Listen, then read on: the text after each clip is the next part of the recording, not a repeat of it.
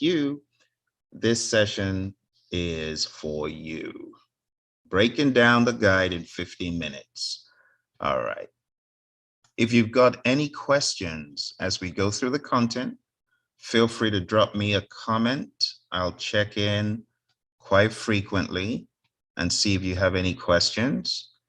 To timestamp this, it is 1:22 p.m.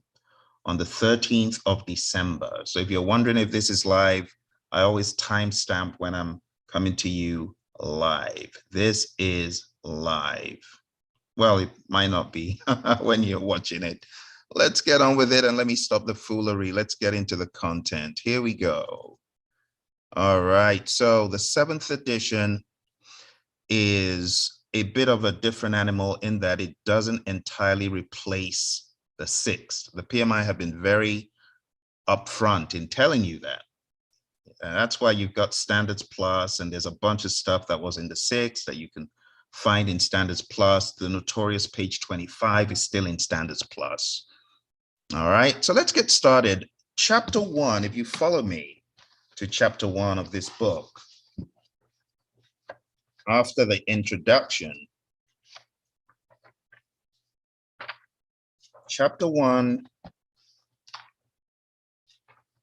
is on page 3, and it tells you the purpose of the 7th edition. And then it goes into these terms: outcome, an end result or consequence of a process or project. Portfolio, projects, programs, subsidiary portfolios, and operations managed as a group. Product, an artifact that is produced, is quantifiable and can be either an end item in itself or a component item. Program, you know this one if you've read the 6, right? Related projects, sub-programs, and program activities that are managed in a coordinated manner to obtain benefits. Project, a temporary endeavor undertaken to create a unique product, service, or result. Project management, the application of knowledge, skills, tools, and techniques to project activities to meet project requirements in order to deliver value and benefits and help you achieve a desired outcome. You see, were you following? Did you see what I did there? Did you see what I did? All right. Project manager, the person assigned by the performing organization to lead the project team that is responsible for achieving the project objectives. We have on page 5, project team, a set of individuals performing the work of the project to achieve its objectives. Now, when you get into the thick of the 7th, you realize that PMI break down the difference between a project team and a project management team. And that's going back to the roots now. So I found that to be quite interesting, that they wanted to call out the project management team that are involved in the project management activities and the project team, which is everyone, including those who are doing, if you wanted to call it, development work, to borrow a term from the Scrum Guide. And you know, development doesn't mean IT, it just means the people developing the product, whatever that looks like, doesn't have to be IT. All right, then we have the system for value delivery, which is one of my favorites in the 7th edition. It says, a collection of strategic business activities aimed at building, sustaining, and or advancing an organization. So the value delivery system is coming up in a few slides, and then we have value. What is value? The worth, importance, or usefulness of something. You know, the definition I really like, it's in the 6th edition. I like the 6th edition definition because it refers to value as the net quantifiable benefits that the customer experiences. I thought that was just a brilliant definition. Very straightforward, linking value and benefits. All right, now we're getting into chapter 2. If you have any questions, feel free to put them in the comments. And thank you very much, Francis. Indeed, we're live. Good to see you, Francis. Anyone else that's got questions? Don't hesitate to put them in. All right. As I said, it's going to be a very rapid review. So we're going to be done here quite shortly. Once we get into the domains and the principles, it is going to go very quick. All right. So going back into our breakdown, we have the value delivery system. Let's read on page 7 what it says. It says projects exist within a larger system, such as a governmental agency, organization, or contractual arrangement. For the sake of brevity, this standard uses the term organization when referring to government agencies, enterprises, contractual arrangements, joint ventures, and other arrangements. So think about your project in a system. Your project is a system in and of itself, but it exists within a wider system. That's the summary. Now, if you go to page 9, you see the breakdown. System for value delivery. What does this mean? In your company, your project could be within a portfolio, not belonging to any program. You get that? Let's circle it on the screen so that becomes clear to you. So that's an example of projects in a portfolio that are not in a program. They're standalone projects. And then you have programs that contain projects, such as A1 and A2. And then you go to program N1, and this is a program standalone. It is not shown as part of a portfolio, but typically it would be in the organizational system for value delivery. That is what this is showing you. So projects, programs, portfolios, they're all working together to deliver that outcome, that overarching outcome, whatever that might be. And then we have operations that are the lifeblood of the organization. A lot of times we run projects for operations to make the operation simpler. And that's why we need a lot of help from the operations department so that our projects can go well. Now, talking about the internal environment, that's the company. The external environment could be a government, it could be a state, it could be a country, it could be something bigger, a bigger environment than just the company itself. And that's pretty much the summary of this value delivery system. Now, I like to show the concept using an aquarium. It sounds funny, but it makes it stick. When you take a look at an aquarium, you've got the big boulders, the portfolios, bigger chunks of work. And then you've got smaller chunks of work. You could look at these as the rocks, programs. And then you've got projects, which are more like the pebbles. You've got operations, which is the water, the lifeblood of the company. And then you've got outcomes, the entire scene, the entire scenery. The stakeholders are the fish. And then you've got the benefits, good air or CO2 in this case, whatever it might be. And then you've got the plants, right? So it's a system. Just like in an aquarium, you got different components. System for value delivery, you got different components. All right, now another very helpful diagram here is on page 11, figure 2-3, that just shows you how the information flows from senior leadership to portfolios, from portfolios to programs, programs to operations, and we get an understanding of the strategy. Then the desired outcomes and benefits are communicated to programs and projects, and then deliverables with support and maintenance information is passed on to operations, and in turn we get information passed back to senior leadership to understand the outcome. Was it a success or not? What do we need to adjust? And so on. I found that to be a very helpful addition, especially putting a label on projects, programs, portfolios. That was good. All right, then, moving on. Let's go into the topic of products. And I'm going straight into an image I found to be helpful on page 19. And this is a sample product life cycle. Product life cycle is everything from the beginnings of the product, the introduction, the growth of the product by adding more features, some additions, the maturity of the product. So as you can see here, 4, 5, and 6 show you maturity. And ultimately, you're going to get to decline or retirement. It's going to become obsolete, but it goes through this cycle of life. And this is an addition that PMI added in here. It says, the disciplines of portfolio, program, project, and product management are becoming more interlinked. So this is getting with the program, drinking the Kool-Aid and getting to know them better. Still in this chapter, big change in that your EEFs and OPAs are now just merely referred to as the internal environment and the external environment. If you take a look at both, you'll realize the internal EEFs are here, but you'll also see some OPAs such as data assets, knowledge assets, and so on. And if you look here, you pretty much just see those EEFs that are of an external nature. So it's not new, it's just a mishmash of EEFs and OPAs. All right, now getting into some of the meat here, we have the project management principles on page 3, and this goes all the way to the end of part 1, which is on page 67. So the summary is this. As a project manager, as a PMP, as someone affiliated with a PMI, they expect you to be a diligent, respectful, and caring steward. Care for your resources, human equipment, material supplies. Create a collaborative project team environment. Collaborate, and create the environment. Create a safe space. Now, those of you who've read the Agile Practice Guide, this is all Agile think. And of course, we need to bring it into predictive world. So this is a good reminder what our focus needs to be on. A lot of times people forget it's all about the team. That's the most important thing.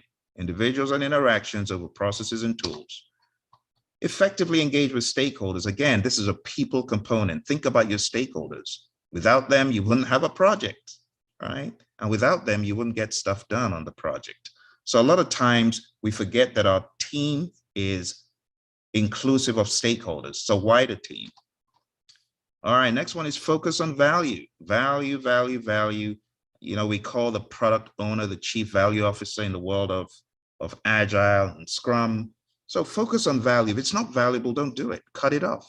Cut it off. Focus on delivering value, delivering working product. That's the primary measure of progress, of success, right? Value is a primary measure. If it doesn't add value, don't do it. Next one is recognize, evaluate, and respond to system interactions. Try to see the big picture of how things interweave, how things interconnect. All right, for those of you just coming, we are going through the 7th edition pretty expediently. I don't want to waste your time. I don't want to waste mine by telling you stuff you already know in the 6th. So this is very, very rapid.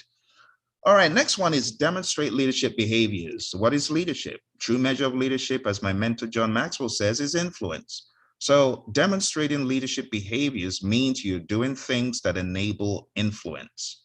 Influence doesn't always have to come directly from you. It could come from the person who has more influence. You see, that's leadership, knowing how to influence. So all of the great behaviors that espouse leadership at a higher level, they're on page 42. Focusing the team around goals, right? That's an example. What about articulating a motivating vision, vision casting, generating consensus, coaching, facilitating, employing effective conversations, empowering people, showing empathy. Just a nice dose of empathy can go a long way to influence, to helping you influence, right? So these are the behaviors we're looking for. Next one is tailor based on context. Don't tailor based on what has happened in the past alone. Tailor based on now. Always balance. What happened in the past? What are we up against now? And is there anything we can discard from our laundry list of ITTOs? I know it's coming as a shock, right? But that's the mindset. What can we get rid of in the busy work we do, the needless, tedious work that everyone hates and adds no value? That's what you need to tailor. So you can tailor based around the team, based on the tools, based on the techniques, based on the company, many things, the development approach. I could go on and on. Next one is build quality into processes and deliverables. What is quality? Fitness for use, conformance to requirements, customer satisfaction. We need to think about that and build it into the processes and deliverables. The next one is navigate complexity. Now, this is one that I found to be a great addition to the topic of project management. A lot of times when we say complex, people don't get it. There's a difference between complicated and complex. And PMI does well on page 51 to show you the different variables that could contribute to the complex tag. We got human behavior, system behavior, uncertainty and ambiguity itself, and technological innovation. All of those could contribute to something being complex, but you've got to navigate it, right? Now, in the principles, it doesn't really tell you how to, it just makes you aware of what you should do. But in the rest of the 7th edition, there's actually a brilliant part in the domains where you have some very tactical steps for how you can navigate complexity. And we talk about things like building in redundance, beefing up the team, looking at leading indicators and lagging indicators, and many other things like that. All right, next we go into optimizing risk responses. The summary is choose the best risk response for the situation, optimize it. Next one is embrace adaptability and resiliency. This is very closely tied to 3.9. Where we're talking about complexity and adaptability and resiliency, there's some tie-ins there.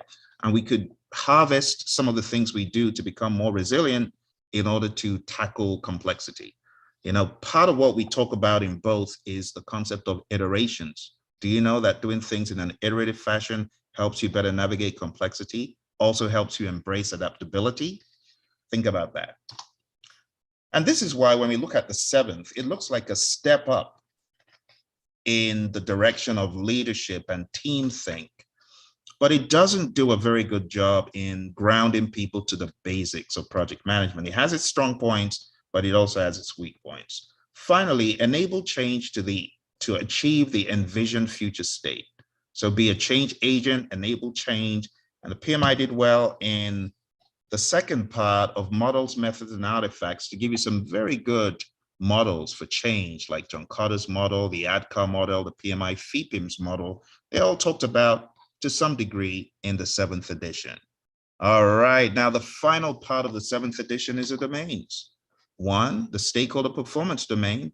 Think about your stakeholders, do whatever you need to get your stakeholders engaged. That's the overarching message. We have the team performance domain, and this focuses on creating the right environment for the team, getting the team to peak performance. Those are some of the things we should be thinking about here. When we talk about team performance, we got to talk about project team management. That's different from leadership. Maintaining a team is different from leading a team. So keeping the administration side of team is different from the leadership part of team. And that's what you're going to glean from reading this. Project team culture is important. Creating a high-performing team all starts from the environment and getting the right people on the bus. That's step 1, getting the right people on the bus. Step 2, putting each person on the bus in the right position. And it's hard to do. It needs a lot of thought, but it has to start with employing the right people for the team. We also talk about leadership skills here and tailoring our leadership style, like the Hersey-Blanchard model would be a good one to talk about there. Okay, let's move on to number 3. Third one is the development approach and life cycle. It's one of my favorites. I wish I had a full hour to talk about this, but let me give you the summary. 1, think about what you're working on, what you're building, what product you're building. Based on the products you're building, you're going to be able to either deliver it in increments or it just has to be one time.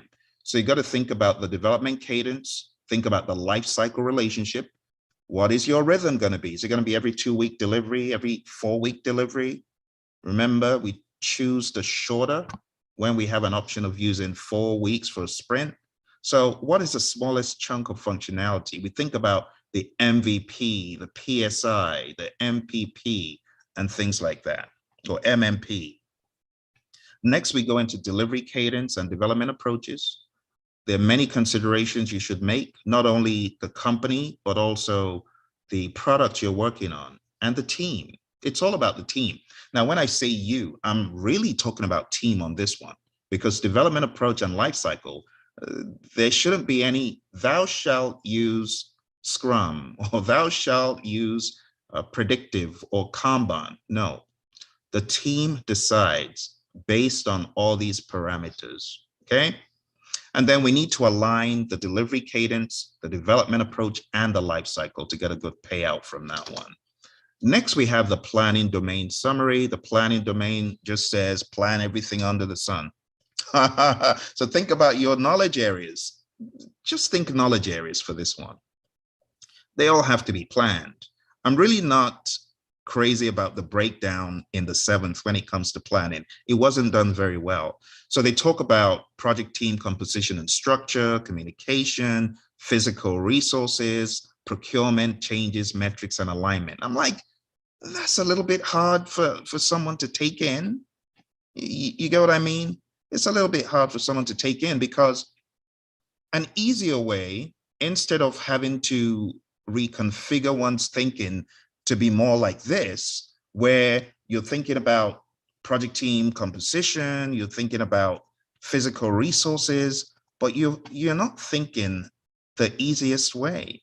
Knowledge areas is the easiest way. I really wish they had maintained the knowledge area breakdown for planning, if nothing else, because it makes so much sense, right? You plan scope, schedule, cost, quality, resources, communications, risk, procurement, stakeholder. And of course, all of those could have these things on the screen. Do you get what I'm saying? All the knowledge areas. Now I know I've blown my 15-minute limit because I'm getting carried away here, but the summary is this. In every knowledge area, we could think about resources tied to that area. If nothing else, the team, right? When it comes to procurement, it's pretty clear cut, but it touches resources as well. Changes touches all the knowledge areas, and so does metrics. We could measure anything, but the good thing about the 7th is they really focus on the metrics. And they make you think about the metrics you're measuring. That's a good part. But still, it shouldn't be in this silo, disjointed silo. I would have liked a knowledge area focus, alignment. So when you take a look at these variables for planning in the 7th, some of them are very familiar, like resources, procurement, communication. Just finish the picture, put everything else in it. But they didn't. They didn't catch the vision. All right, let's move on. Let's go from planning, the planning domain. Let's move on to the next one. After planning, we talk about the summary of the project work domain. And it's pretty much the project work domain. Of course, I'm already giving you a summary. Now, when I look at the project work domain, this is what I think of. I think of direct and manage project work first. The reason is work is executed using integration as leverage. When you're integrating all the pieces of work, there's a lot of stuff that you're going to find out. And you're also going to make raw observations. You see where I'm going? Work performance data, right? So work performance data is your raw observations. As you're carrying out the work, you're going to be making those raw observations, aren't you? So in my mind, I just look at this project work domain as, honestly, direct and manage project work. That's what comes to my mind. It's an integration of a lot of things. Now, the PMI doesn't roll that way in how they define it or discuss it. Instead, they tell you that the project work domain is about balancing competing constraints. You see how this is now sounding like monitoring and controlling a little bit. It's sounding a little bit like monitoring and controlling. So you have to be careful with it.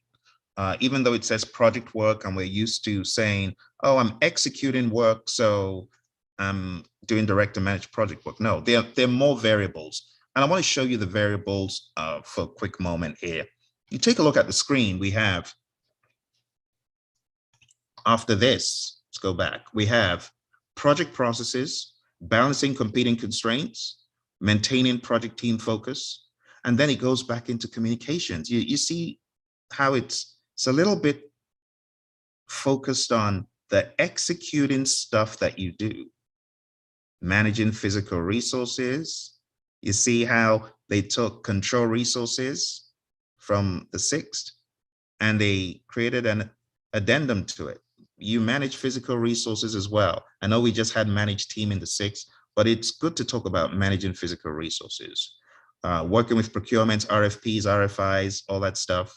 And then monitoring new work and changes. So when the product owner is dealing with new work as a result of a changing environment, we talk about it here. And then we talk about managed project knowledge. Well, this is learning throughout the project. That's pretty much the summary of the project work performance domain. All right. For those of you just coming, we are going through this. I blew my ambition to cover it in 15 minutes because I got carried away, but I hope what I'm saying is of value to you. So let's jump back in and try and wrap this up quick. All right, the next one here is the delivery performance domain. The delivery performance domain, we think about the delivery of value. We think about deliverables, which has to do, of course, with scope. We think about quality, and we address the topic of suboptimal outcomes. Suboptimal outcomes are expected. There's absolutely nothing wrong in suboptimal outcomes if we learn from our mistakes and we do better next time. Next one here is the measurement performance domain. And when we talk about measurement, we focus on what to measure, presenting the information that we've gleaned. There are also pitfalls, measuring the wrong stuff, using only leading indicators instead of both leading and lagging indicators, stuff like that. And last but not least, we have the uncertainty domain, which I am a huge, huge fan of. The uncertainty domain makes you think a little bit more about general uncertainty, about ambiguity, about complexity, volatility, and risk. And I got to make a shameless plug here for my buddy, the Risk Doctor. If you have not subscribed to Risk Doctor video channel, the Risk Doctor video channel on YouTube, highly advise that you do. Just search for Risk Doctor on YouTube. You find his channel, Dr. David Hilson, great mind when it comes to risk. We've collaborated and done stuff. If you go to riskresponder.com, you can check out our course we did for helping people get into the RMP exam and understand it at a deeper level. All right, so that's it, my friends. I hope this is of value to you. If you have any questions, let me know. I can see some of our friends put some chats in. So Askar, good to see you as always. Bakum Budzi, thank you very much. I'm glad you found value from it. Fabrico, yes, very good. Thank you. Thank you very much. I appreciate all of you. And those of you who keep tuned to the channel and send in comments and likes are always good. So if you can hit like, that would be greatly appreciated. But don't forget, any question you have about the syllabus, about this, those questions are always welcome. It will always be a pleasure to answer questions about content you find difficult or esoteric. All right. Any questions before we close for the day? Any concerns? Okay, I know some of you are already PMPs, so congrats to you. And I know some of you are planning on getting certified in 2021, and some of you 2022. Yeah. This summary is meant to help you cut to the chase and just pick it up. And the moment you start reading, you're like, oh, that's what Phil was talking about. That's the idea. Because I know many of you have read this, okay? Before the end of the year, my book would be out, and my book helps bridge the gap between this and this. It's very substantial with the concepts from the 7th. There's a lot of good stuff in the 7th. It's just not presented well enough for a beginner to grasp what is hidden, the buried treasure. Now, for someone who's already a PMP, yeah, that would have been a nice PMP plus for anyone who's certified to go. You wouldn't get lost. You just say, oh, this is like a book written by someone else, not the PMI, but the stuff in there is still good. All right. Thank you all very much. I wish you all the very best in all your endeavors. You take care, and I will see you around. You can be sure of it. Maybe in an hour or two, you'll see your friend Phil in another video. All right. Take care, and bye for now.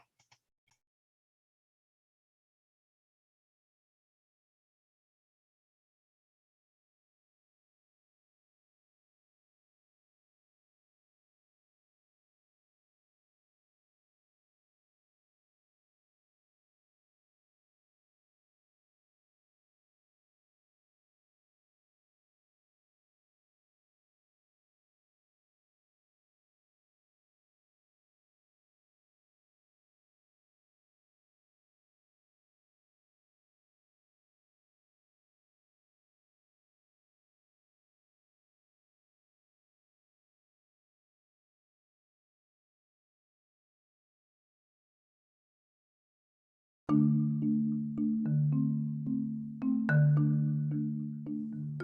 my awesome PMP exam warriors. How are you? It's your buddy Phil here, project management trainer and coach.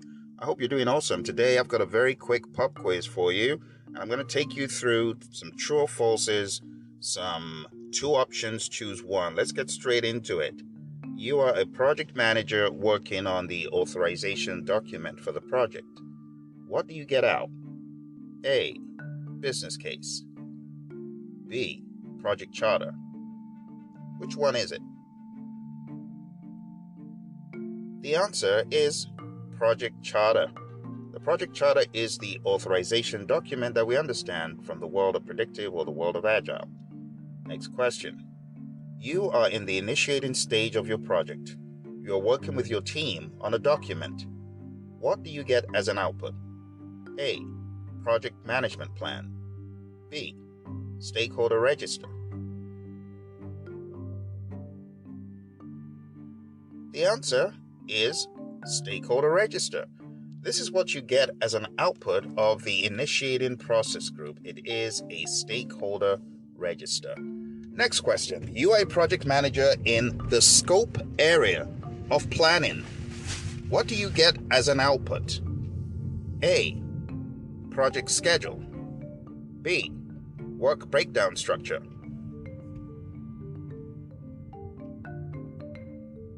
The answer is a work breakdown structure.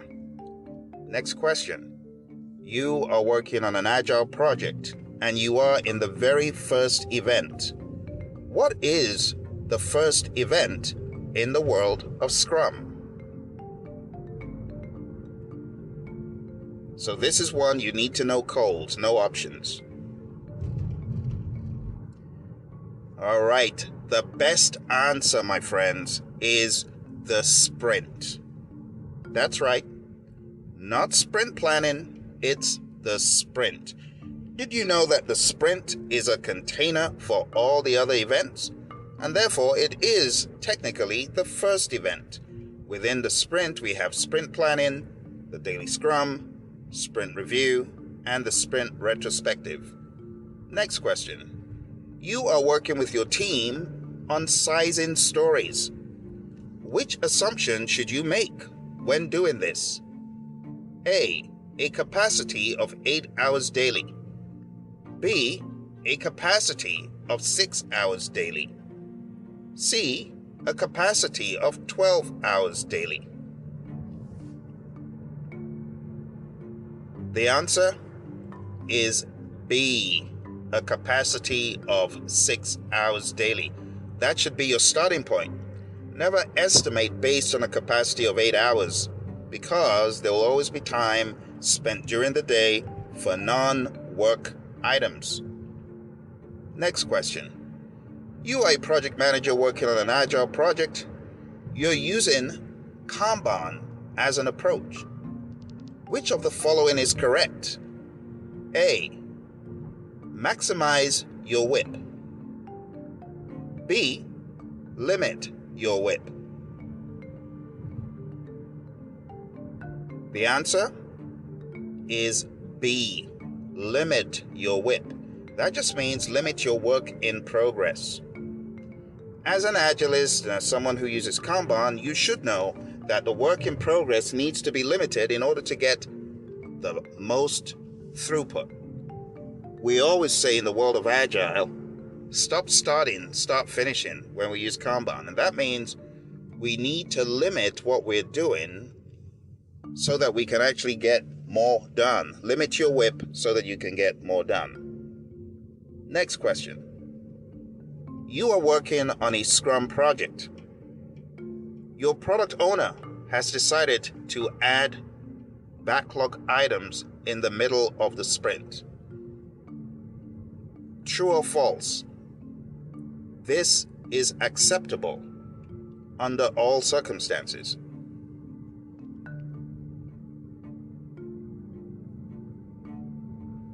The answer is false. In the world of Scrum, we tend to avoid encouraging the addition of scope during the sprint. It could be an exception, but is definitely not the rule. Next question. You are on a Scrum project and you're working on an artifact. Which of the following does this describe? A. Project management plan. B. Potentially shippable increment. C. Scope baseline.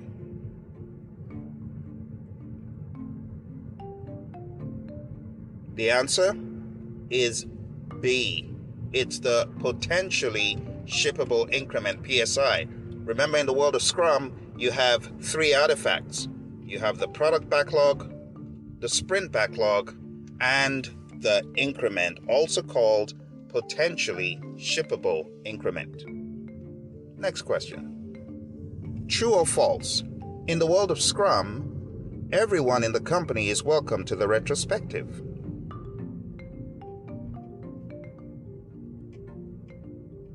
The answer is false. In the world of Scrum, we do not encourage just anyone in the company to attend the retrospective.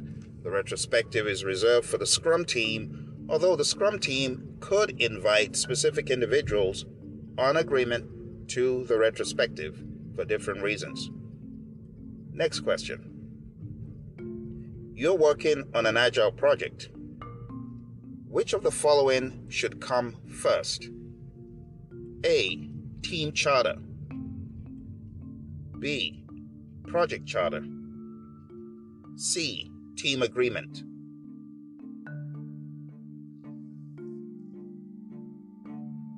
The best answer is B. It's the project charter.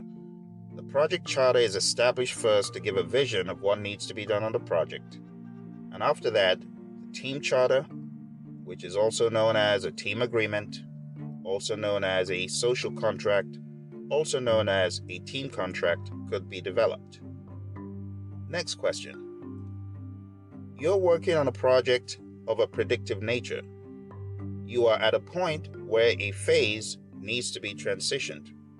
Which of the following would you expect as a tool and technique to be used? A. Cause and effect analysis. B. Regression analysis. C. Decomposition.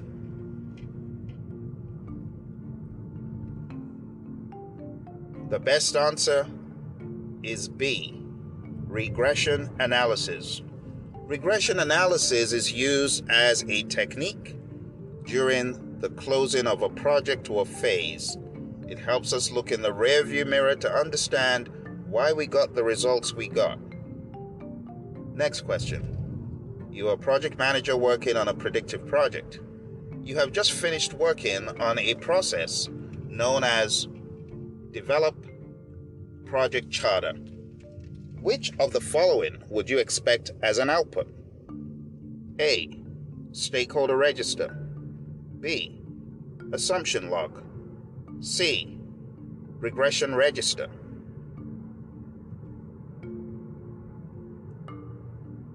The answer is B. It's assumption log. The assumption log is one of the outputs that you derive when you're done with Develop Project Charter. Next question. You are working on a predictive project, and the project demands the creation of a plan to guide stakeholder engagement. Which process in the PMBOK does this best describe? Is it A, plan stakeholder engagement? Is it B, identify stakeholders? Is it C, manage stakeholder engagement?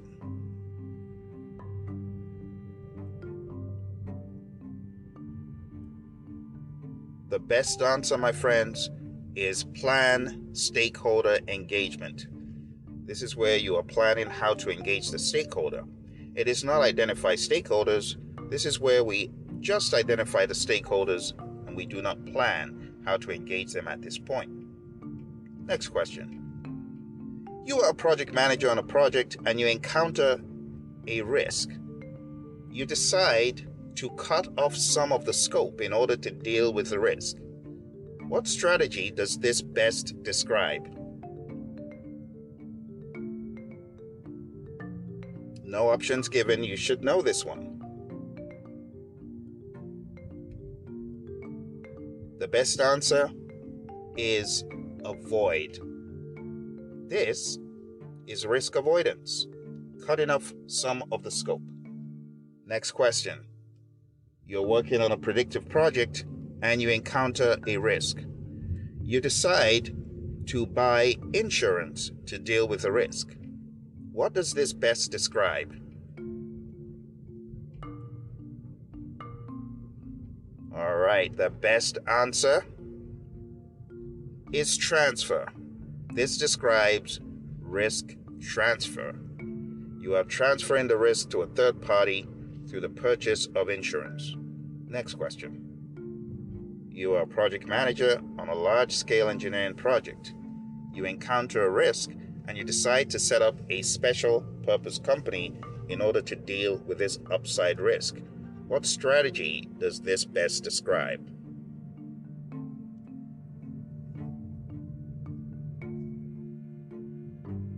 The best answer is share. When you set up a special purpose company to deal with an upside risk, which is an opportunity, that is the share strategy.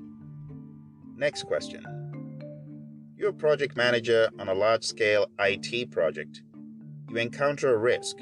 You decide to increase the probability of the risk occurring to 100%.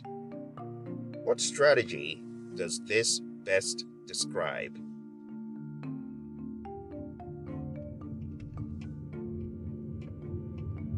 The answer, my friends, is exploit. When you increase a risk's probability to 100%, that means you have exploited the opportunity. Remember, we have negative risks or threats, positive risks or opportunities.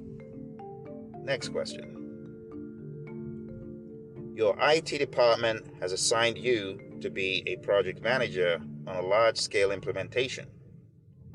You encounter a risk. However, on analysis, you discover that this risk will impact the entire organization. What is the best approach to this risk? There's one answer. Tell me what the answer is.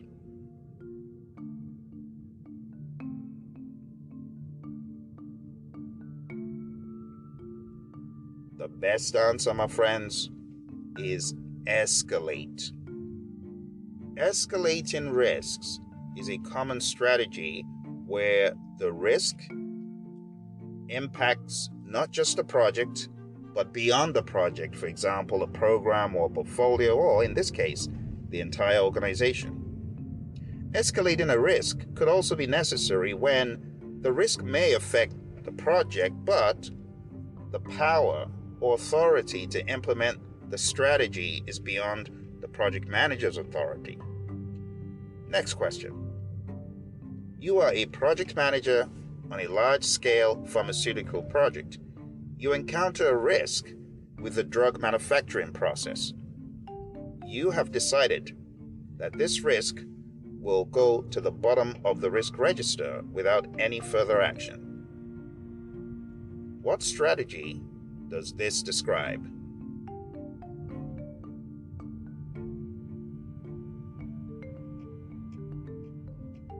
The answer to this, my friends, when you send a risk to the bottom of the risk register without any further action, that's acceptance. You accepted the risk.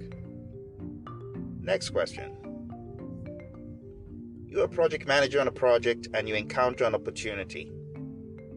You decide that instead of pursuing the opportunity by putting your best people on the project, you would rather wait to see how things unfold.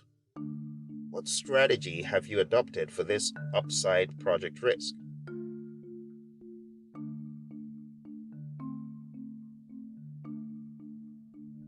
The best answer, my friends, for that one is accept. You accepted the risk. because you waited to see how things would pan out without doing anything extra. That is, accept for an opportunity this time. Next question. On your large-scale engineering project, you have decided to multiply the probability rating of a risk by the impact rating of the risk. What number do you derive? How would you define it?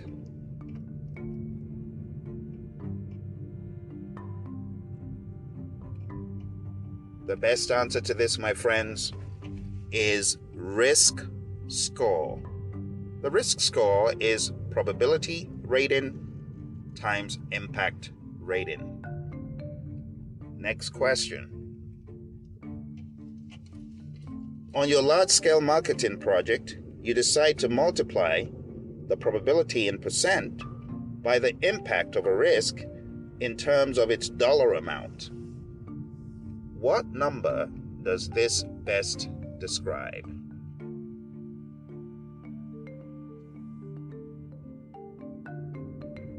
The best answer, my friend, is expected monetary value, EMV. Next question. In which risk process is the expected monetary value calculated? Is it A, perform qualitative risk analysis, or is it B, perform quantitative risk analysis?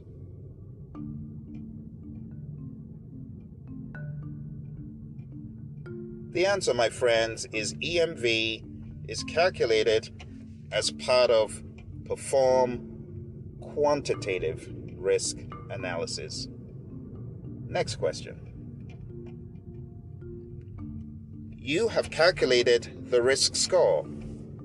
In which process is the risk score calculated? In which process is the risk score calculated?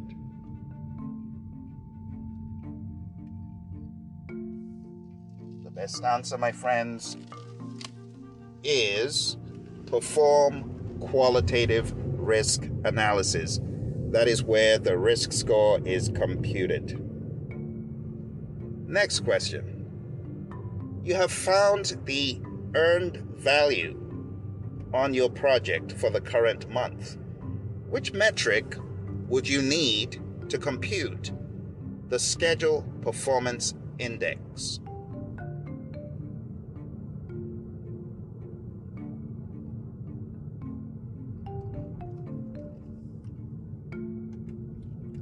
The best answer, my friends, and it's one answer that I'm expecting to hear, is planned value, PV.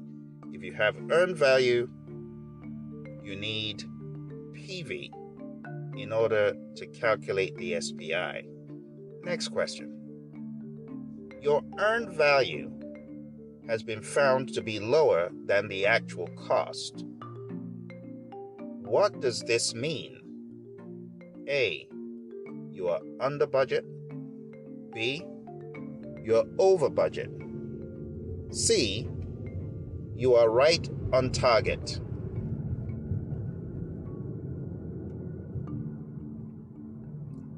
The answer, my friends, is if your earned value is lower than your actual cost, you are over budget. Next question. Your planned value is higher than your earned value. What does this mean? Your planned value is higher than your earned value. What does this mean?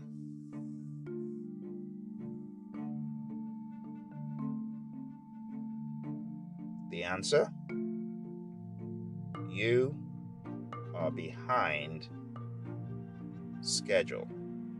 If your planned value is higher than earned value, that means you have more things planned than what you accomplished. Next question. Your schedule variance is minus $10. What does this mean?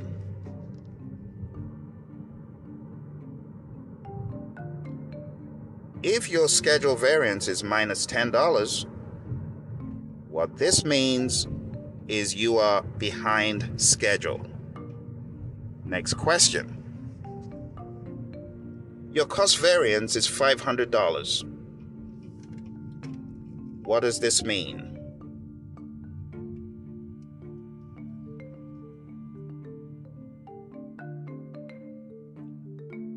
If your cost variance is $500, this means you are under budget.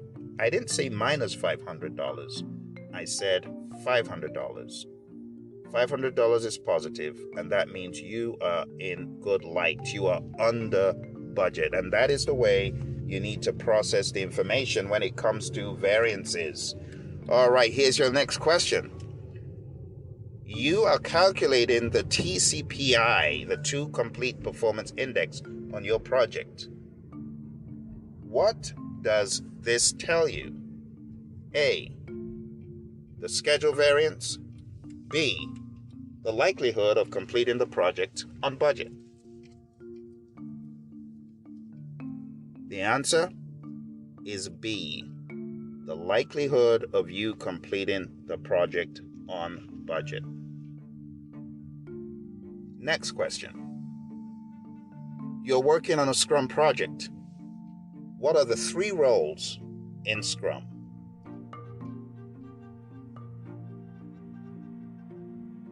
The answer, Scrum Master, Product Owner, and Developers. Here's your final question, and it's a bit of a long one.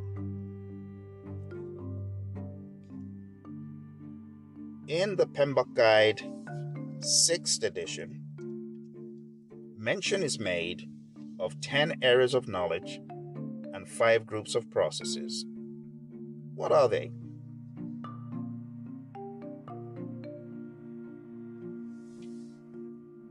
All right. The best way for you to answer that question, my friends, is with a mnemonic. Mnemonic. And the mnemonic that I use is, I saw 6 chipmunks quietly roasting coffee, reading poetry stories. Or I saw 6 Cubans quietly rolling cigars, really puffing smoke. You pick which one you want, but I'm looking for the knowledge areas of integration, scope, schedule, cost, quality, resources, communications, risk, procurement, and stakeholder. I'll say that again. I'm looking for integration, scope, schedule, cost, quality, resources, communications, risk, procurement, and stakeholder. The 5 process groups I'm looking for are, I prefer extra money cash. Or you could say, I prefer eating mangoes chilled. And that just stands for initiating, planning, executing, monitoring, and controlling, and closing. All right, my friends, I hope you enjoyed this very simple trivia to keep you on your toes. For a lot of you who are just starting the process, I hope you found value from this. If you did, take some time out, hit that like button, hit that 5-star button, whichever platform you're on. It goes a long way in helping the algorithm, and it helps me stay motivated in creating great content for you. So I appreciate you sharing this podcast with 3 more people. Let's kill this exam. Let's get it down. I want you to go beyond what happened to me. I got certified, my salary level, it went up 300%. I left the organization I was in, and I got employed in organizations I'd been chasing for years as a project manager, project control person, program manager. I'm telling you, when you ace your exam and you put in the time and the effort to really understand how to apply what you know pragmatically, the sky's the limit from there, my friends. All right? Thank you all very much. All the very best, and talk to you soon. Don't forget to hit that like for me. Bye for now.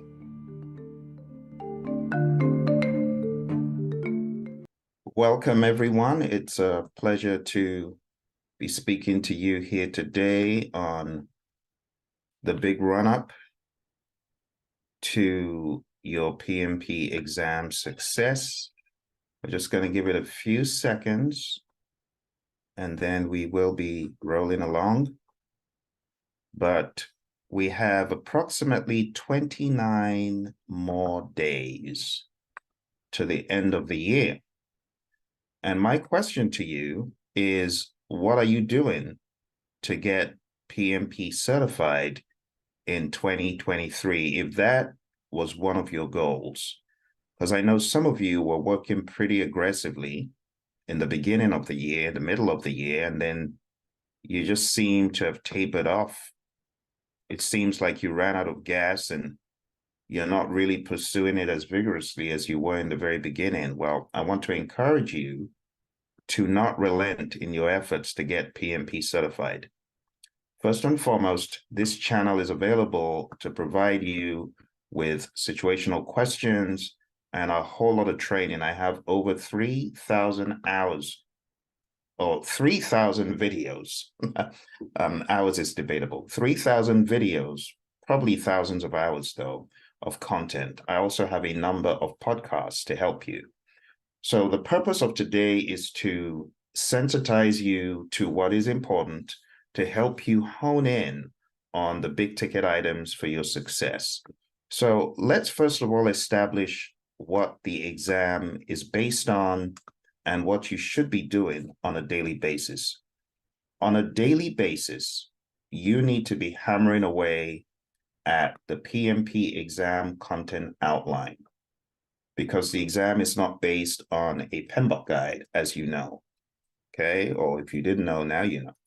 It's not based on a PMBOK guide. It's based on this document that I'm about to show you. It's called the PMP Exam Content Outline. And this content outline can be found on PMI's website, and it has 35 tasks. Let's go there. 35 tasks broken down. You can see on the screen here, it's broken down into the people domain, the process domain, and the business domain, okay? Some of you are already aware of this. Now, what you need to be doing on a daily basis is going over a task at a time. But if you only have 29 days left till the end of the year and you really want to get certified as a PMP in 2023, then you need to be studying a bunch of these daily. So they're 35, right? My recommendation to you is to at least tackle between 5 to 10 daily, depending on the timeline you've got. If you want to get certified in the next 10 days to 14 days, definitely be studying upwards of 4 or 5 a day, okay? And to help you with this, I have created a vehicle on the 16th of December. And to join that bandwagon, to really hone in on your efforts, I want you to go on down to hpmexam.com, because you'll be able to sign up for a half-day boot camp to get you in shape. And in addition to this half-day boot camp, I'm giving lifetime access to my PMP exam prep course. That means you'll have it for life, okay? And I'm also giving you access to my Life After the PMP Exam course. And this will prepare you for the exam. But remember what the exam is based on. For those of you who are studying right now, make sure you are tackling every single task. And I mean with a fine-tooth comb, okay? Today, we are going to take a look at a few feel-good questions. Now, you may ask, Phil, why feel-good questions?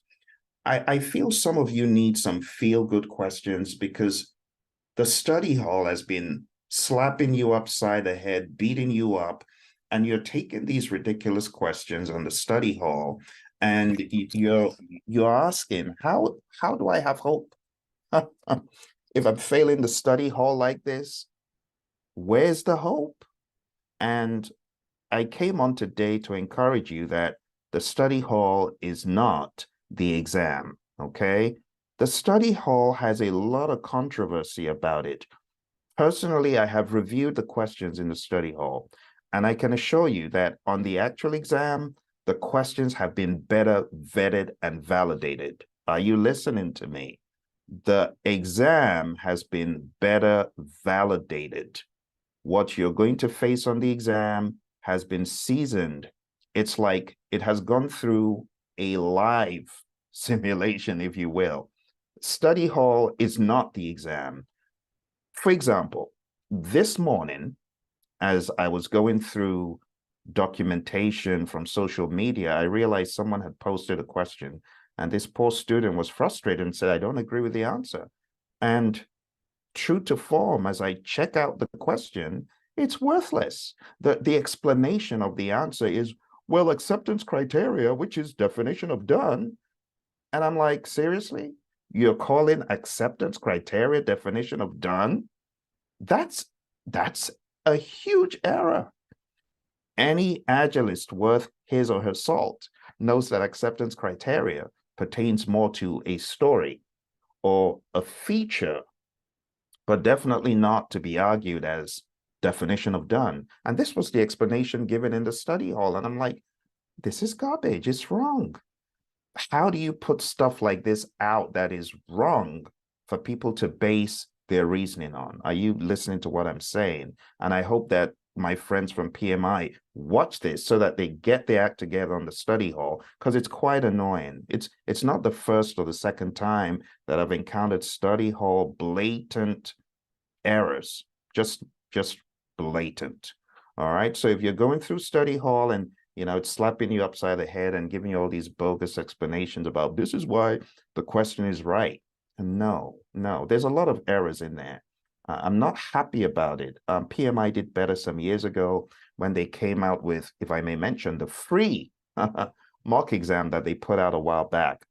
It was a lot better. There was still a little bit of controversy, but it wasn't this bad. This is blatantly wrong. And the annoying thing is they're quoting stuff from other books, not the PMBOK guide, by the way, from other books. Anyway, so that's why today I want us to have some feel-good questions to make you feel a little bit better. Okay, so right now we're going to take a look at just a handful of questions from the business domain, because I know the business domain, everyone forgets the business domain and everyone thinks, well, it's only 8%. It could still be quite helpful on the exam to get a few business questions right. All right, so let's jump into the easy, feel-good business questions that I have for you today. Question 1. A new regulation is introduced mid-project that affects project compliance. What should the project manager do first? Is it continue with the project as planned until further notice? Is it conduct a compliance review to understand the impact of the new regulation? Is it immediately inform stakeholders about potential delays and cost implications? Or is it redesign the project to align with the new regulation without a review? What do you think? I'll give you some seconds to think about it.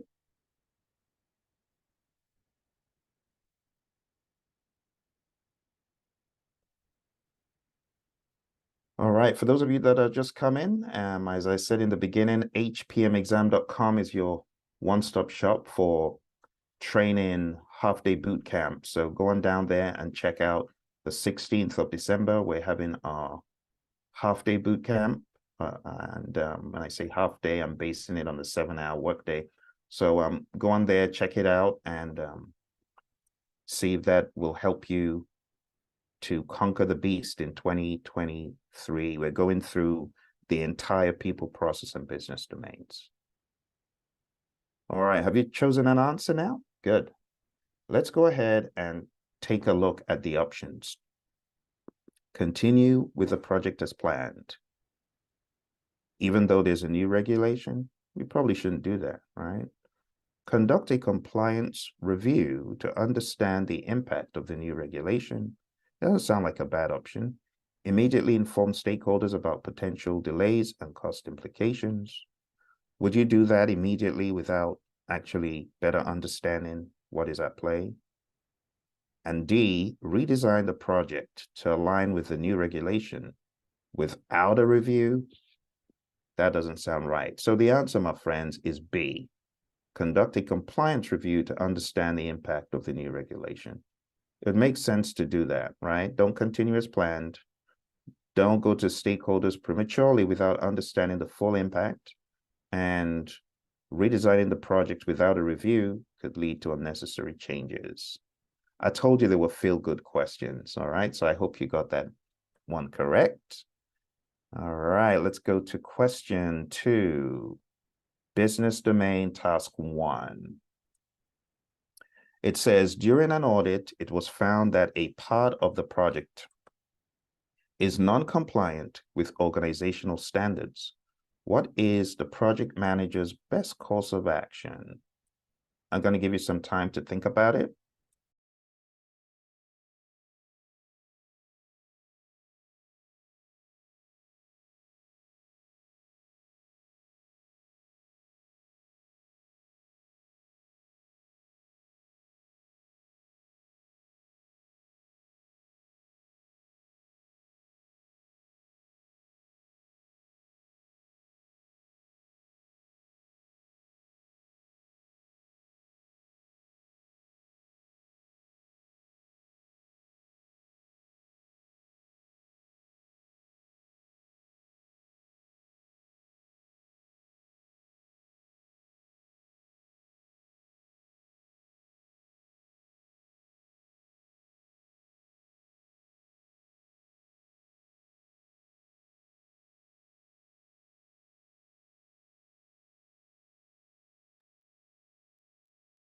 All right, let's take a look at the options here. Address the non-compliance issue immediately, even if it impacts the schedule. Wait until the next phase of the project to address the compliance issues. Document the non-compliance and continue with the project plan, or discuss the non-compliance in the next stakeholder meeting. Some of these would be too late. So, and some of these will be too early, okay? So waiting until the next phase, discussing it in the next stakeholder meeting, and just documenting it, those are concerning, right? So the best answer here, my friends, is to go ahead and address it, even if it impacts the schedule, okay? We have just a couple more questions for today, my friends, and then I'll give you some additional advice for your exam in 2023. Let's take a look at question 3. Following a legal document review, a project team member is unsure about the legal requirements of a project deliverable. What should the project manager do? Is it A, advise the team member to proceed with their best judgment, arrange for a legal expert to provide clarity on the requirements, redirect the team member to the compliance documentation, or suggest the team member to avoid working on that deliverable? What do you think?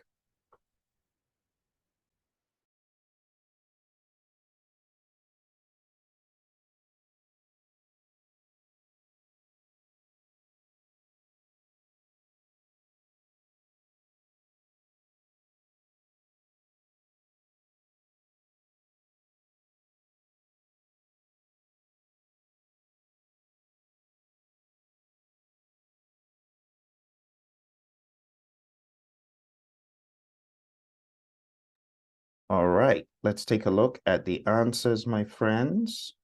So, advising the team member to proceed with their best judgment is not the best thing to do, because their best judgment may not conform with the legal requirements. Arrange for legal expert to provide clarity on the requirements. Doesn't sound like a bad thing to do, but let's check the other options. C, redirect the team member to the compliance documentation. That's like asking them to do the same thing and expect a different result. So not that sensible. And D, suggest the team member to avoid working on that deliverable. Well, how does that solve the problem?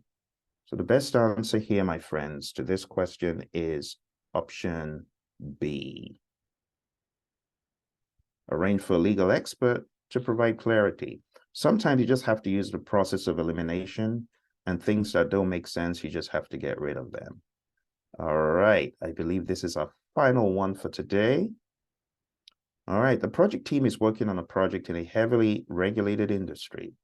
What should be the project manager's approach to ensure compliance throughout the project lifecycle? I'll give you some time to think about it. And for those of you watching right now, if you got any questions that I can help you answer to succeed on your exam in 2023, please drop a comment. Let me know, and I'll give you some context. All right.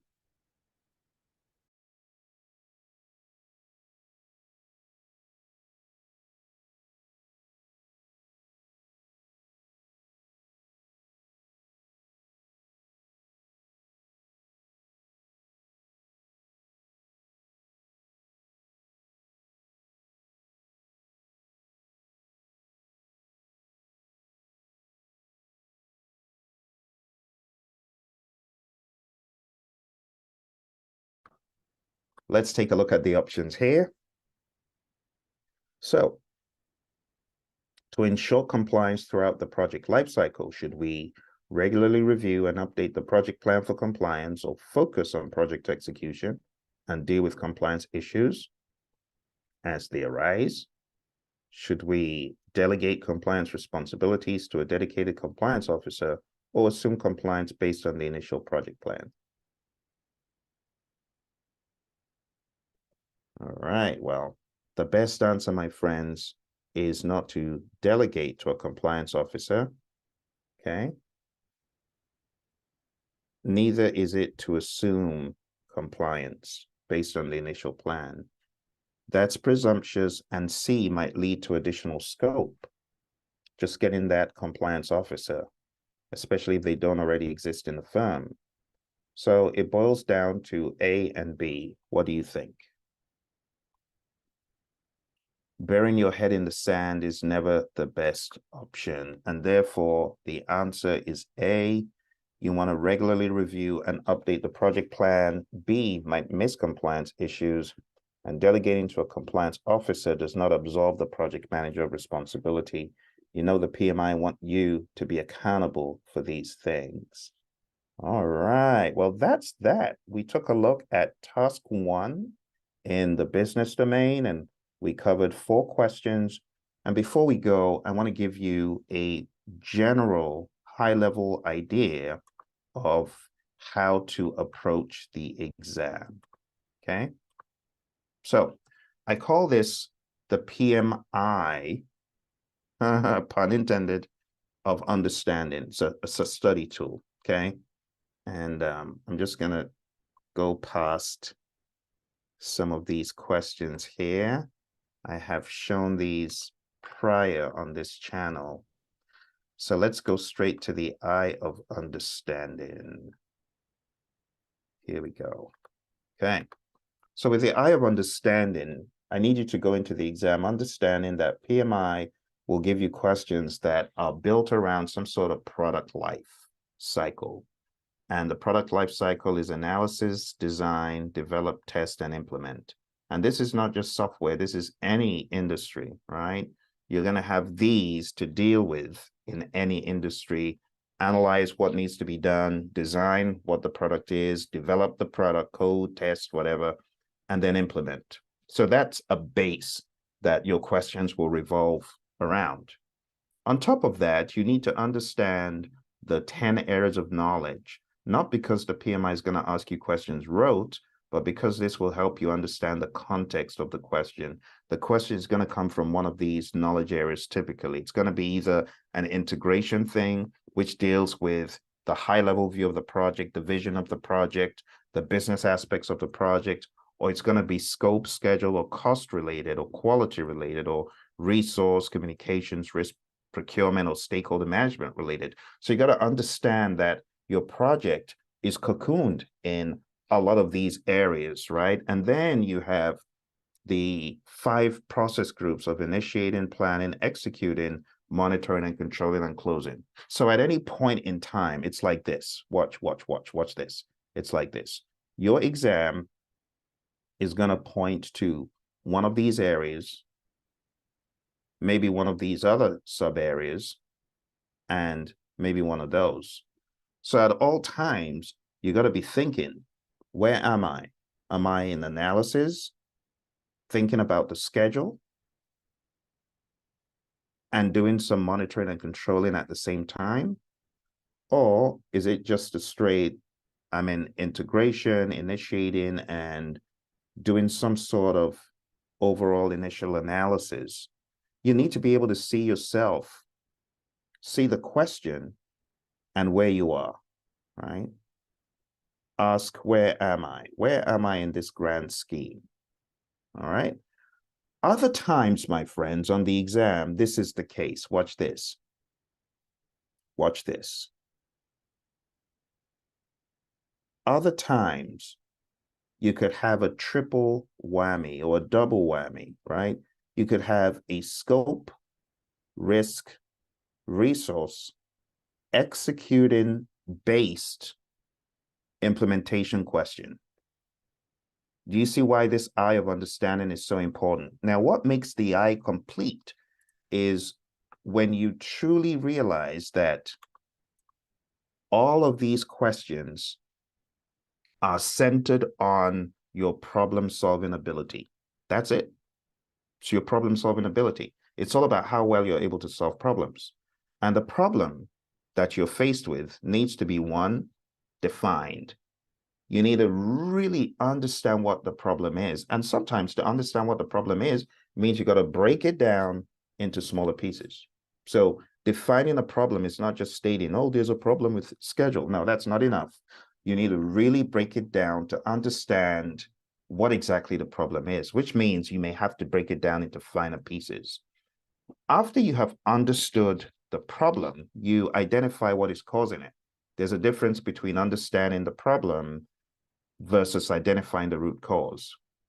If you're able to identify the root cause from the question, better your chances of answering it successfully. The next thing to do is to generate alternatives. Now, this has to be very quick because when you encounter a question on the PMP exam, don't forget, you have roughly 75 seconds per question. So within that time frame, you need to have understood the question, defined the problem, identify what the root cause is, and in your head, preferably, train yourself to generate alternatives. And all of this has to come from your taking copious questions, good questions, situational questions daily, right? Then you got to choose the best alternative. So if you take a look at the 4 options so far, the 4 things, this has to be done in under 10 seconds, right? You should have read the question, you should have defined the problem, identified the root cause, generated alternatives, and you need to train yourself to choose the best alternative quickly, not waffling. You got to just go with your gut. You got to go with the understanding you have, no matter how limited, but you just got to go with it, because if you don't, your 75 seconds is toast. You then, at the end of the day, are going to spend 90 to 120 seconds. You don't want that. You don't want that. So you got to train yourself to answer questions quick and decisively. And make sure as you're testing yourself, you're truly answering all the 180 questions on those mock exams. All right. Then in your head, implement it mentally and ask, would this really solve the problem in the real world? And lastly, you want to verify, is this the best option? But there's a difference between verify versus second guess. I'm not saying second guess. Don't second guess yourself. Just do a quick mental check. Does this truly solve the problem? Does it solve the real problem? Okay. And don't read sloppily, because you may miss certain keywords. The keywords help you avoid the traps. Okay. So on every question, there are keywords. And if you're focusing on the keywords, you'll do a lot better. If you miss the keywords, then it's very easy to get questions wrong. Like one of the questions I showed you, it said, without doing any analysis. And that was at the end. So the first part of the option sounded good until it said, without doing any review or any analysis. Now, little things like that at the end of options make them wrong. Okay. So this is what you need to do, my friends. You need to define the problem. And as I said, sometimes you got to break it down even further, break down the question even further. And then sometimes you may need to gather more data, before you truly understand the problem. Sometimes questions are like that. They're staggered and loaded with more data towards the end of the question that will help you better understand it. Okay. And like I said, sometimes you have three things aligning, like I'm showing you here. You have an alignment of those, or you may have this and maybe something else, really depending. Okay. But I want you to go in there with an open mind, with a prepared mind to face whatever the PMI gives you, and to know that the actual exam, my friends, the actual exam is not like the dreaded study hall that many of you are crying about. The study hall is crushing me, it's breaking me. No. Don't let study hall do that to you. And honestly, if I were you, my friendly advice would be to stay away from it as much as possible. As much as possible. I'm not a fan. I have to be honest. I don't like what I've seen. It's demoralizing, and a lot of the questions are not entirely right. Some of them are great, but it's like a toss-up. And I wouldn't like you to base your exam on a toss-up, because some of the questions are absolutely wrong. Anyway, with that said, for those of you getting ready for the exam in 2023, and you're like, oh my goodness, December is upon us.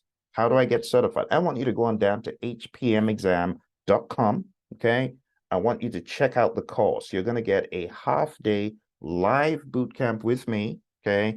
You're going to get lifetime access to my PMP prep course, and you're going to get lifetime access to my coaching program on life after the PMP exam. And it's on demand, and you're able to access this at any time, as long as you like, right? So go on down to hpmexam.com, sign up for this program. You'll be glad you did, and I'll see you on the 16th of December. And if you have any questions, put them in the comments below. All right. Thank you very much for joining me today, my friends. I wish you all the very best on your exam, in everything that you're doing, everything you're working on. For those of you who got certified on my watch, congrats. I truly wish you all the very best on your PMP journey. Okay. I will talk to you soon. Bye for now. Hello, my friends. It's your buddy Phil here, project management trainer and coach. Welcome to WPMD. What should the project manager do next? It's a thrilling series where we dive into situational style questions to amp up your readiness for the PMP exam. Our daily quizzes here on Praizion are designed to immerse you into a world where you're constantly pondering, what should the project manager do next? I want you to intentionally flex those decision-making muscles until navigating through the steps of the DIG-CIV approach becomes second nature. Remember the DIG-CIV? Define the problem, identify the root cause, generate alternatives, choose the best alternative, implement that alternative mentally, and verify that it indeed works. As you go through these questions, you'll find your decision time becoming a lot quicker. So here's the deal. I'm giving you a swift 15 seconds for each question, and your challenge, figure out whether choice A or B is the best answer. What I need from you is fast thinking, rapid decisions, just the way you need for the PMP exam. So get ready to be in the zone, get into the mindset, and let's play the game. WPMD. What should the project manager do? Here are your questions. Scenario 1. Project is over budget. The project manager notices that the project is over budget. The team is working hard, and additional resources could potentially speed up the progress. What should the project manager do? A. Request additional budget to hire more resources and accelerate the project timeline. B. Optimize the existing resources and processes to maximize efficiency without requesting additional budget.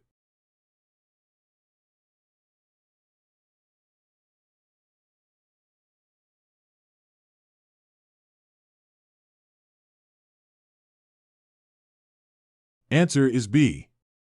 Rationale. The key here is to optimize existing resources and processes before seeking additional budget. This aligns with the principle of maximizing efficiency and managing costs effectively. Scenario 2. Key team member resigns. A key team member unexpectedly resigns from the project. The team is in the middle of a critical phase, and finding a replacement will take time. What should the project manager do? A. Immediately start the recruitment process to find a replacement for the resigned team member. B. Reallocate tasks among existing team members to manage the workload until a replacement is found.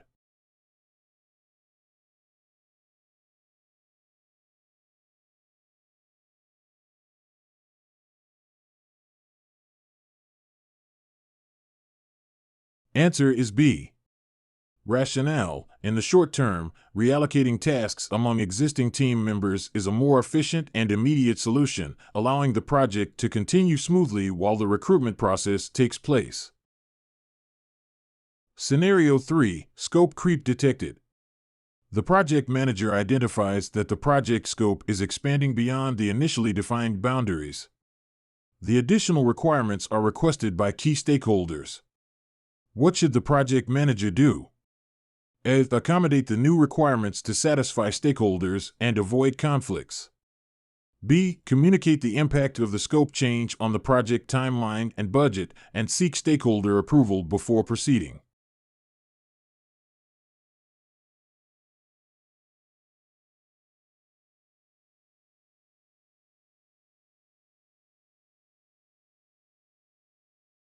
Answer is B.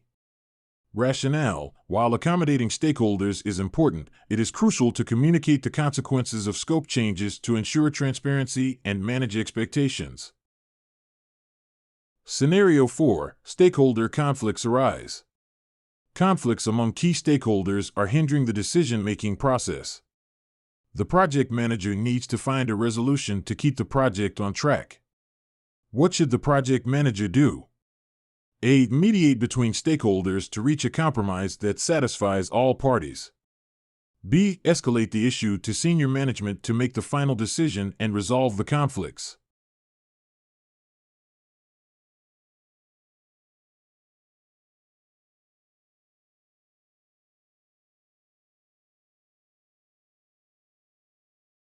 Answer is A. Rationale: mediating between stakeholders to find a compromise is a proactive approach to resolving conflicts and maintaining project momentum without unnecessary escalation. Scenario 5: Quality issues reported. Quality issues are reported in the deliverables. The project manager needs to address the situation to ensure that the project meets the required standards. What should the project manager do? A. Initiate a thorough review and corrective action plan to address the reported quality issues. B. Communicate with stakeholders about the identified issues and reassure them that corrective actions will be taken promptly.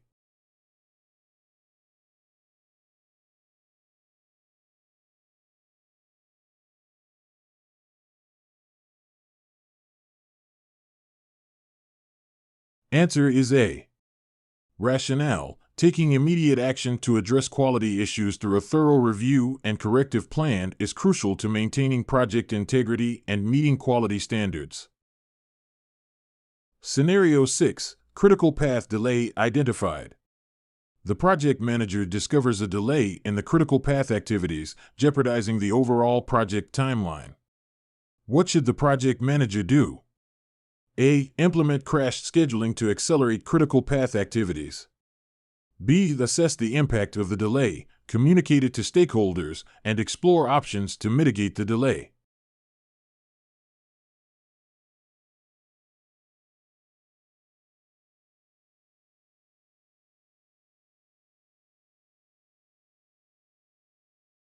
Answer is B. Rationale: while accelerating activities is an option, it's essential to first assess the impact of the delay, communicate transparently with stakeholders, and explore mitigation options.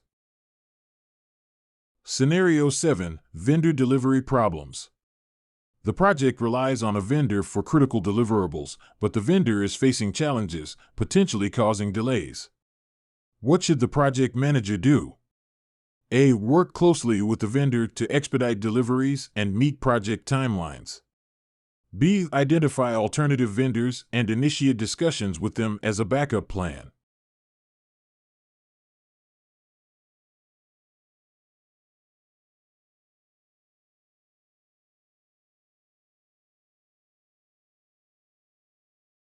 Answer is A.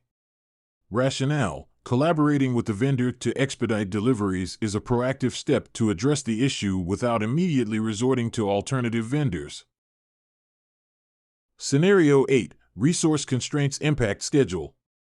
Limited resources are impacting the project schedule, and the project manager needs to make adjustments.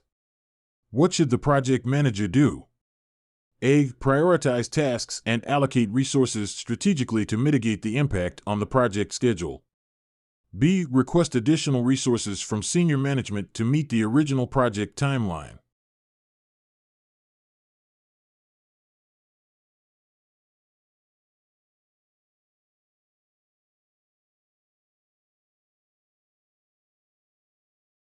Answer is A. Rationale: prioritizing tasks and strategic resource allocation is a practical approach to manage resource constraints and mitigate schedule impacts. Scenario 9. Communication breakdown with stakeholders. Communication breakdowns are occurring between the project team and key stakeholders, leading to misunderstandings and delays. What should the project manager do? A. Implement a more robust communication plan to bridge the gaps and address the breakdowns. B. Escalate the communication issues to senior management for resolution.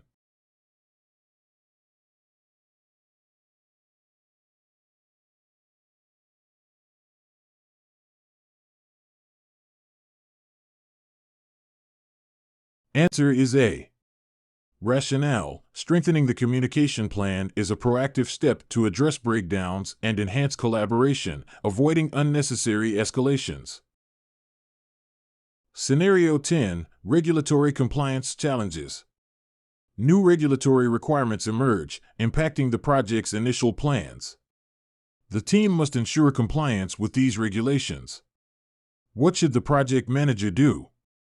A. Modify the project plan to incorporate the new regulatory requirements while maintaining project objectives. B. Seek exceptions or waivers from the regulatory authorities to avoid disruptions to the original project plan.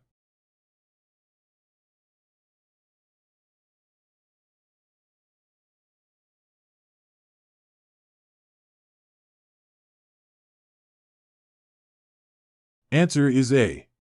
Rationale: modifying the project plan to incorporate new regulatory requirements ensures compliance while still aligning with project objectives. Scenario 11. Project risks not properly managed. The project manager realizes that certain risks were not adequately addressed, and there is a potential impact on the project's success. What should the project manager do? A. Develop a comprehensive risk response plan to mitigate the identified risks. B. Communicate the risks to stakeholders and create contingency plans to address potential impacts.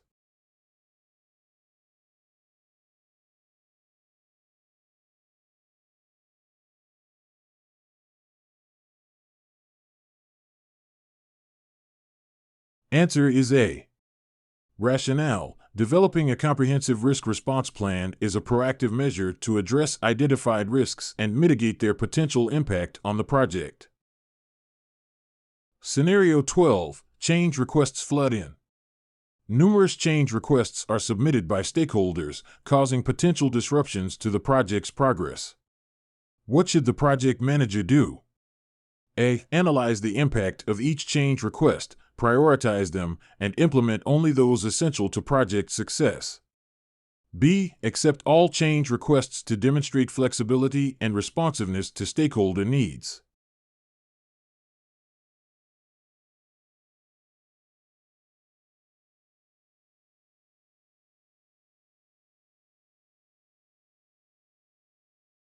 Answer is A.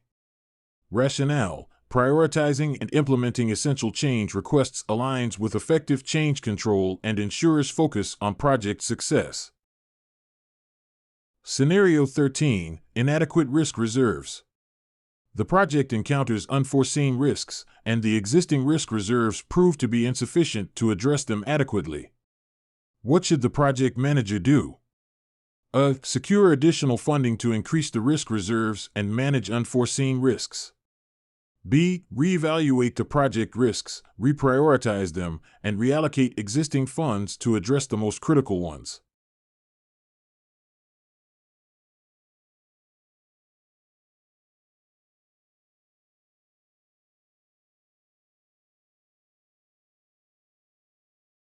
Answer is B.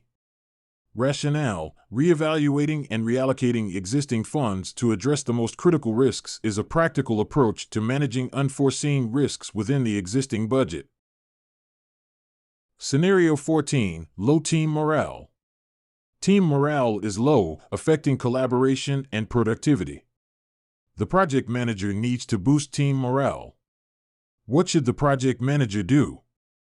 A. Organize team-building activities and recognize individual and team achievements. B. Increase project incentives and rewards to motivate the team.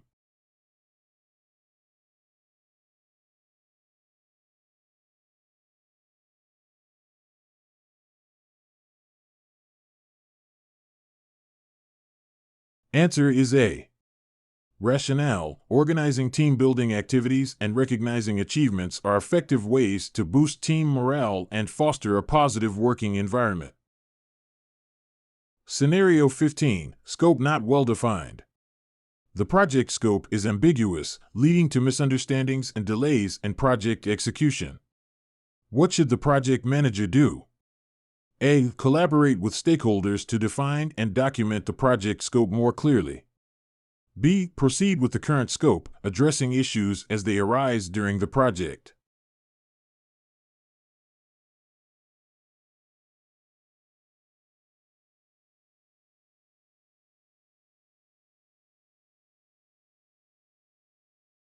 Answer is A. Rationale: collaborating with stakeholders to define and document the project scope more clearly is essential to avoid misunderstandings and delays. Scenario 16: Ineffective project sponsorship. The project lacks active and effective sponsorship, hindering decision-making and progress. What should the project manager do? A. Engage with the sponsor to clarify their role. Provide regular updates and involve them in decisions. B. Continue with the project, assuming more responsibilities to compensate for the lack of effective sponsorship.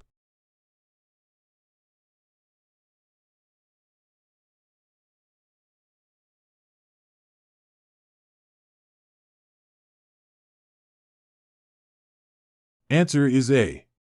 Rationale: engaging with the sponsor to clarify their role and involving them in decisions is crucial for effective project sponsorship and overall project success.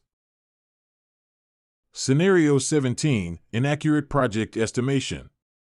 The project estimates were inaccurate, leading to delays and challenges in meeting project milestones.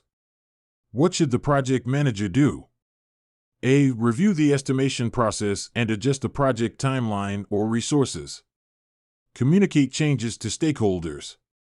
B. Continue with the current timeline, working to catch up on the delays without communicating changes to stakeholders.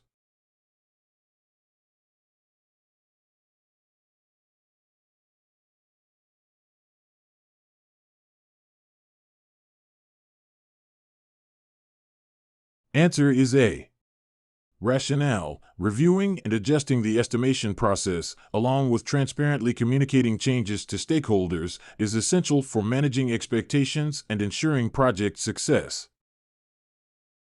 Scenario 18: Insufficient stakeholder engagement. Key stakeholders are not actively engaged, leading to misunderstandings and potential project risks. What should the project manager do? A. Identify key stakeholders and involve them in decisions. Update the stakeholder management plan. B. Proceed with the current level of stakeholder engagement, assuming stakeholders will become more involved over time.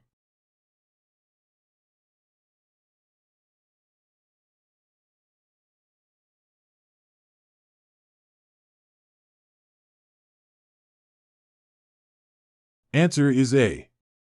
Rationale: identifying key stakeholders and involving them in decisions, along with updating the stakeholder management plan, is crucial for effective stakeholder engagement.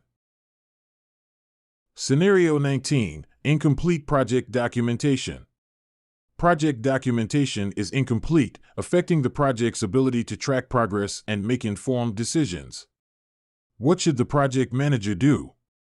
A. Review and update project documents. Implement a documentation review process. B. Continue with the current level of documentation, addressing issues as they arise during the project.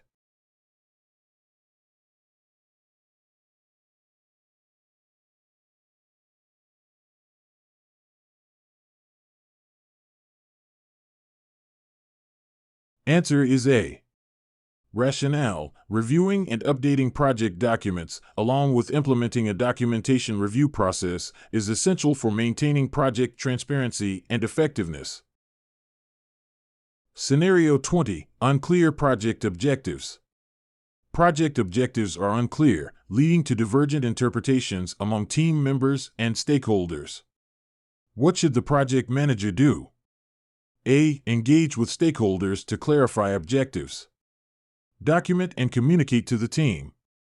B. Proceed with the project, assuming that objectives will become clearer as the project progresses.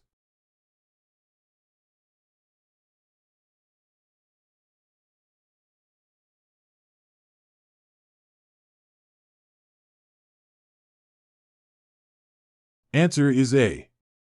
Rationale: engaging with stakeholders to clarify objectives, documenting them, and communicating to the team are crucial steps for aligning everyone on project goals. To be part of my boot camps, my friend, go on down to hpmexam.com, where we'll have half-day boot camps and you'll have lifetime access to great project management coaching and training. I look forward to seeing you. All the best.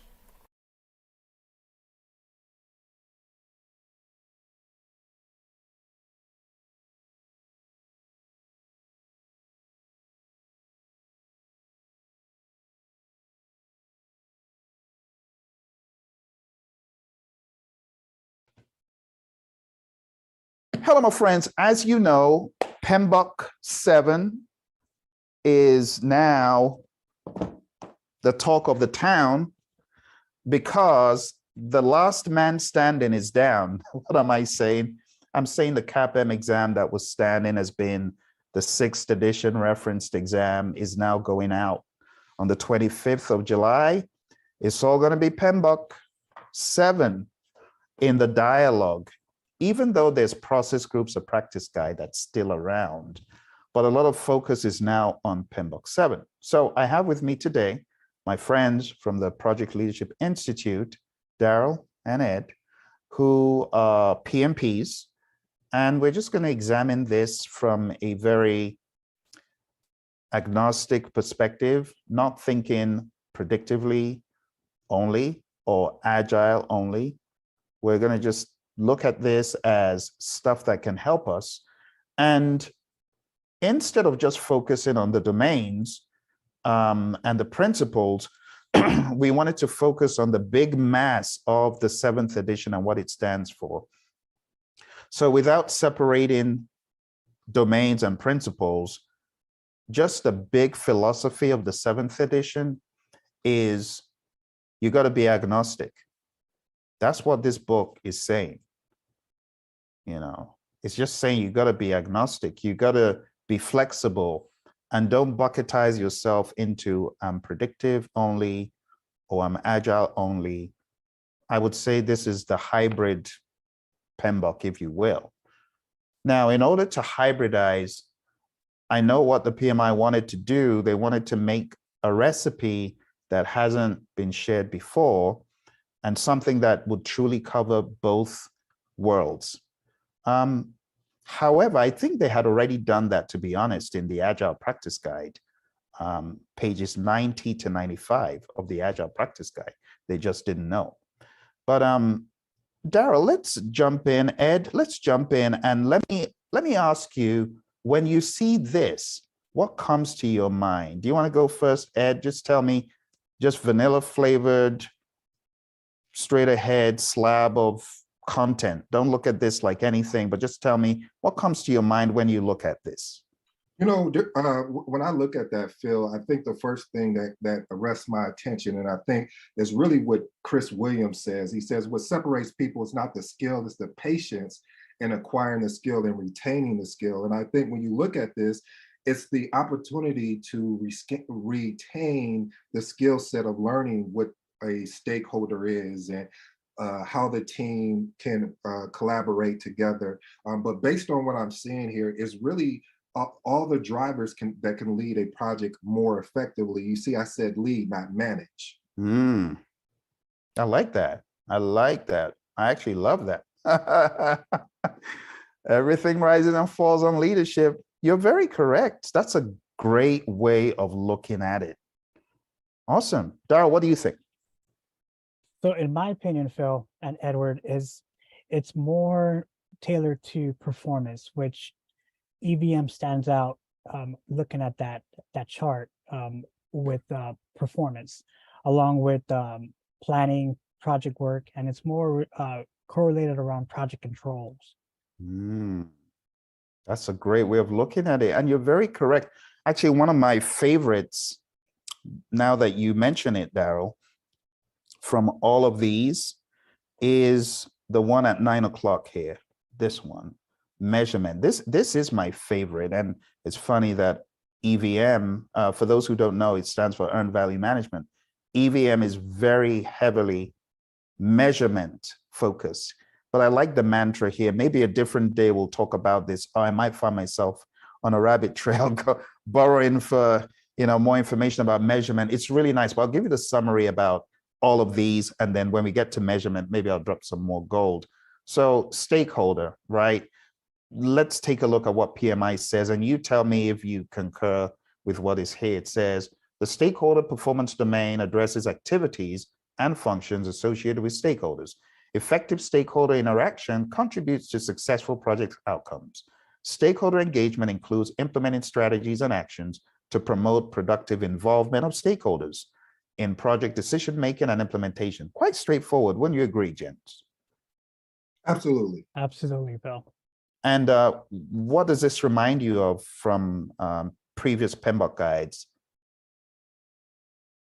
Constantly interaction. Stakeholder, I mean, that's the root of everything. In my opinion, just the constantly interaction with stakeholders, because without them, the project is not going to move anywhere. Absolutely. And Darryl, what do you notice? Do you see this being a pull out of any of the chapters from the previous editions? The stakeholder cube. Yeah, the stakeholder, that whole stakeholder thing for sure. So that is chapter 13. So it's kind of covered in some way. Let's move to the next one, team. Let's see what this one says. It says, the team performance domain addresses activities and functions associated with the people who are responsible for producing project deliverables that realize business outcomes. Someone asked me yesterday, what's the difference between a stakeholder and a customer? And I said, oh, by the way, team members are also stakeholders. We just don't look at them as stakeholders all the time, but they really are. So this is kind of like an extension. It's still people who can affect the project, but these are the ones responsible for producing project deliverables that realize business outcomes. It says the project team is a set of individuals performing the work for the project to achieve its objectives. An environment can be established to support the team in evolving to a high performance team. So let me ask you guys this, Ed, how would you get your team to be a high performance team? Maybe in just 1 or 2 sentences, what would you do?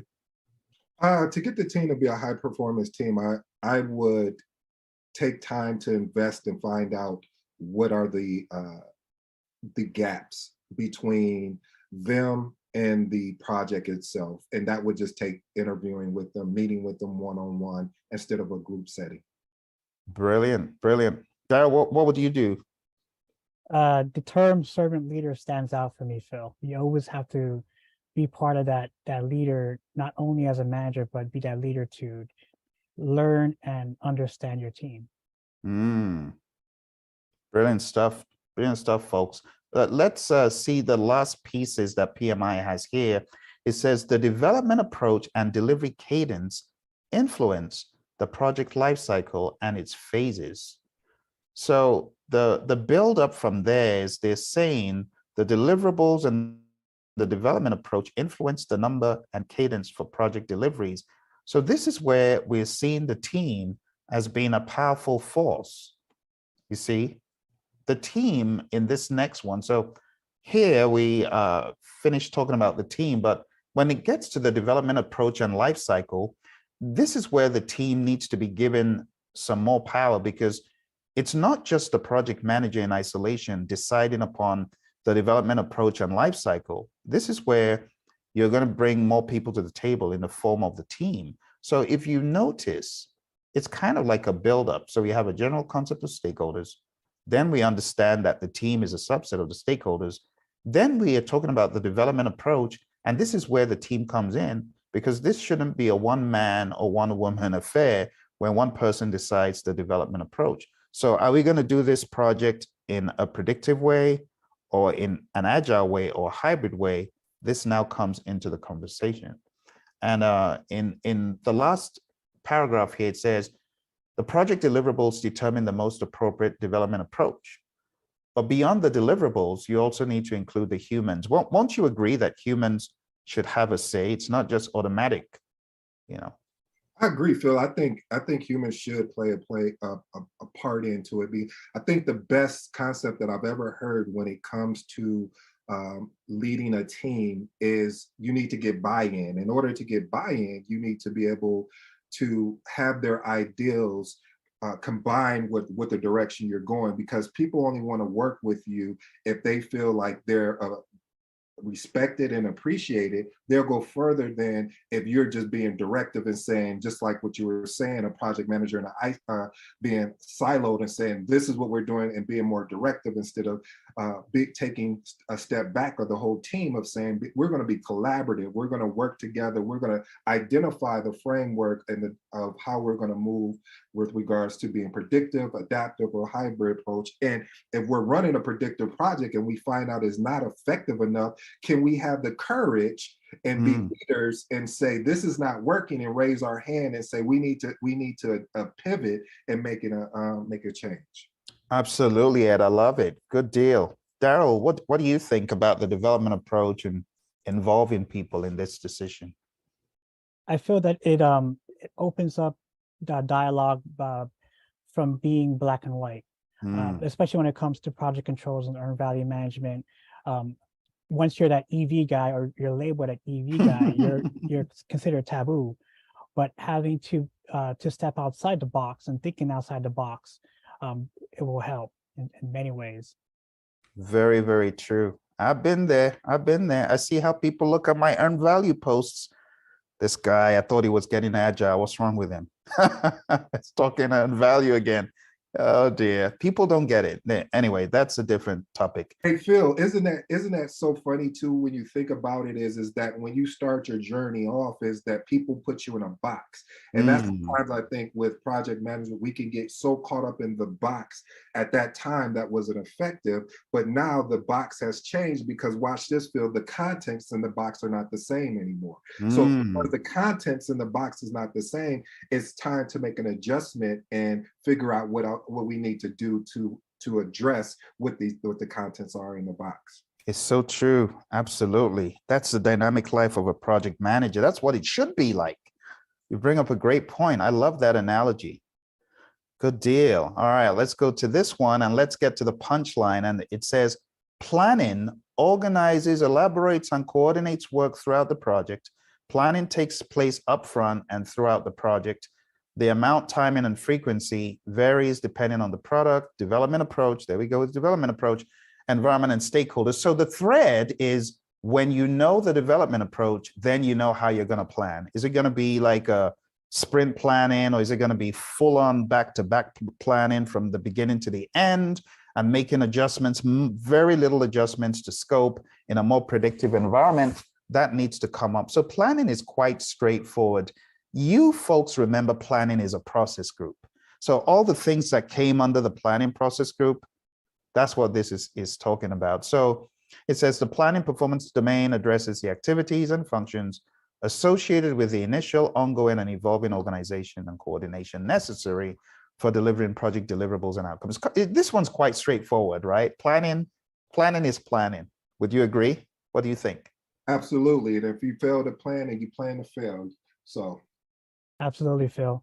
And just to shed some light, especially with the performance domains, Phil.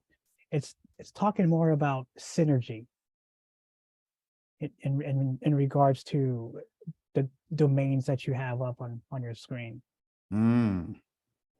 Yeah, everything needs to be synergized for the maximum effect. Yeah. So it says the amount, timing, and frequency varies depending on the product development approach, environment, and, you know, a note to PMI, because I know you watch my videos. When you're rewriting this, you need to put stakeholders first. It's individuals and interactions over processes and tools. And I think Daryl hit the nail on the head. It's really about the synergy. And who does the synergy come from? It's just stakeholders. So, you know, the amount, timing, and frequency depends on the stakeholders. You could have the product telling you this needs to be a more adaptive approach, and you could have the stakeholders saying, no, we don't like adaptive. At the end of the day, it still boils down to the stakeholders. So that's a very good point, Darryl. It's all about the synergy, and that's a great way of looking at it as well. All right, project work performance domain. It gets a little bit, this is where it can get muddy for people because of how it's worded. So it says the project work performance domain addresses activities and functions associated with establishing project processes. So you start thinking in a knowledge area way and see where you end up. Establishing project processes, that's integration. Managing physical resources, that is control resources as a process. And fostering a learning environment, that's manage project knowledge. So in this project work performance domain, you might as well think about a lot of the executing process group in different ways, right? It says project work is associated, I'll make it bigger so that we can read it properly. Project work is associated with establishing the processes and performing the work to enable the project team to deliver the expected value and outcomes. I like this language because the PMI have realized it's not about delivering the deliverable. It's about value and outcomes.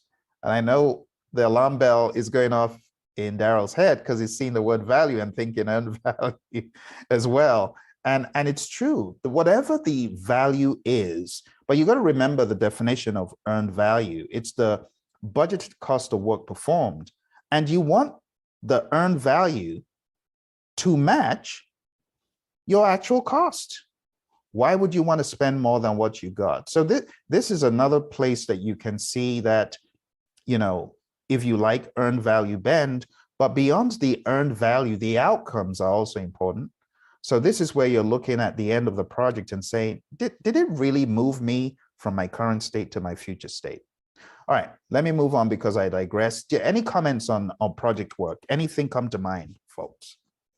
I think you nailed that really well, Phil. Thank you. All right. Absolutely, Phil. Thank you. Thank you. All right, let's move on. Delivery. This is one you're very familiar with because you've worked in areas where delivery is important. And it says it addresses activities and functions associated with delivering scope and quality. So scope and quality that the project was undertaken to achieve.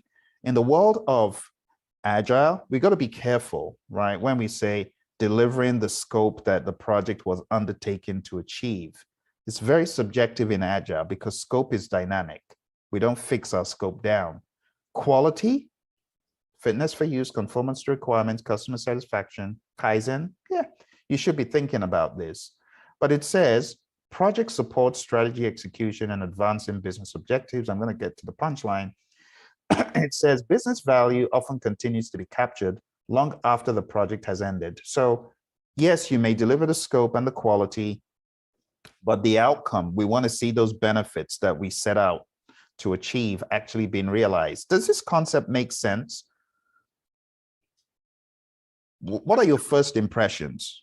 You know, Phil, I think when I think about delivery, I always, I think about quality as well. And as it talks about meeting the requirements of the scope, sometimes, as we know, those terms of scope creep and gold plating where we want to build out something besides of what the customer is really truly asking for. You can fall guilty to that because of maybe what you experience and what you're seeing as you're building this particular project up. But at the end of the day, I think you need to ensure that you're delivering on what the scope is and addressing and making sure that the quality is good, and then the product will speak for itself. That's a great way of looking at it. Thank you for that. Daryl, any thoughts? For me, Phil, Agile and Scrum sticks out to me because in today's day and age, technology is forever growing, and Agile can play a huge part in this domain. Yeah, absolutely. Yeah, you're very correct. The delivery cadence is very important to talk about because it could be delivered in several increments, several iterations, or it might just be delivered one time. And it's, again, a nice place to talk about the Agile Practice Guide, pages 18 and 19, that clarify the different ways you can deliver. You'd either deliver predictively in an iterative way, which is many cycles, but only one delivery, incrementally, which is delivering several smaller increments, or Agile, several small increments. So right on the money with that, Darryl. Let's move on to the measurement performance domain. I love this performance domain because a lot of people on projects find themselves with useless KPIs. You know, the 7th edition calls them vanity metrics. They're just measuring stuff that may look good on paper, but it does nothing for you. It is valueless. And we don't want to get into that habit. Case in point, my buddy Roy always talks about this company he was affiliated with, and management said, oh, we want the metric of how many defects you find, test team. So guess what? The test team was being given bonuses if they found a whole boatload of defects and bugs. So what happened? The KPI generated bad behaviors. So what happened was the developers were now in cahoots with the testers. So the developers intentionally created some defects, not anything that would absolutely rock the boat, but enough to make the testers look good. So there were a lot of planted defects that the testers were finding, and they were getting bonuses based on being in cahoots with the developers because they're their buddies and they want them to get the bonuses and to look good. That's a bad metric. You know, and a bad metric to use for rewarding the team. So in PMBOK 7, the idea is be careful what you measure, because if you're measuring nonsense, you could be generating bad behaviors and maybe not helping yourself, shooting yourself in the foot. But I'll talk a little bit more about that. But what is your first impression? Just reading this first section with me, the measurement performance domain addresses activities and functions associated with assessing project performance and taking appropriate action to maintain acceptable performance. First impressions.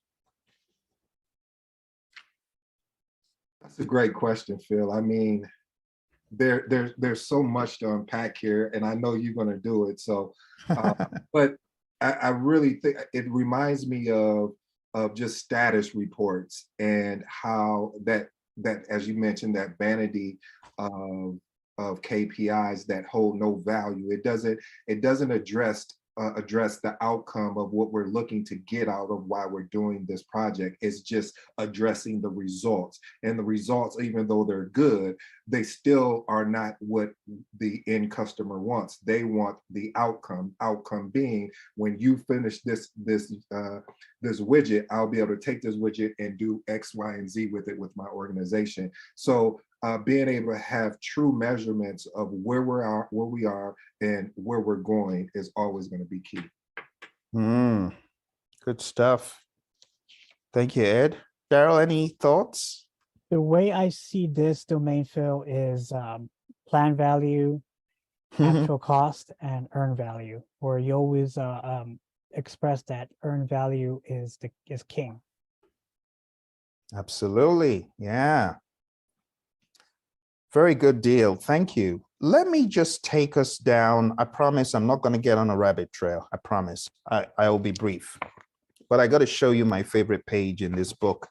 is page 112, where we begin talking about measurement pitfalls. And this is for all my friends in companies. You know, you got your pretty little KPIs and your dashboards and your scorecards. Let's have an honest conversation about measurements.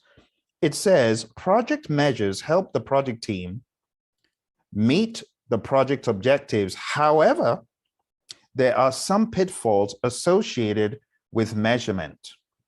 Awareness of these pitfalls can help minimize their negative effects. So let me walk you through them. Number one is the Hawthorne effect. And the Hawthorne effect states that the very act of measuring something influences behavior. Remember my story about those developers in cahoots with the testers? Why was that? The Hawthorne effect. Therefore, take care in establishing metrics. For example, measuring only a project team's output of deliverables can encourage the team to focus on creating a large volume of deliverables rather than focusing on deliverables that would provide higher customer satisfaction.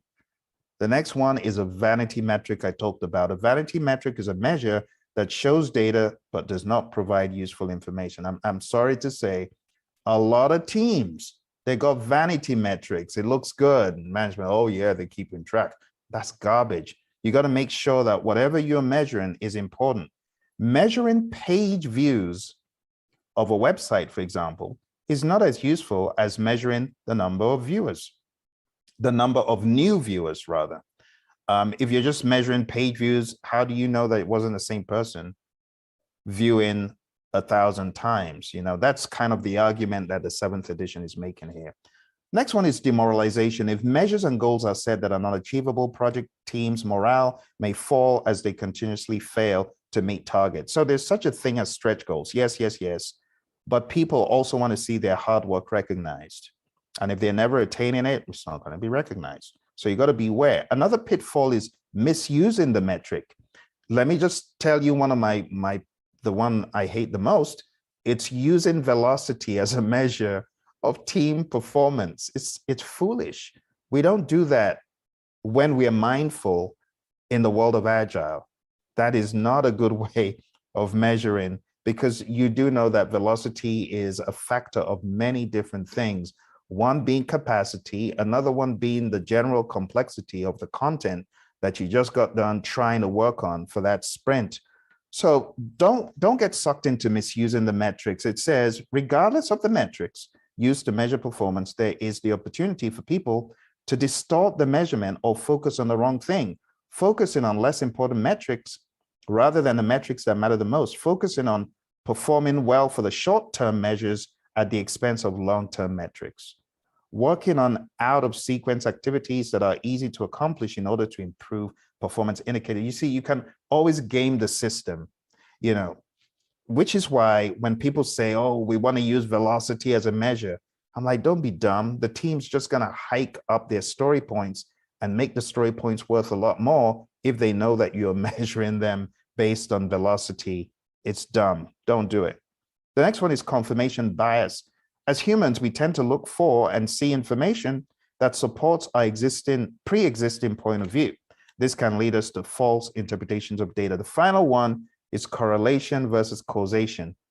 This one is a common mistake in interpreting measurement data. It's confusing the correlation of two variables with the idea that one causes the other. For example, seeing projects that are behind schedule and over budget might infer that projects that are over budget cause schedule issues. This is not true, nor is it true that projects that are behind schedule cause budget overruns. Instead, there are likely other correlating factors that are not being considered, such as skill in estimating, the ability to manage change, and actively managing risk. So since we talked so much about performance in this one, I'm going to ask Daryl, because I know he's very fond of the earned value topic. So based on all this stuff I've said, what are some ideas? Because I know you're the ideas guy. What idea came into your head, Daryl? Garbage in and garbage out is very important when it comes to performing that type of measurement in any project. I love that. I think I'm going to borrow that. You got a garbage KPI. No matter what you do, it's going to be garbage out. You're so correct, Daryl. I love it. I love it. You want to make sure that you put in the right measurement or the right information, not just any old information. And this is why people demonize earned value. They put in garbage, or they are already thinking of gaming the system, and therefore they see it as being useless, which is wrong. Good deal. Good deal. Thank you. Ed, what came to mind as we went through this? I really like the way Daryl summed it up, garbage in, garbage out. I mean, it's really one of those things. You can't even add any more coals to stoke the fire anymore, because you guys nailed it with that. Awesome. Thank you. Thank you very much. All right, here's our final one. It's uncertainty.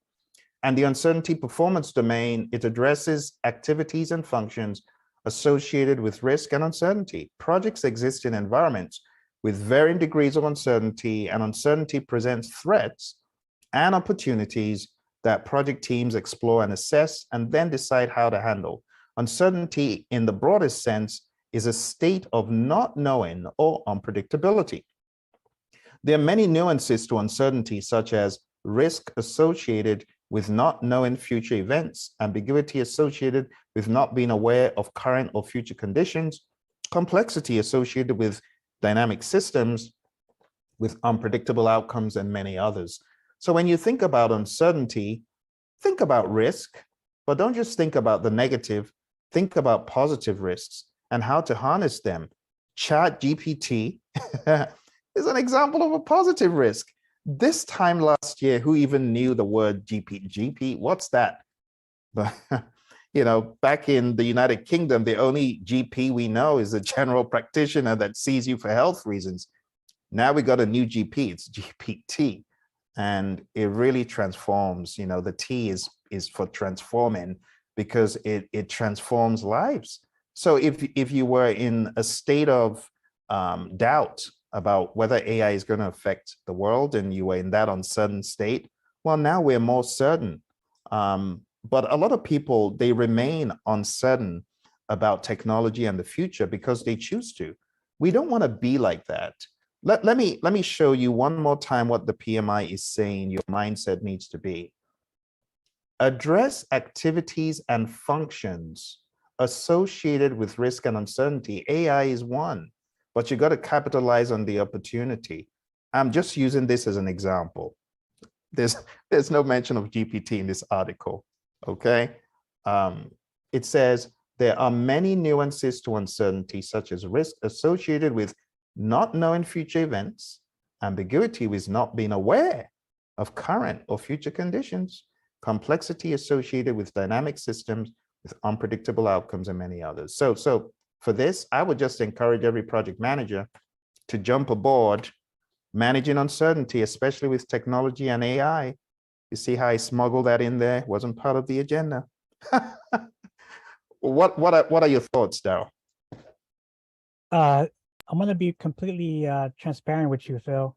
It sounds like that this domain is really it touches you in many ways because of your project leadership course that me and Edward are in, and I feel that that's very important to you.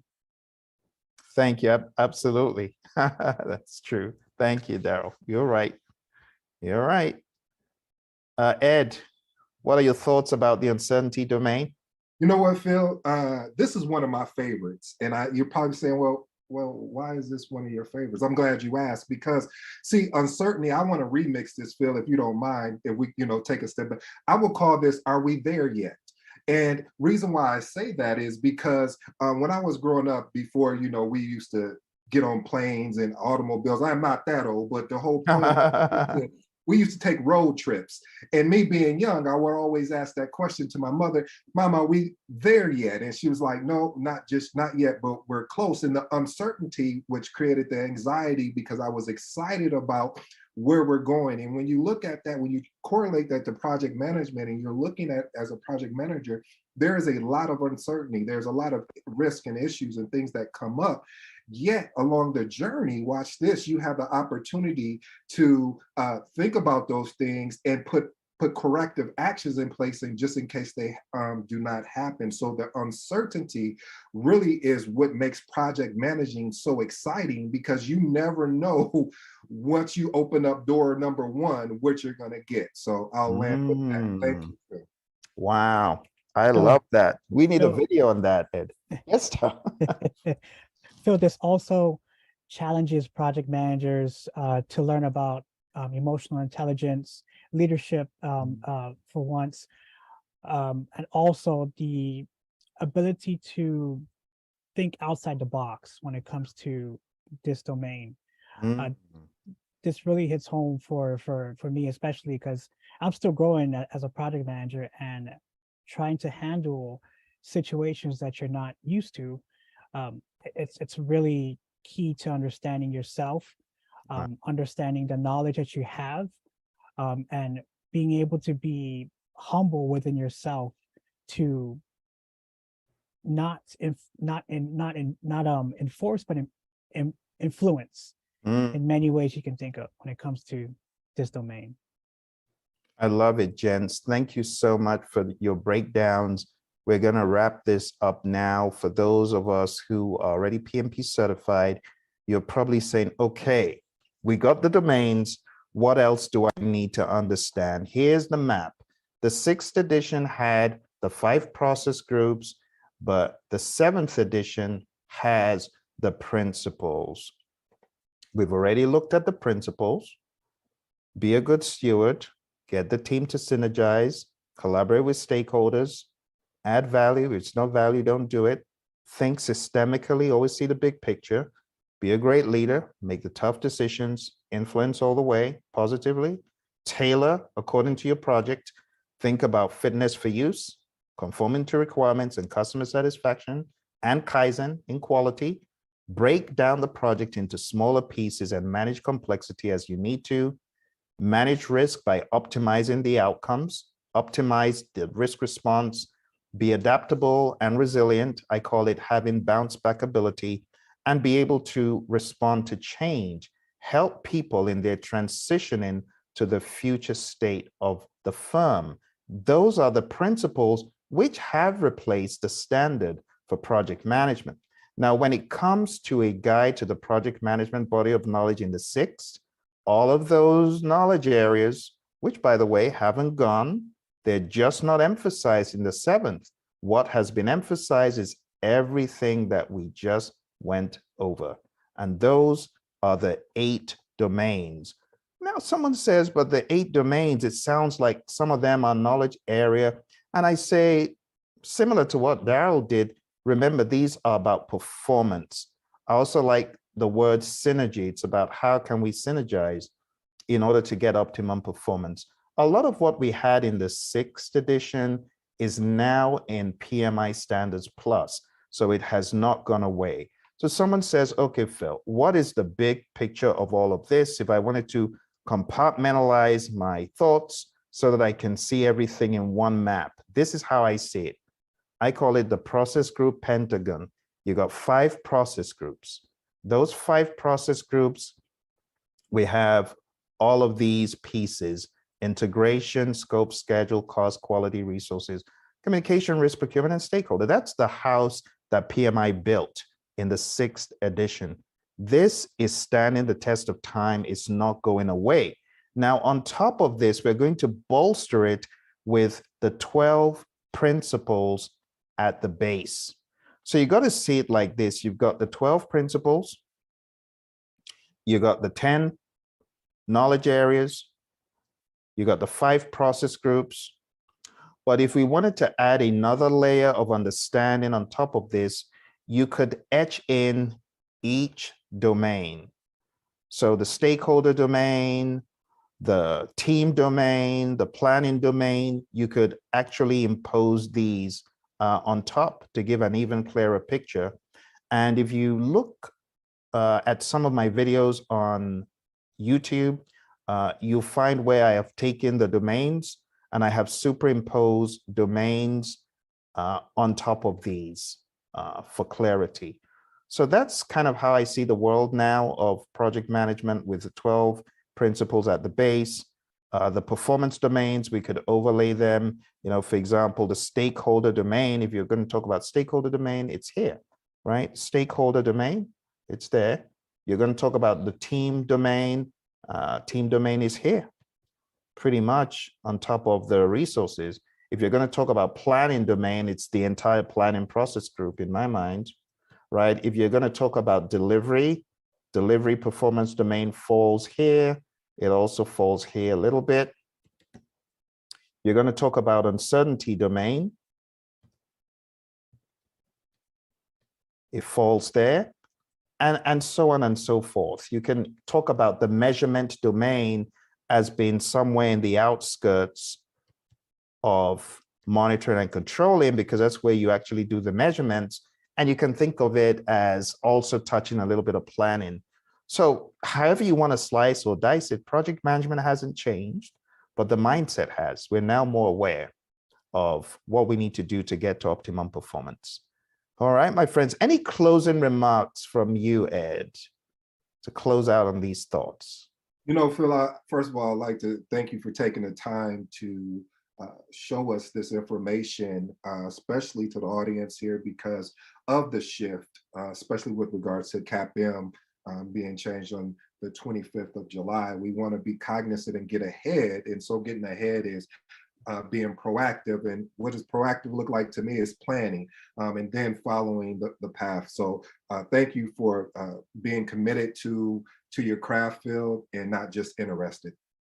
Oh, thank you, Ed. Daryl, any final thoughts?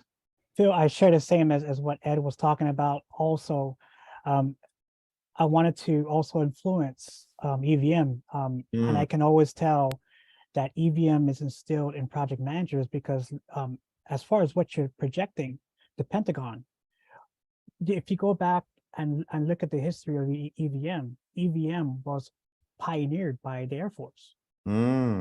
So, you know, I do thank you for what you're doing, you know, as a PM, and by nature, you drew that out, you know, just to show, you know, everybody out there that EVM is behind the scenes when it comes to PMP. Absolutely. Well, thank you very much, gents. And for those who don't know, both Daryl and Ed have channels on YouTube. We're going to put links to their channels below this video or to the side or above, wherever you find this posted. And I want you to check out their channels. And I want you to engage with them, as you may be able to locate them on LinkedIn. And they're both professionals. They're both leaders who mentor, train, and coach others. They don't just talk the talk, they walk the walk. They get involved and they do stuff to help other people. So once again, thank you very much, gents. Influence IPM and Conscious Agility are the channels you want to look out for. I'm going to put them below. And if you've got any questions, make sure you reach out to them. Thank you very much. Hello, welcome to 5 Frameworks for PMP Exam Success. The 5 frameworks you need to know for your PMP exam are as follows, and I call them frameworks or ideas. Number 1 is the Agile Manifesto. That's number 1 idea. Number 2, you got to understand Scrum. Number 3, you got to understand what Kanban is, the layout of the board and all of the items on it. Number 4, you got to know PMBOK 7th edition, the 12 principles, and you got to understand these performance domains.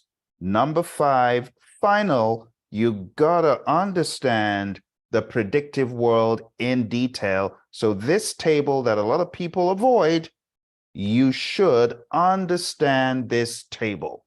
We are going to talk about these one by one, but I wanted to give you the lay of the land first. Let's jump into number 1, the Agile Manifesto. Without understanding the philosophies of Agile, you will struggle on basic Agile questions. There are going to be some Agile questions that just don't make enough sense if you're tackling them with pure predictive knowledge or rote frameworks from Agile. For that reason, you really need to internalize the Agile Manifesto values, and don't forget the 12 principles. This is pivotal to a lot of the questions, because the philosophy is one of team over everything else. Happy team can make a happy customer. Disgruntled team cannot make a happy customer. So coming into Agile, you got to understand that even though our highest priority is to satisfy the customer, if our team is not given the environment and support they need, there is no way you're going to get the team to do what the customer needs to the best of their ability. They're always going to give you less than 100%.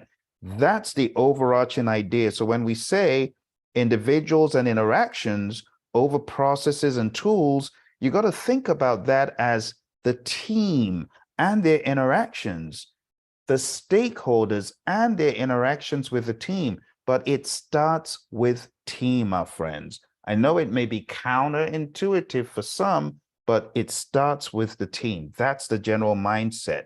Let's move on to the next idea, framework, Scrum. Scrum has a 3-5-3 configuration, and you need to know this.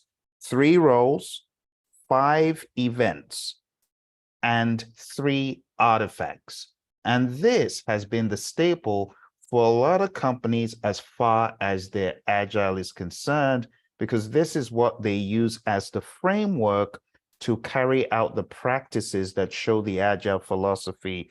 So you got to understand the 3 roles, the 5 events, the sprint itself, sprint planning, the daily scrum, the sprint review, and the sprint retrospective. Those are the 5 events. You got to understand what happens in each. The biggest confusion I see in many is not knowing that the retrospective is not for everyone. It is for the team. And I'm talking about the Scrum team, these folks, right? That's who the sprint retrospective is for. And if you want to introduce anyone from outside, there has to be team consensus and understanding. And then you can invite outsiders for purposes that should be aligned with the sprint retrospective. The sprint review is one, to show whatever was created as far as the increment is concerned. You may hear it being called a demo, and that's not a bad thing. But when you're calling this a demo, you got to remember this should never be relegated to a mere demo. We want this to be 1, showing what we have built, 2, getting feedback, having some sort of inspection from the stakeholders, and maybe discovering even newer stories of relevance for the future that we can add to the product backlog. So don't relegate the sprint review to just a demo. People mix up these two, and oftentimes people forget that we're going to get some outputs from the sprint retrospective, improvement opportunities that we can put straight into sprint planning for the next sprint.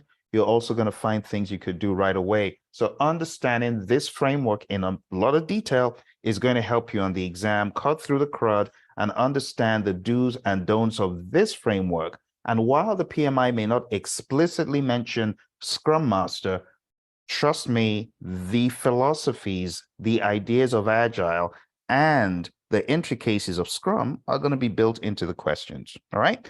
So I'm going to put a link below so that you can download this. There's also a cool feature here for those who are new to Scrum, where you can actually use this to test out your recall of the 3-5-3. So I'm going to put a link below so you can download this. And for those who have never encountered the Agile Manifesto, you can go take a look and maybe print the page if you need to.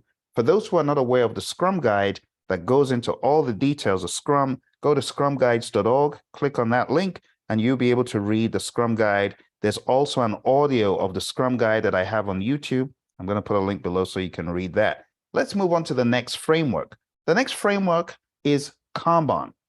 And Kanban is all about the simplicity of start where you are, limit your whip, be intentional about how processes should flow in your Kanban world. And when I say your Kanban world, Kanban is a framework that is moldable and adaptable because you don't have preset roles, number one. Number two, you don't have a preset number of lanes. You can have, like in this example, you can see we have pending, analysis, development, test, deploy. But one thing's for sure, we have a WIP limit, and those WIP limits are the numbers that you see above each column. So we could have the traditional to do, doing, done, or we could have more lanes that show the intricacy. You got to understand this, my friends, and then you got to understand associated metrics to help clarify what is near and dear to us in the world of Kanban. We talk about this metric, which is not seen, the invisible lead time and cycle time. So we have lead time, and then we have cycle time. It really depends on how you're viewing the world. If you're viewing the world as a customer, you're going to view lead time. And that's the time from when you put this ticket in to when it gets done. But we also have cycle time, and cycle time is the time that it took for the person who picked the ticket to actually execute on it and get it done. I'll give you a clear example. You go to a drive-through, you got there at 10 o'clock. You don't get out until 10:15 with your burger, your fries, and your drink. But the person who picked up your ticket only started working on it at 10:10. They spent 5 minutes to get your order done. This 5 minutes is the cycle time. But you don't care about cycle time. All you care about is how long it took for them to get you through the drive-through, and that's the lead time, and that's 15. But the bottom line is limiting your WIP is going to help you reduce both of these.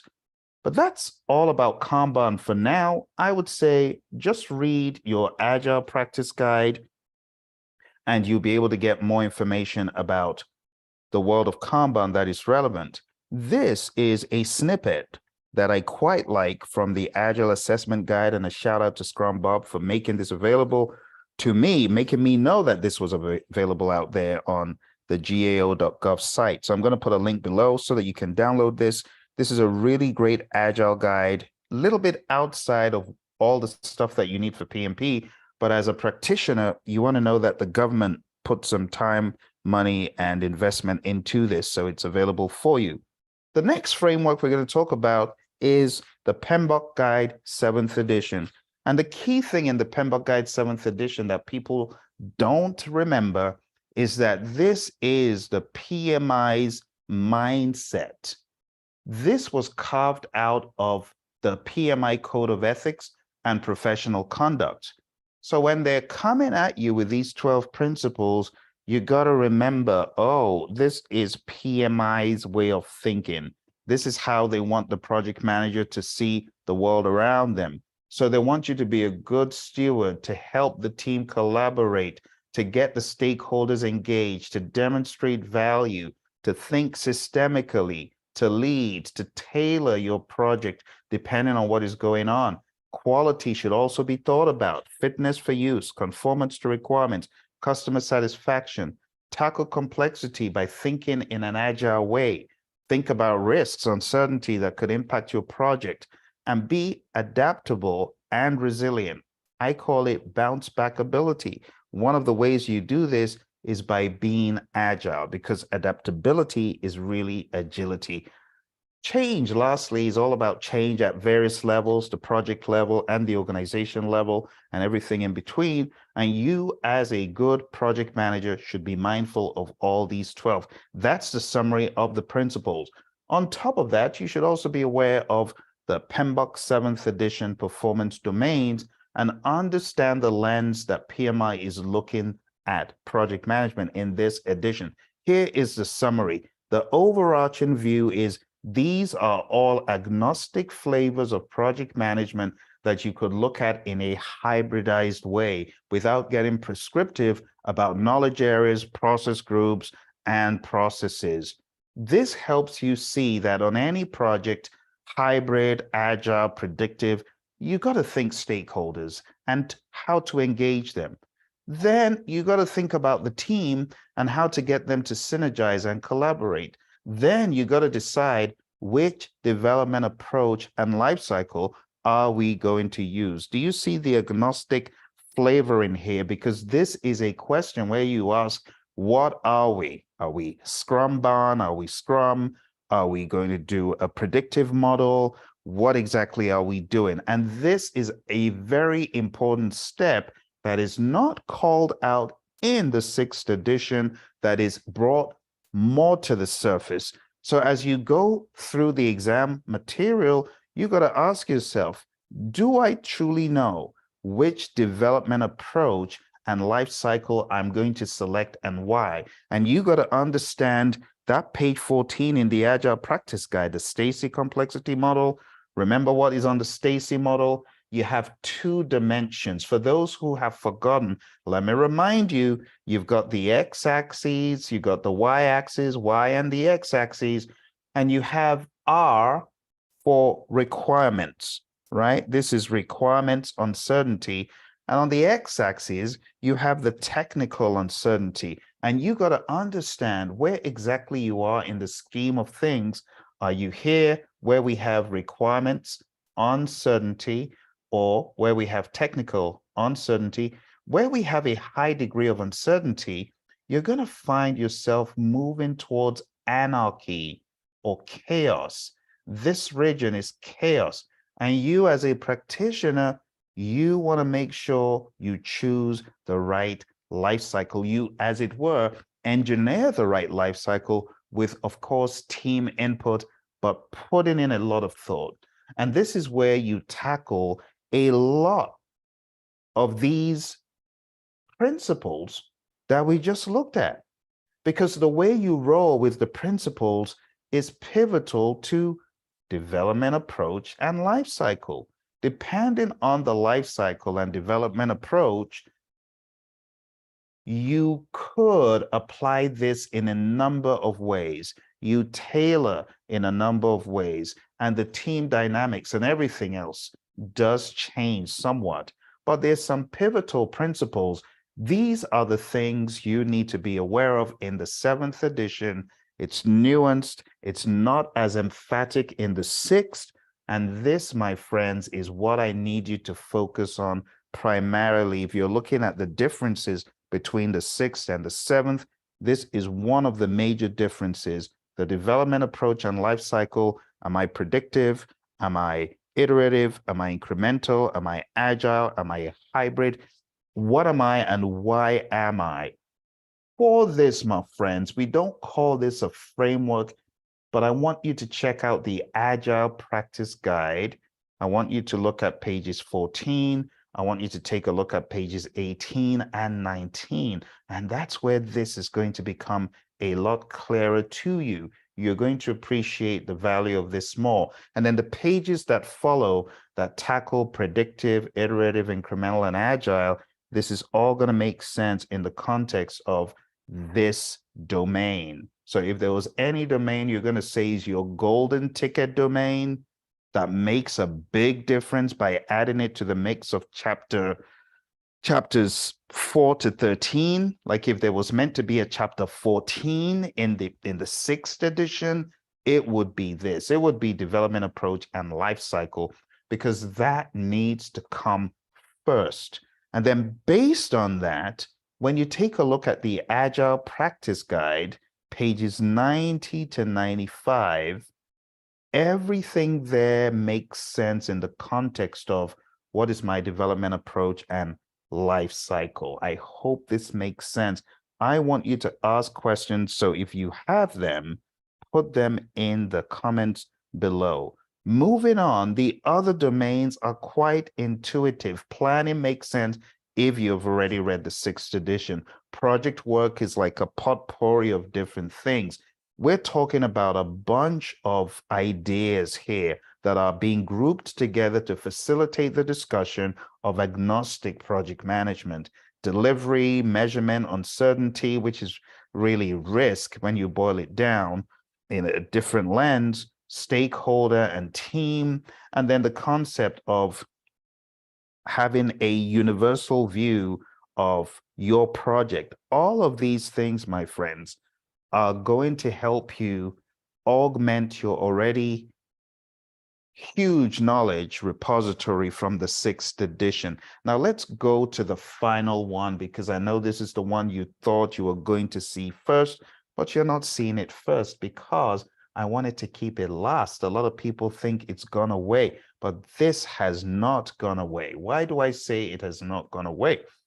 Well, I say it's not gone away because if you are in tune with the PMI and their process groups, a practice guide, you will know that the PMI has rebirthed that infamous table that I just showed you, which is available at UCLA extension.edu, and it's here in process groups, a practice guide. So any joker who is saying this is not relevant, they need to wake up and smell the coffee. It is still a game changer on your exam. Let's talk about this in a little bit more detail. And I'm going to put a link below to all of these because I know some people may not have this or have not seen it. Here's the overarching idea. Every knowledge area has a finite set of processes. The mnemonic for the top is I prefer extra money cash. The mnemonic for the side of the knowledge areas is I saw 6 chipmunks quietly roasting coffee, reading poetry stories. Now, as you begin diving in, there's an overarching thought that I need you to have. And the overarching thought is this. For every knowledge area, you have this Deming cycle, right? In the background. Plan, do, check, act. When you boil everything down, yes, you have initiating and you have closing, right? But you have the PDCA cycle in the background. Plan is planning, do is executing, check and act are monitoring and controlling. You check and you act, that's monitoring and controlling.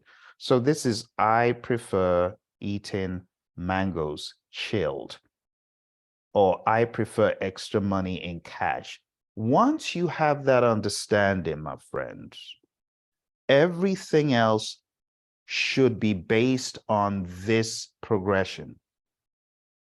Plan, do, check, act. I need you to understand that in integration, which is the first knowledge area, let's put that here. In integration, all of these are present.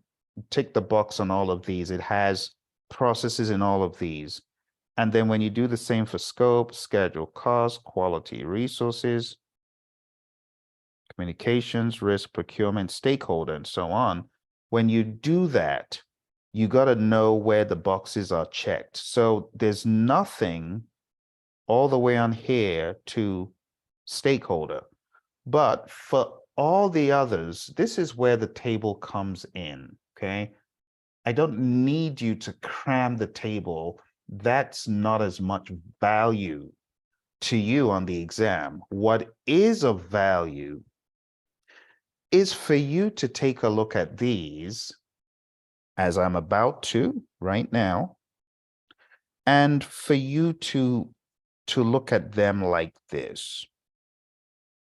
I hope you're following along. Look at them like this. This is the mindset, okay? I am not referring to any documentation right now. This is all from my understanding, okay? So when I look at this, I'm saying I need a project charter. I need a stakeholder register. I need a project management plan. I need deliverables. I need an issue log. I need lessons learned in the lessons learned register. I need a work performance report. I need a change log and approved change requests. I need a final report and a final transition of deliverables. I need a plan for scope, a plan for schedule, a plan for cost, a plan for quality, a plan for resource management, one plan for communications management, one plan for risk management, and one plan for procurement management, and one plan for stakeholder engagement. I also need to have schedule forecasts, cost forecasts, a verified deliverable. I also will expect to have work performance information, closed procurements, work performance information. I also expect to have, let's change the color here for emphasis. I also expect to have a requirements traceability matrix and requirements documentation, a scope statement, a WBS, and a WBS dictionary, which will help me get a scope baseline ultimately. I also need accepted deliverables, and I'm going to have WPI. I also need network diagrams implicitly in my scheduling tool, whatever that is. I also need duration estimates, and I also need a schedule and a schedule baseline. And I also need cost estimates and a cost baseline. I also need those resource requirements. I also need a risk register, and I need to update my risk register. I also need test and evaluation documentation. That test and evaluation document is going to help me when I'm doing my testing, but I need to frame how that looks. I also need to have my physical resource assignments, my project team assignments. I also need to have some intelligence when I send my team for training. So I'm looking to get some results from the training when I develop the team. And I could say team performance assessments. I'm going to use them when I'm managing the team. I also would have project communications. I also will update my risk register there. And I will also from here have agreements, which are like signed contracts. And from here, I could have some change requests. Boom! This is the level of awareness you need to have. You saw my angle was not about the processes. It was about the whiffing factor, the what's in it for me? What's in it for me? What am I getting from all of these? Why do I need all of these? These, my friends, are the 5 frameworks that you need to succeed on your PMP exam. Again, PMBOK 6, PMBOK 7, Scrum as a framework, the Agile Manifesto as a philosophy, and Kanban. These, my friends, if you can get these down tight, all of these things I went over really quick, you'll be laughing all the way to the score bank. I encourage you to put any questions you've got below. If you are struggling and you need additional help, I want to encourage you to go on down to our site, Praizion.com. Take a look at what we've got available. We've got training, we've got mentoring and coaching all the time. It's Praizion, Praizion.com. We got all sorts of study aids to help you as you get ready for your PMP exam. I wish you all the best. It's your buddy Phil here signing off. Have a lovely week.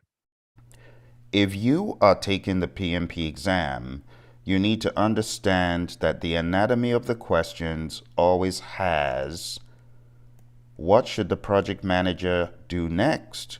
What should the project manager have done first? Such and such. It's been very clear over the past 10 hours what exactly the exam could pose. So I want to give you a blueprint to help you answer PMP exam questions, and I call it the Dig Sieve approach. This was coined from a process that is a hidden gem in the PMBOK Guide 6th edition, believe it or not. The very first step in any problem you face on any exam or in life is to first of all define the problem that you are facing. This is a critical step. You need to stand back and read the question again if you didn't get the problem statement the first time. So define the problem. A project is late. That's not the problem. A project is late. Why is the project late is the problem. The project is late is a scenario. It's something happening now. So when you get a question that says the project is late, what should you do next? You shouldn't miss what is in between. It could say the project is late as a result of a team member being sick. Or a project is late as a result of a supplier not delivering a widget on time. Or a project is late because a document has been delayed from HR, or a document approval from the federal government has been delayed. You need to understand why your project is late, and that is defining the problem. Now, if you're not able to get that from the first statement, you need to break down the statement into smaller pieces. And that is what we call breaking down the problem. You break down the problem and then you understand what the problem is.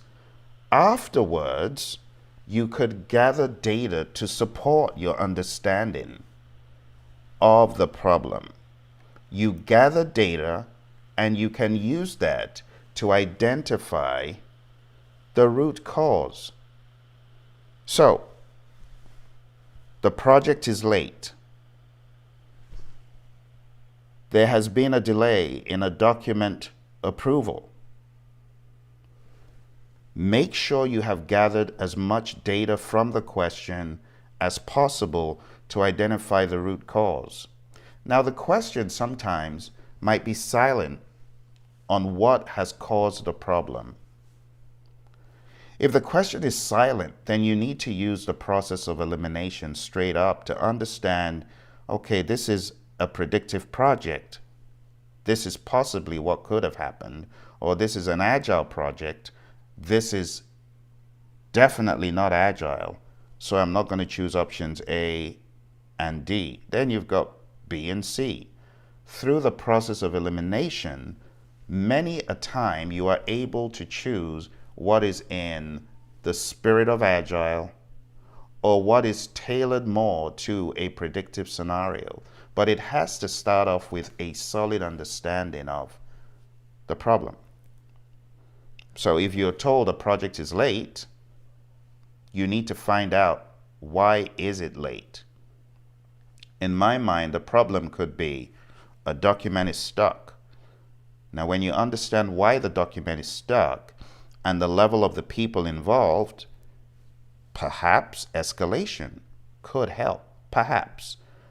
But PMI rarely goes into the escalation clause. Sometimes they do, other times they don't. So you need to understand what is in the spirit of good PMP. A good PMP is not looking for a mother may I cop-out or looking to escalate every little thing. Every question cannot be an escalation. So when you have identified the root cause in your head, you got to train yourself before looking at the options to very quickly, I'm talking about microseconds, seconds at worst, have gone through a smattering of possibilities in your head to know what you should be looking out for. You should have also used the process of elimination to know the question is not clear enough, so I'm not going to choose crashing. Crashing will not solve the problem. Fast tracking is not explicitly going to solve this problem. Then you need to analyze everything else. So you generate these alternative solutions in your head And afterwards, you take a look at the options on the exam and you choose the best solution. The best solution is the solution that makes the most sense in the context of a predictive, agile, whatever type of project and the scenario painted. The reason why a lot of people get certain questions wrong is they missed a clue, a critical clue that could have helped you answer the question, and you just blew past it. This is why you need to train yourself to read the content, not just quickly, but accurately. Do not sacrifice speed and accuracy, but choose accuracy over speed. Speed is important because I have a lot of students that say, Phil, I ran out of time, and I'm like, you've got to have been quicker. But while being quicker, I don't want you to sacrifice the accuracy. Both are important, but don't sacrifice accuracy to be a speed demon, if you get what I'm saying. What is the thesis? You got to be quick and you got to be accurate. It's like a soldier. You got to be able to bring that firearm out and use it accurately. And that's how the exam is. You got to be quick, but you got to be accurate. How do you get that good? Practice. You got to practice, practice, practice reading accurately and quickly, which means when you look at a block of text, you need to have trained yourself to see the keywords. It needs to be as though in slow motion, even though this is in 1 second, you're able to see all of the words that matter. And it comes from practice. You see a block of text and your eye just goes to the right words. And then on top of that, you're able to very quickly read through. I'm not talking about scan, because scanning gets you into trouble. Don't scan. Actually read. And if you're taking this exam, don't mouth the words out, because they get mad at Pearson when you are mouthing the words of the question. So you got to train yourself to not move your mouth, especially if you're taking the exam at home. And by the way, why would you even take the exam at home? What's the matter with you? You've got a Pearson test center 10 miles away. You're going to risk all these months of preparation to take it at home. Now, don't get me wrong. There are people with mobility issues. They got to take the exam at home. There are people that don't have a Pearson test center around them. They got to take it at home. I know, yes. But for you, you got a Pearson test center 50 miles in that vicinity, that radius, and you are taking the risk of being at home for your PMP.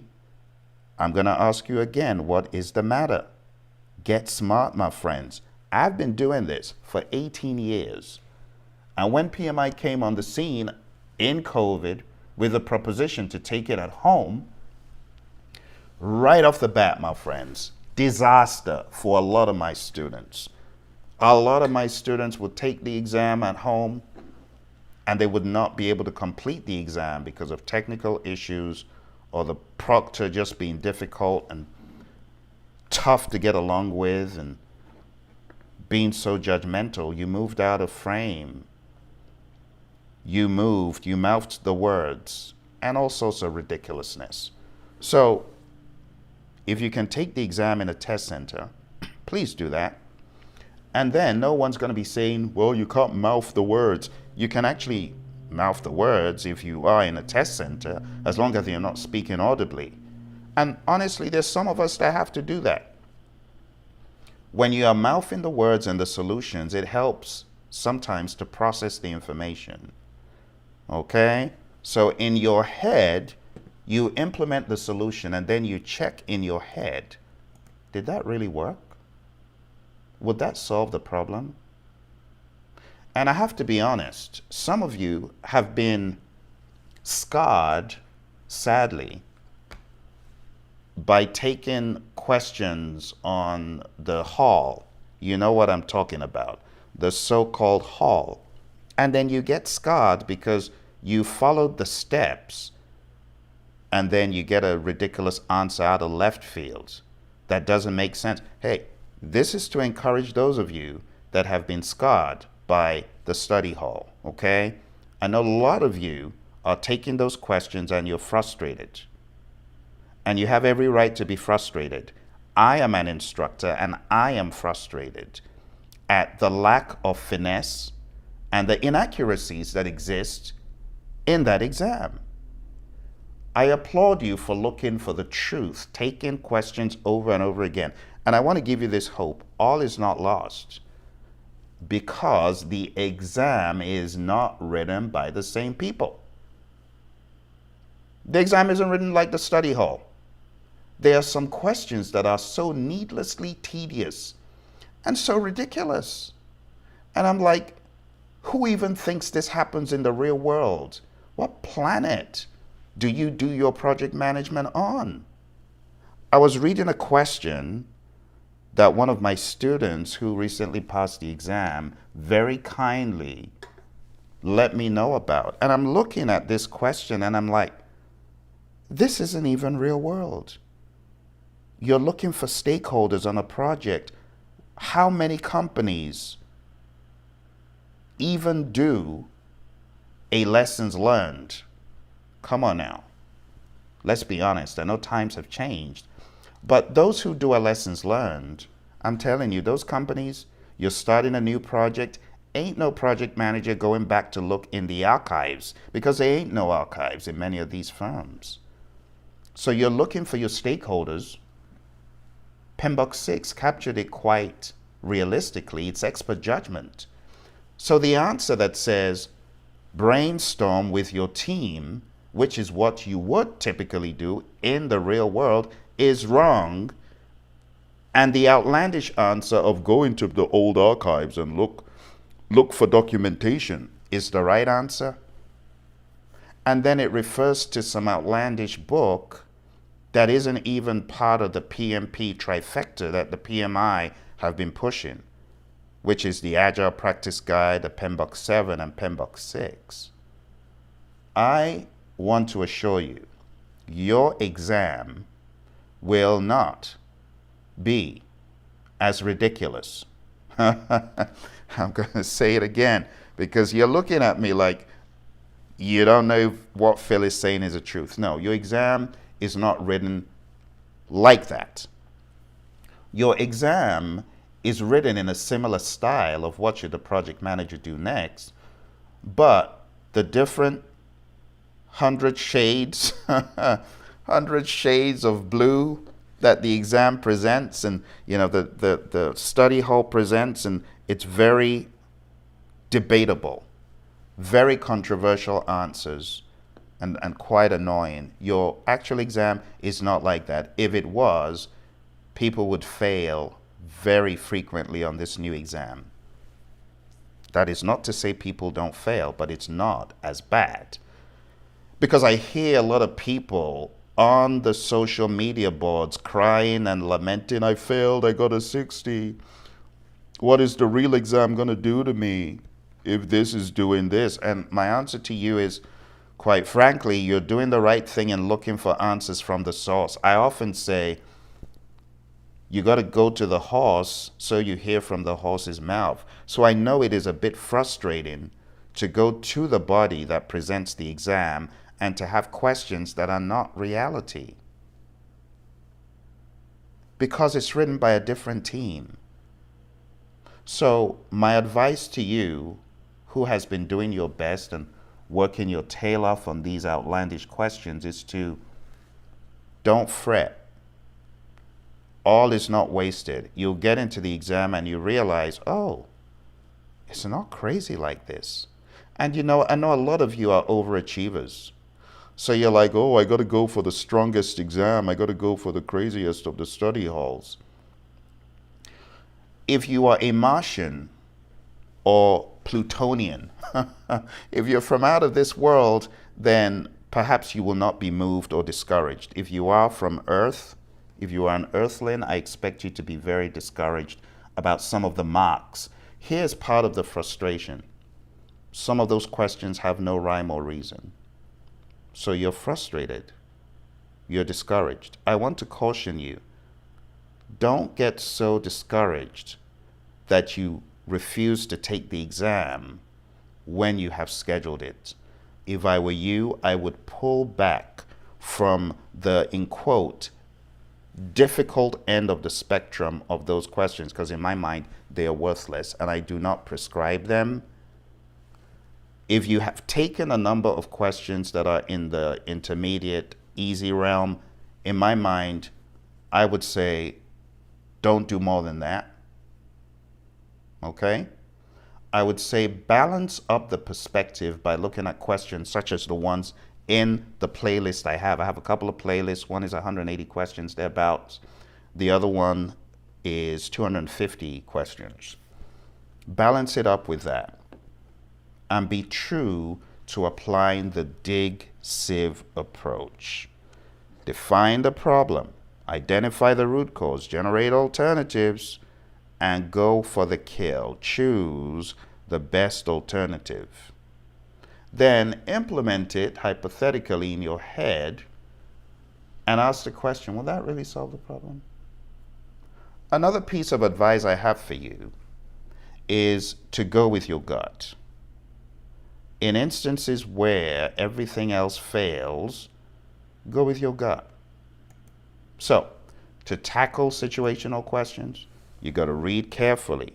Don't sacrifice accuracy. But also, you need the speed, or you will run out of time, as many people have. So I am saying practice 1 minute a question. Yes, I know it sounds brutal. I know it sounds crazy, but you need to think 1 minute so that you've got 15 seconds as a buffer. Please do this.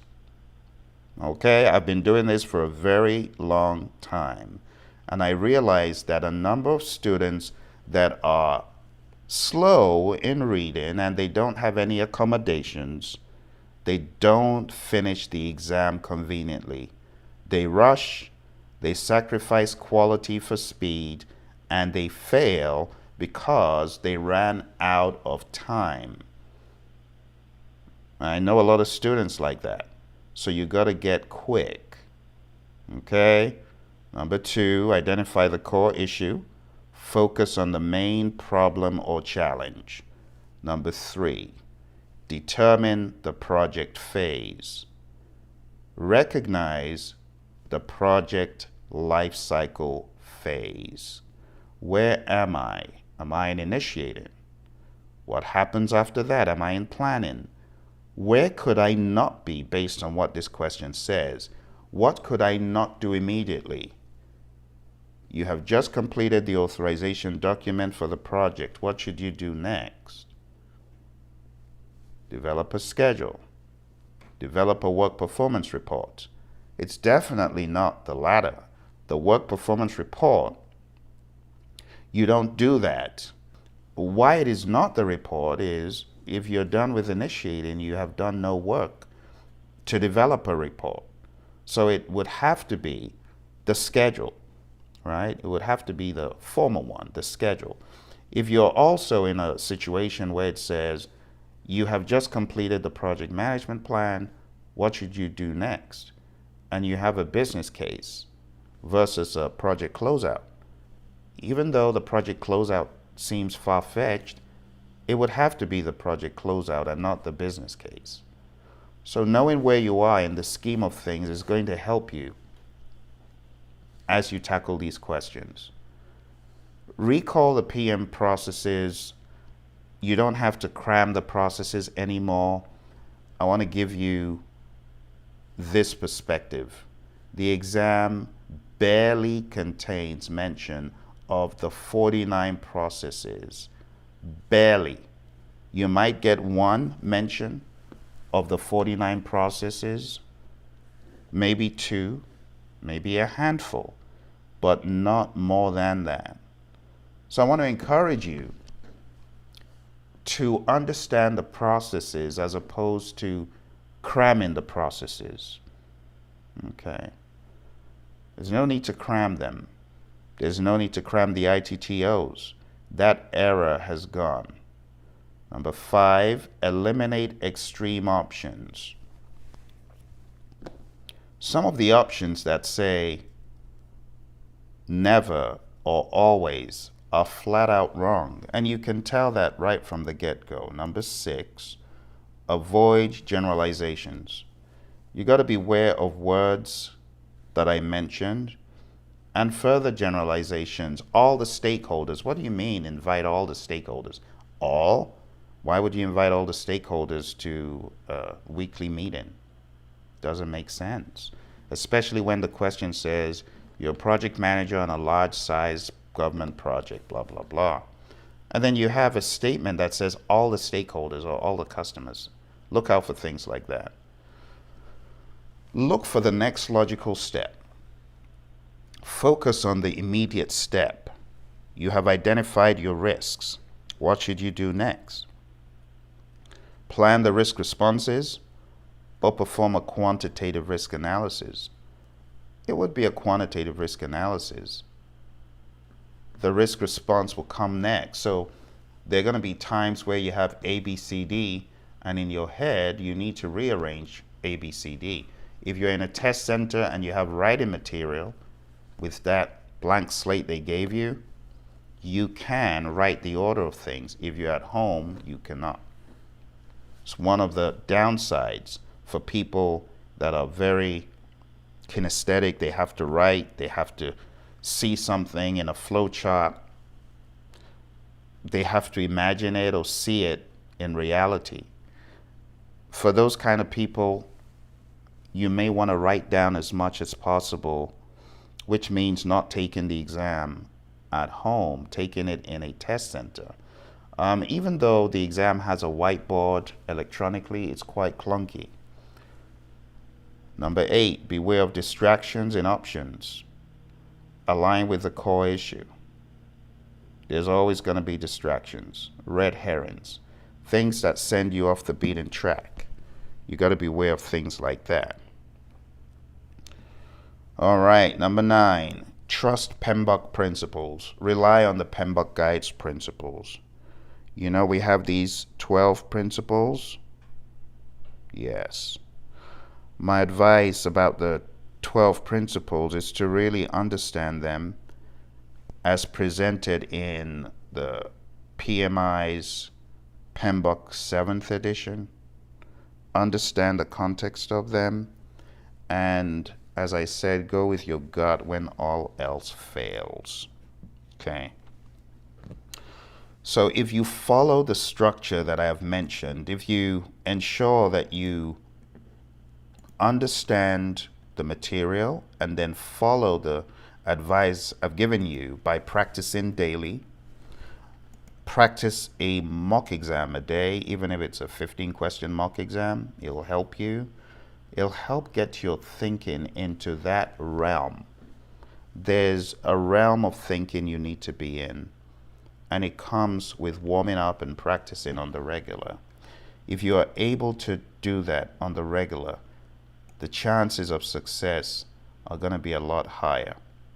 So by following the structured approach and advice I've given, you can enhance your chances of success by selecting the correct answer and navigating the complexities of situational questions. A few weeks ago, I gave you a number of scenarios to help align your thinking in preparation for the exam. I called it 100 situational scenarios every aspirant should know. I want to give you a quick reminder about these scenarios. Your exam is going to be riddled with the what should the PM do next? Project is over budget. What should the PM do next? Key team members resign. What should the project manager do next? For every question you're seeing on the screen, I want you to hit the pause button and I want you to ask yourself, do I even understand this scenario? Quality issues reported. What kind of issues? Critical path delayed? Critical path delay identified. What is the critical path? What does it mean when it's delayed? What are some of the potential delivery problems? Project risks not properly managed, and so on and so forth. But I need you to be true to yourself. This is me trying to help you. Please take what I'm saying seriously. Hit the pause button and then ask yourself, do I even understand this situation? Okay? If you don't have time to do it now, bookmark, like, subscribe, and come back to this video. These 100 scenarios are very similar to what you could get on the exam. Stakeholder disengagement, resource availability mismatch, quality standards not met. Going into the world of Agile, the Agile backlog is misprioritized. What should you do? What can you do? What should you do as a Scrum Master? Velocity fluctuations, scope creep in Agile. The Agile team lacks focus, and you got to remember your exam has Agile and hybrid. Don't forget the hybrid, because a hybrid is a boatload of hybrid. The way the question is written, sometimes the question is in the middle of the road, not Agile and not predictive overtly. It's hybrid. So how do you tackle it? You need to decide, how do I do this? The team lacks a velocity chart. Is that a problem? What would be on the y-axis? What would be on the x-axis? The x-axis should have the time factor, so sprints could be a possibility, and so could weeks. But you also need to know what would not be on the x-axis. Story points would not be on the x-axis. Things like that. The Agile team lacks a sprint goal. Who should be worried about that? How would that be resolved? And so on and so forth. Over the past 11 hours, my friends, we've been taking a look at various question possibilities for your exam. I have also been helping you understand how to navigate the questions. I have also spoken to the controversial, popular option from our friends at headquarters at the PMI. I have also dispelled certain myths and tried to clarify that the exam is written by different humans. Thank goodness. Thank goodness. Thank goodness it's not the study hall, people. Otherwise, y'all would be failing so miserably. Thank goodness for that.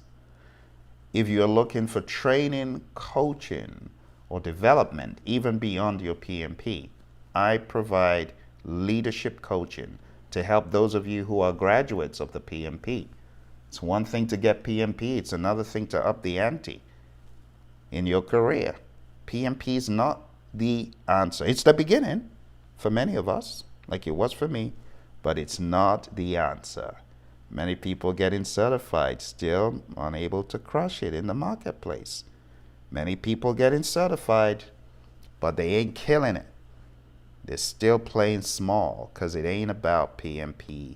It's about what you do with it, my friends. So going down to Praizion.com, the various options of studying and learning, and I would really love to see you blow this thing up. Why get certified if you're going to play small? If you're going to be a dwarf in the corner, refusing to grow? Why do that? You got to blow this thing up, man. You got to blow it up, blow it up. Go to the next level. Stop being a little mouse in the house, in a little corner in the wall. Blow this thing up. So get certified and then come back and have a conversation with me. Get to your next level in life, my friends. I wish you all the best. Thank you for staying with me this far. All the very best. And you take care. And I will talk to you very soon. Bye for now.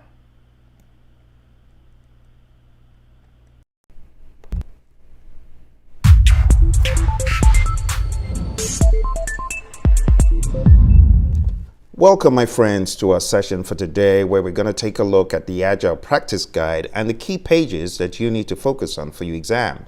Whether you're taking a PMP exam or the CAPM exam, this is going to help you because, as you know, in 2023, the CAPM exam has a lot more Agile focus. So whichever exam you're taking, ACP, PMP, CAPM, this stuff is going to help you. I'm going to show you the key pages that you need to focus on to ace whatever piece of Agile that you face. So let's jump straight into it. Pages 91 to 95, which has the knowledge areas broken down from an Agile perspective. Pages 8 and 9, which go into the manifesto. 14, which is the Stacy model. 18 and 19, which are more like PMI's unique blend of the Stacy model put in the form of a table or continuum of life cycles. So page 18 and 19 are pretty peculiar to the PMI. I would definitely recommend that you focus on those pages so you understand PMI's unique bend to the Agile domain. And then take a look at pages 28 and 29 to get a good understanding of the hybrid world. 33, 58, 59 for problems in Agile, 77 for understanding of the contracts in Agile, page 100. There's so many pages of relevance, but there's also a smattering of topics that I want to hit on really quick for your attention as you study. So I'm going to be listing these out one by one, and as we proceed, you'll see topics pop up on the screen. So the very first topic that attention to that, so Agile Basics, the Agile Manifesto, the values, the principles. This is going to help you. What is Agile? What are the principles? What are the values? All of those are very important as well. Making a case for Agile, understanding why Agile in the first place, understanding attitude and behavior, right? Attitude and behavior in the world of Agile, core concepts, Agile acceptance and buy-in, Agile as a way of thinking, understanding how to use it as a way of thinking, Agile challenges, Agile concerns and fears. People have concerns and fears when it comes to Agile. Why is that?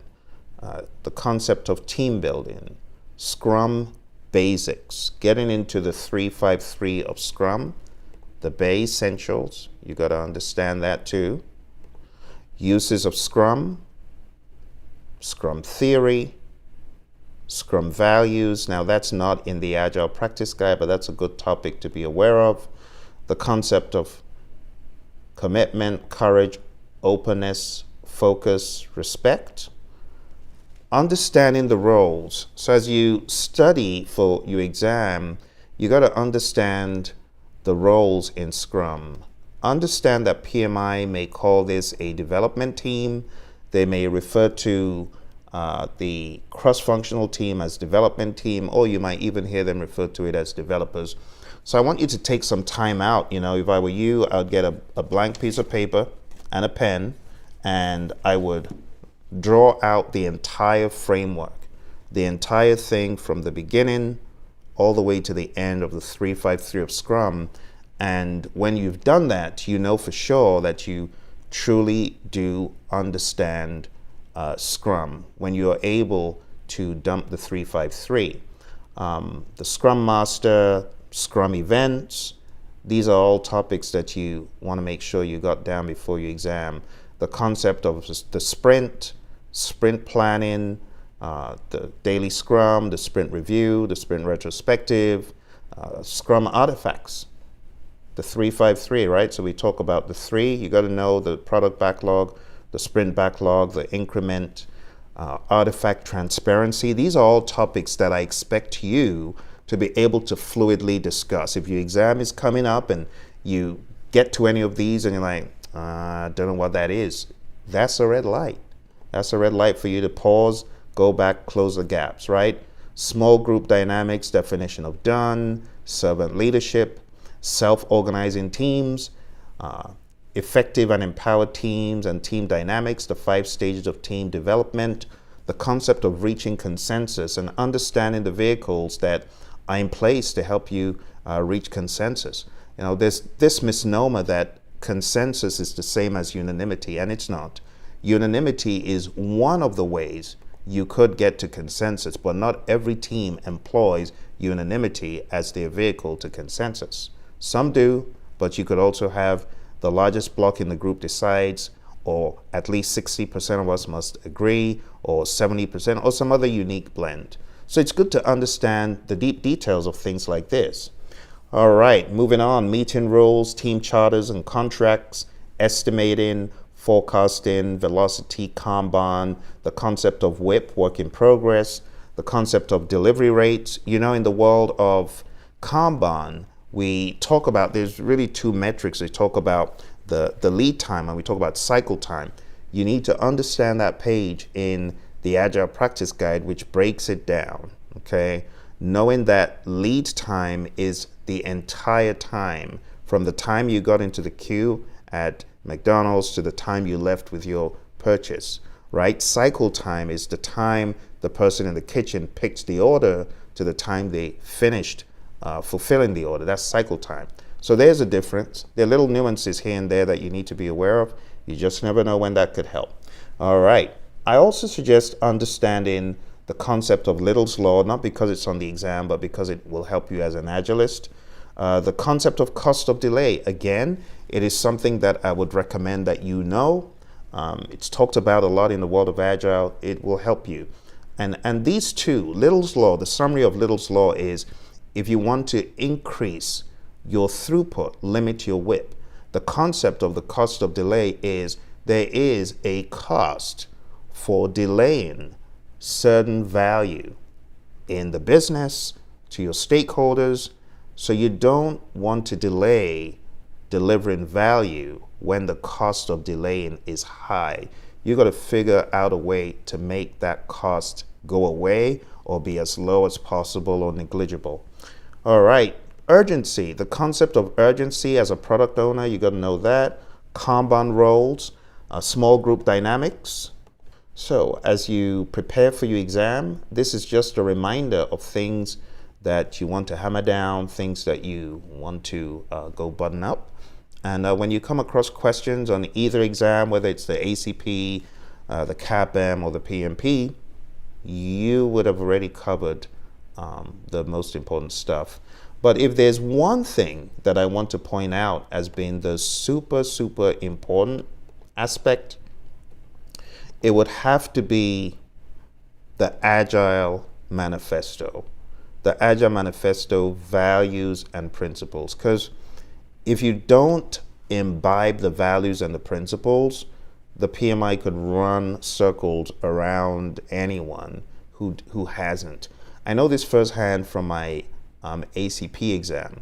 My ACP exam was very heavily mindset, but it was not the technical stuff. It wasn't, I didn't get TDD questions or BDD or ATDD or any of that stuff.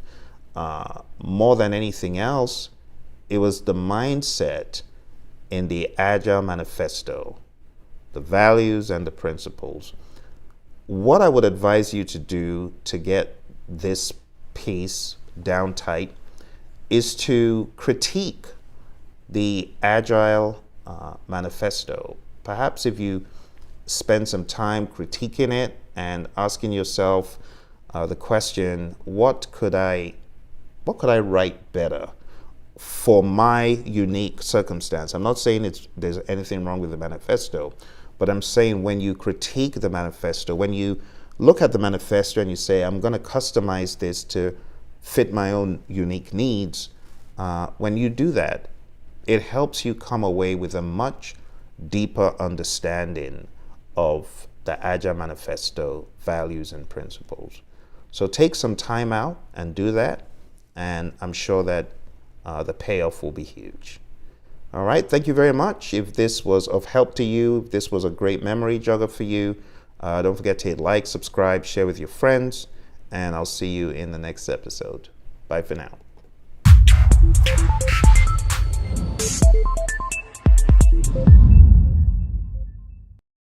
Definitions for PMP, PMIACP, and Agile exams.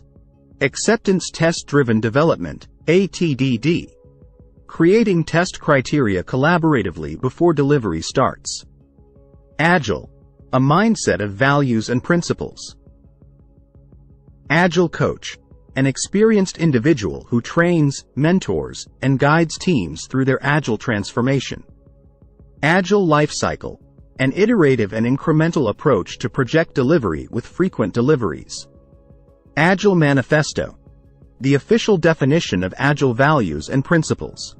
Agile Mindset, a way of thinking and behaving based on the Agile Manifesto's values and principles. Agile Practitioner, Agilist, a person who embraces Agile values and collaborates with cross-functional teams.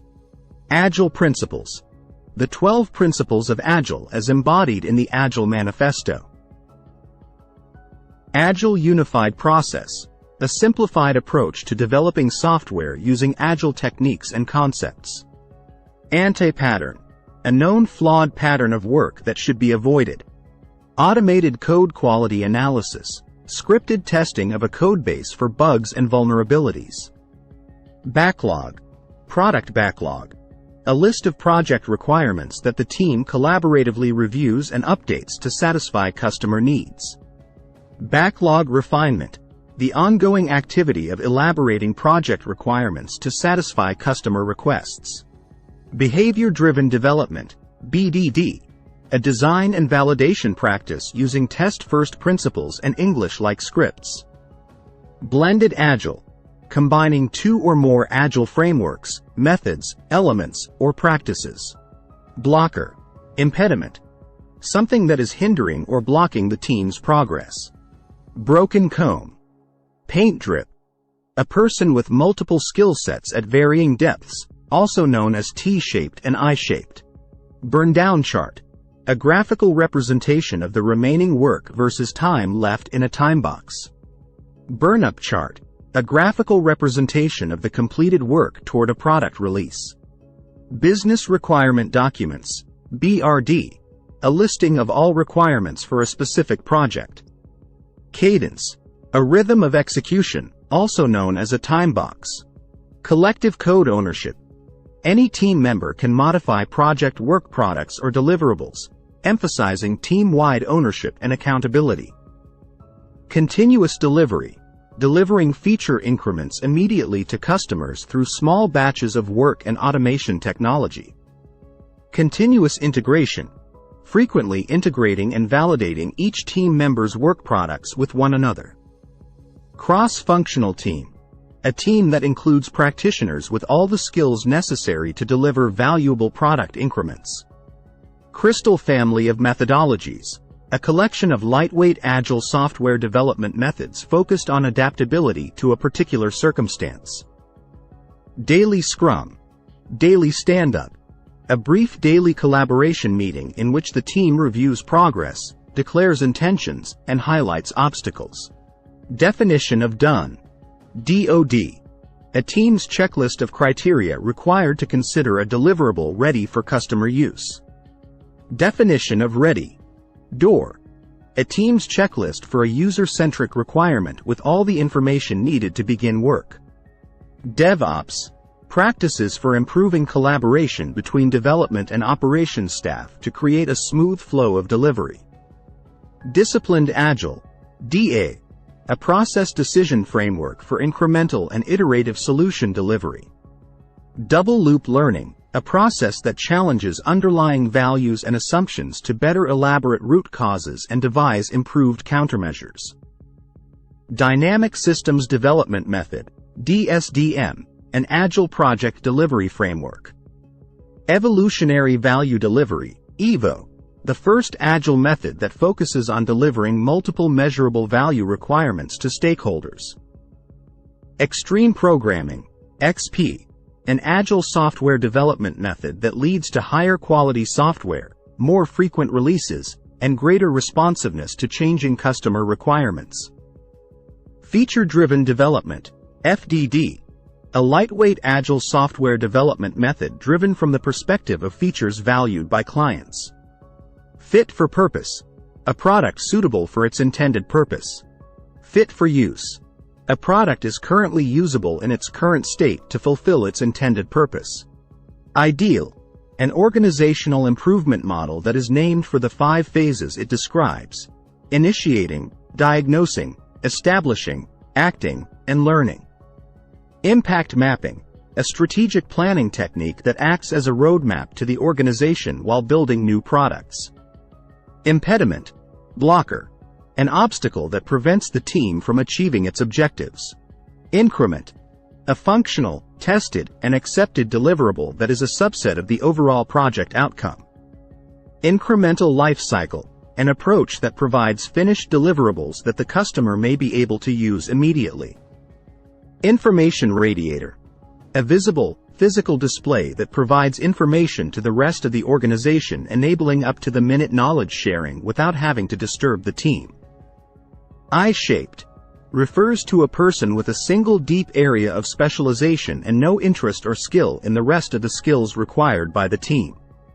Iteration, a time-boxed cycle of development on a product or deliverable in which all of the work that is needed to deliver value is performed. Iterative life cycle, an approach that allows feedback for unfinished work to improve and modify that work. Thanks for watching.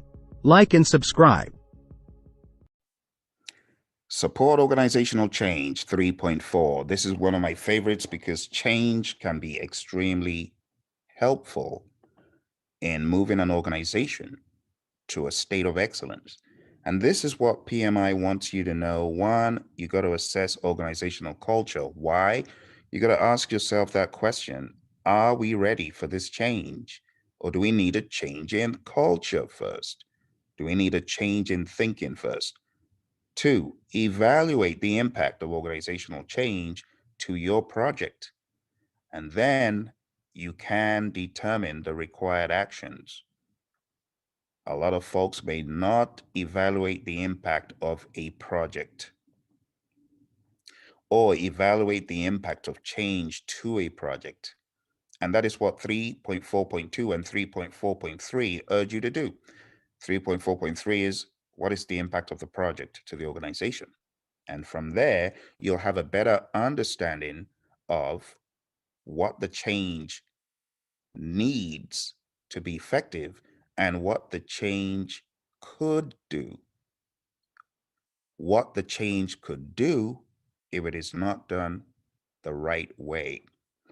This is all about human behavior and understanding that first and getting buy-in from stakeholders regarding any change coming and getting those folks who are on the project as stakeholders to give you their full support. Minimize resistance, gain support. That's what you want ultimately. But in order to support organizational change, you know, the key word is organizational. We're not talking about changing plans or documents, no, or changing requirements or changing your product backlog. That's not what we're talking about here. Remember, this is from the business area. So we're thinking a lot more strategically at a higher level. In the world of Agile, as you can imagine, some of the changes we're looking for to enable Agile to work properly are going to require some organizational change. So think about it. I talked about mindset and behavior. Your organization may not be okay with the concept of experimentation, but it's up to the project manager. It's up to whoever is at the helm, be it a scrum master or an agile leader, to explain to them the psychology, the philosophy. Every sprint is an experiment. Every user story is an experiment. So it's built into the process. And this is meant to give people the understanding that there are guardrails set up, there are processes set up to help you. When and how do you know you're ready for change? Well, my buddy, my co-trainer Roy, he simply calls this a health assessment. So if you go back to the very first task, the very first enabler we looked at, you got to assess organizational culture. I know one of the things I love a lot about the Agile Practice Guide is the fact that PMI gives you some practical, tangible tools to use for this. And one of the tools that they give you to use for this, it's known as the suitability filter. And this model that PMI has is a model where organizational and project attributes are assessed under three main categories. One is culture.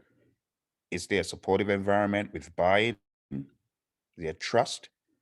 Two, team. Is a team a suitable size? Do its members have T-shaped skills, and do they understand what exactly this is all about? Is there an access to business reps to be successful? Because one of the tenets of Agile is we work daily with the customer. Are we able to do that? And regarding the project, the question is, are there high rates of change? Is incremental delivery even possible? How critical is the project? Now, this is an exercise I love to carry out with companies, with teams. And if your company is going through some valley of decision, so to speak, you need to get them to do this. There are many ways we facilitate these workshops, but at the end of the day, the company has a better understanding of where they are. So we assess team, culture, and project. I'm going to show you how we do this real quick here. So in assessing the team, the question of experience, where do they stand? On a scale of 0 to 10, talking about experience, do the team members have the necessary experience and access to business reps to be successful? If the answer is more no than yes, then they're going to be up here. If it's a no, you plot them there. Do they have access to customer stakeholders to collaborate, to work together? If the answer is a massive yes, then it's going to be down here somewhere. Regarding buy-in, if there's no buy-in for the approach of Agile, the approach of being nimble in thinking, and they seem somewhat resistant, then they're going to be somewhere there. In terms of trust, if they have trust, it's going to be there. If decision-making approaches are left to the team and it's something that is welcome, it's going to be towards that angle. Regarding delivery, if incremental delivery would massively help, like you need to release things on a regular basis, maybe on a weekly basis, then you're going to be down here towards the 0 point. And you can see the scale over here from 0 to 10. That's what we're following. Okay. Regarding criticality, it's a very, very, very critical project. And in fact, the PMI gives you ranges of scores, and the term criticality has from 1 to 10, 10 being could be loss of life on a massive scale, then it's going to be up here. If it's loss of life on a smaller scale, then it's towards the middle. What about change? Is the rate of change high? Well, if the rate of change is high, you plot that there. And the team size, if the team is like 200 plus, then they're going to be towards this zone. But if the team is somewhere towards 1 to 3, they're going to be closer to here. So this would be the kind of profile a company like this would plot. And from this, they would be able to deduce what their profile is. Now, just from observing at a high level what a company such as this one I'm describing would probably do is be hybrid. This shows hybridization would likely help this firm. And take a look here. You'll get something like that. So the one on the screen, this one right here that was here before I did this example one, that firm is one that will benefit from a whole lot more agile. But as you see this jutting out point here, that's an indicator that you got to be predictive to satisfy those. But there are some firms that will be so centered around the middle that it would make absolute sense to go more fully agile.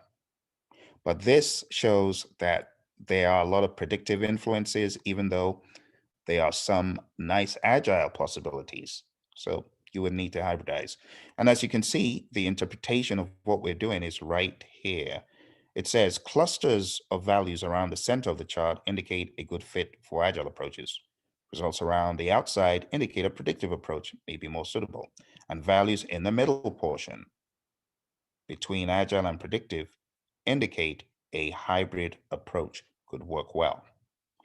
Now, the Agile Practice Guide goes into a lot more detail regarding this. And in the Agile Practice Guide, there is more information about how you could do this in a firm and a lot more information regarding case studies, if you will. So I want to urge you to open up your Agile Practice Guide. This is a very exciting piece in my mind. Not only have I used it for companies, but I truly believe that this is a good starting point for companies to begin the dialogue of hybridization. So if you are struggling in your firm, you need help with this topic, I want to urge you to reach out to Roy and I. Let us know that you're looking for help in this regard. We can facilitate one of these for you or your team. I would advise, though, because companies are very different, you definitely need representatives from all parts of the business. And as much as possible, try to have dialogue. This is not a magic button to say, oh, we need to be agile, or oh, we need to be predictive all the way, or oh, we need to be hybridized. No, it's a vehicle for teams to have discussions and to find out what the way forward could look like. Okay. Now, if you go to the Agile Practice Guide, page 127, you can see where this is talked about, where this is used. If you go to page 128 all the way on down, you can find the interpretation of these questions. Now, the PMI do say results predominantly in the hybrid zone indicate some combination of agile and predictive might work. They also say, however, it is also possible that an agile approach with some risk education, such as extra education and training, or extra validation and documentation rigor in the case of high criticality projects, may suffice. So the way to blend the worlds of agile and predictive, they do need an expert eye, okay? And that is where patience is needed, and that is where good understanding of both worlds are needed. All right.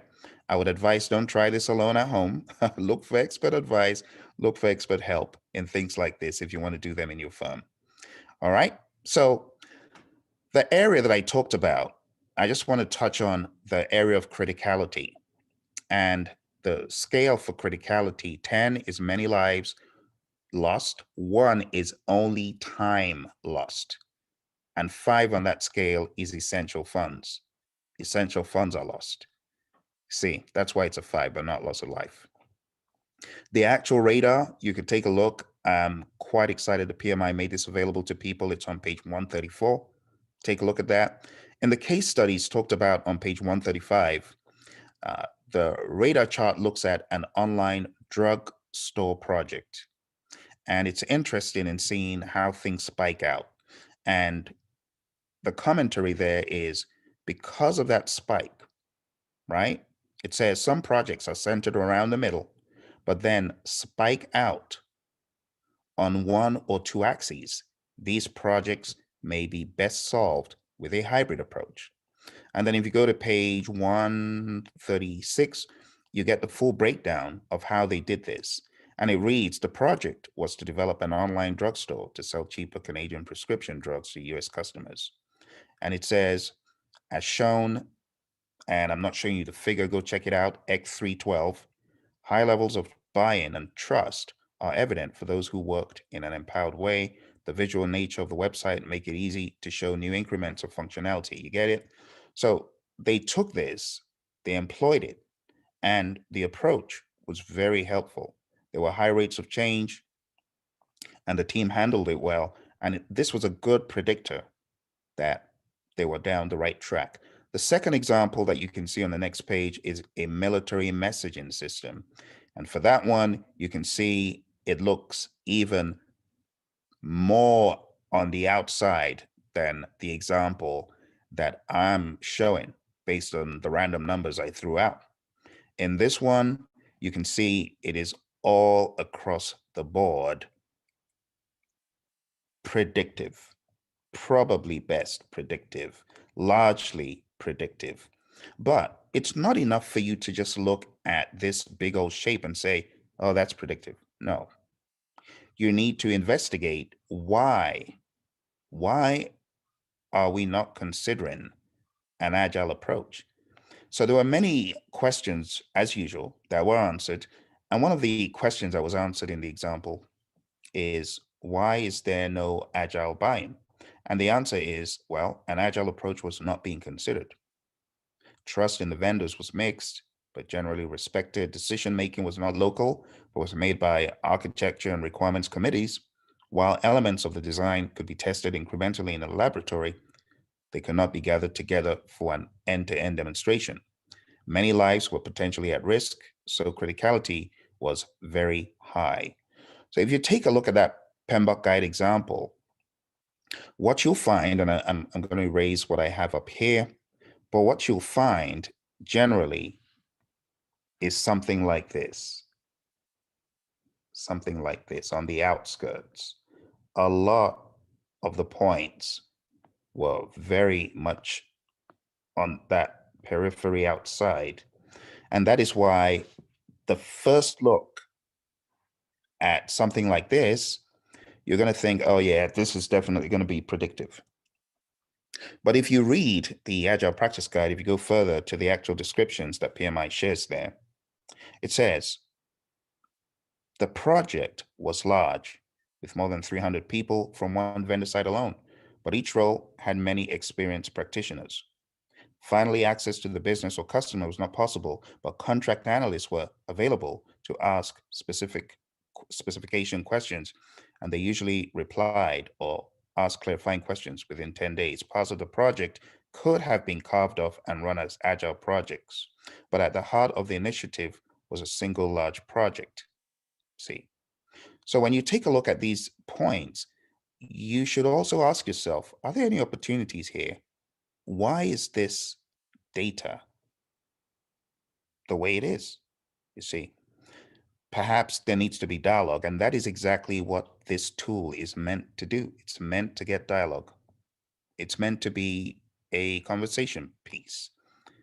And people on the team, people in the company, they should jump in and they should discuss. So we can see two different types of companies, one that was more hybridized and one that immediately it looks, oh, this is going to be predictive all the way. However, when you look at the data, the question should be, why is the data like this? And is there any opportunity to do anything differently? Is there any opportunity to add value in an incremental fashion to get people what they need quicker, and so on? See, but when you take a look at this military project, requirements were locked down because changes impacted so many subcontract organizations, and that's understandable and that's okay. But the summary of it is, agile suitability filters are useful tools for identifying potential fits and gaps for agile projects, but they should not be used as definitive inclusion or exclusion gates, but instead as topics of objective discussion with all interested parties.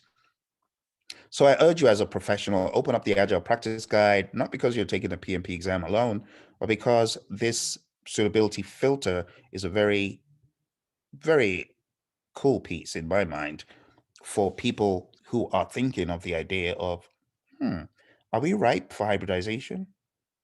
And when you take a look at the information, you can ask yourself, why are we like this?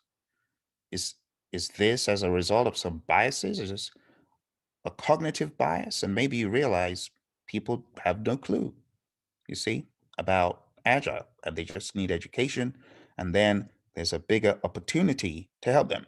So take a look at those suitability filters, and I hope this has really helped you to understand, because if you're going through some form of transformation or about to, which some of the questions on the exam will be like that, you want to start thinking about this stuff.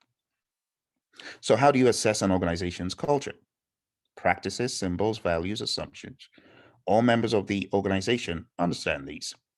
Collectively, they define appropriate behavior within the organization. When you think about culture within a project management context, it could be complex because we're talking about people from all manner of fields, backgrounds, professions. Members of your team will typically have their own cultures and ways of working, may not be in harmony with one another. These cultural differences can either be positive or negative, depending on how they're managed. And it's important that PMs make themselves aware of these cultures on their projects.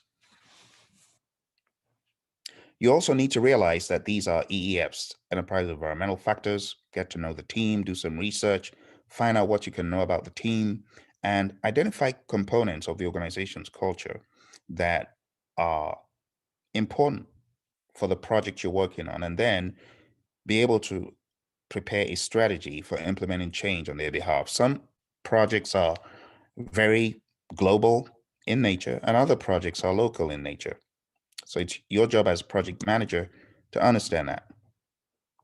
When we talk about organizational factors, some organizational factors are as follows: organizational culture, resistance, reluctance of the organization to change, teamwork, degree of leadership in support of the change, organizational communications, organization system and process, and organizational structure.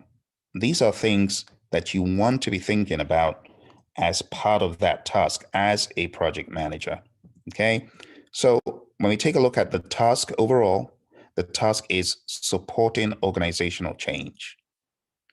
Assess organizational culture, evaluate the impact of organizational change to the project, determine required actions, and then evaluate the impact of the project to the organization and determine required actions. So that is the final, the very, very, very last of the tasks in the PMP exam content outline. My question to you is, do you have questions? Well, if you have questions, you know very well, I want to know about your questions. So I want you to post them in the comments below, and I'll be more than happy to give you some answers. If you're getting ready for the PMP exam and you're wondering, maybe even the CAPM exam, and you're wondering, well, how am I going to study?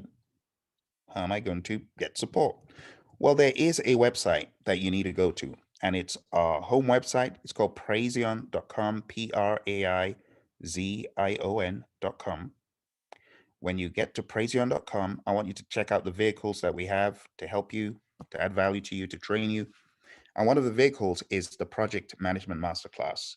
It's also accessible from projectmanagementmasterclass.com. And if you go to the website here, you can see we've got training coming up. We have training all the time.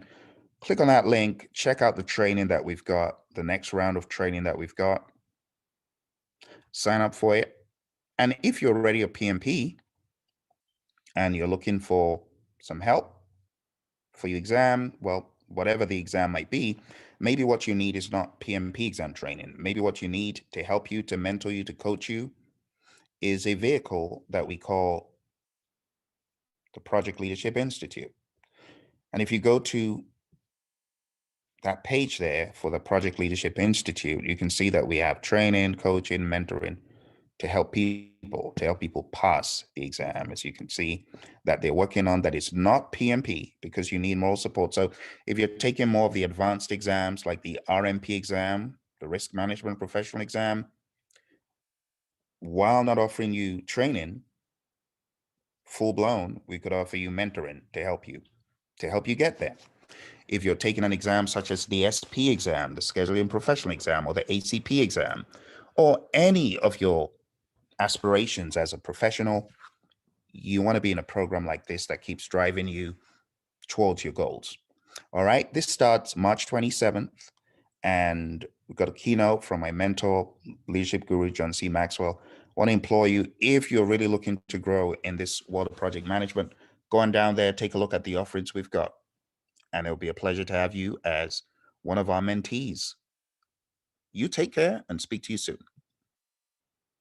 Two ways to look at project management. You could look at it from the lens of traditional, which is the scope is fixed. The schedule and the budget are estimated. Do you work in a company where management's major concern is, let's fix that scope so everything else stays the same? I can tell you it doesn't work. People think it does, it doesn't. Then we have the world of Agile, where we flip this triangle on its head and scope is flexible or estimated, and schedule and budget are fixed. What do I mean by that? What I just showed you was an example of a time box. If you fix the time box, the question is, what scope can I fit in? You see, the scope is now flexible. The time box is rigid, but the scope that you fit in is flexible, right? So some visual conceptualizations in project management. We have predictive project management, looks like that. We have the world of Agile, which looks like this, because it's a series of experiments or iterations to get to your goal. And very popular in PMI space today, we have a hybridization, combine Agile and predictive to give you the best of both worlds, okay? But the one I really want to hone in on is this one, linear, right? For the most part, even though in what we call traditional project management, we find that change still happens. It's just how we manage change that's different. So for the traditional project management piece, your best bet is to go down the route of the process groups. Understand that there are 5 groups of processes. Like I said in the beginning, as we were filling the application form, you got initiating, you got planning, you got executing, monitoring and controlling, and closing. 5 groups of processes, okay? What do we do in these 5 groups? Let me break it down very quick for you. The very first one is initiating. This is where we develop a project charter, and on top of that, we identify our stakeholders. Second thing we do is planning, right? We plan everything under the sun. Scope, schedule, cost, quality, resources, communications, risk, procurement, and stakeholder. Then we have executing. This is where you're carrying out the work, you're executing the plan, you're creating deliverables, you are auditing the work process, and so on. Then we have monitoring and controlling, where you are reporting on the project and you're making changes. And then we have closing, right? You're closing out either a phase in the project or the entire project. The deliverable is transitioned, the final report is created, you're examining drivers, the lessons learned are archived, and more. Okay? Output, project charter from initiating, project management plan from planning, the deliverable from executing with good leadership. The output from monitoring and controlling are these work performance reports majorly, and then from closing, it's the transitioning of what you did. Okay? Hit the pause button and take a screenshot, because this might help you as you fill in your application form. Let's take it to the final step before we close out for today. On top of all this, you got what I call the process group pentagon, because we got 5 groups of processes, but we also have 10 areas of knowledge that span across these groups of processes. So here are the knowledge areas, and they're not in any particular order, and they are not on the different pieces of the pentagon for any deliberate reason. It's just the way the visual ended up being. All right, so the areas of knowledge are as follows. Let me give you a breakdown of the knowledge areas first, before anything else. So we have integration, which is the overall coordination of the project. This is what project managers must not compromise. You ever pulled your hair out feeling I'm all over the place, I don't know what's going on? Oh, maybe you're challenged in integration. You're not able to keep it cohesively. And honestly, a lot of PMs are not that great in keeping everything together. They're good in one area or two or three, but you got to be an all-rounder. Integration is what mimics that, being an all-rounder. So everything coming next, you got to combine them. All right, what is next? Scope management, schedule management, cost management, quality management, resource management, communications management, risk management, procurement management, and stakeholder management. You got to be able, this is what I'm saying in essence, you got to be able to combine all these pieces. Let's go back. You got to be able to combine, if I can get my pen to work, all these pieces. You got to be able to combine them, unify them, coordinate them. And when you do that, that's what integration is all about. So integration brings it all together. All right. So to finish off the visual, you got integration, scope, schedule, cost, quality, resources, communications, risk, procurement, stakeholder management.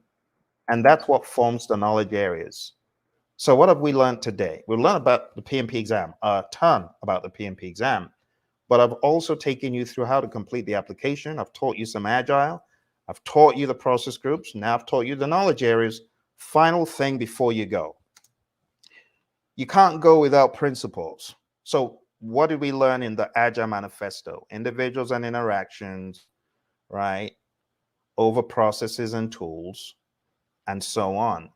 The layer at the bottom, those are principles, and that's going to help you up the ante on the individuals and the interactions. Okay? So at the bottom there, I have 12 principles from the PMI, which are very leadership focused. That is the final thing I'm going to show you today. Here we go.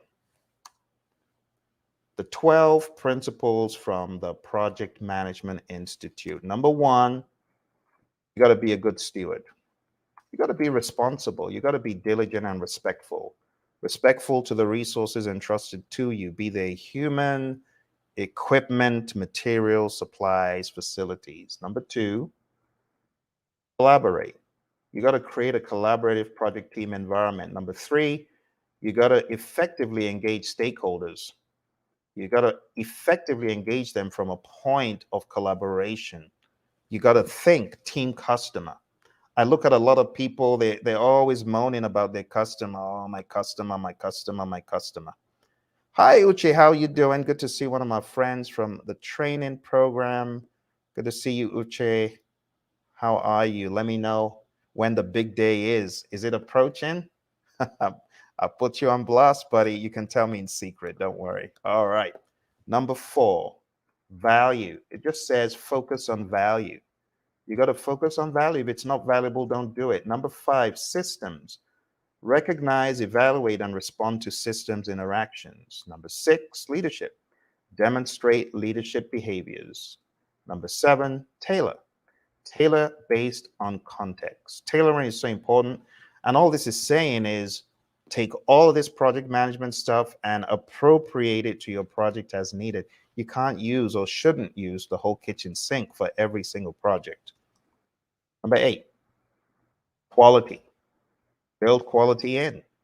Think Kaizen, fitness for use, conformance to requirements, customer satisfaction. Number nine, complexity, navigate complexity, break it down. The way to navigate complexity, just break it down, break it down, break it down. You know, I know the PETA people are going to be mad at me, but the saying goes, how do you eat an elephant? A bite at a time. It's not a very nice visual, but all they're trying to say is how do you attack a big problem? How do you attack complexity? You break it down. And that helps you to become more agile. You break it down, break it into iteration. That's all this is saying. Number 10, risk. Optimize risk responses. Makes sense. Make sure you select the best risk approach for the situation and for the project. Number 11, adaptability.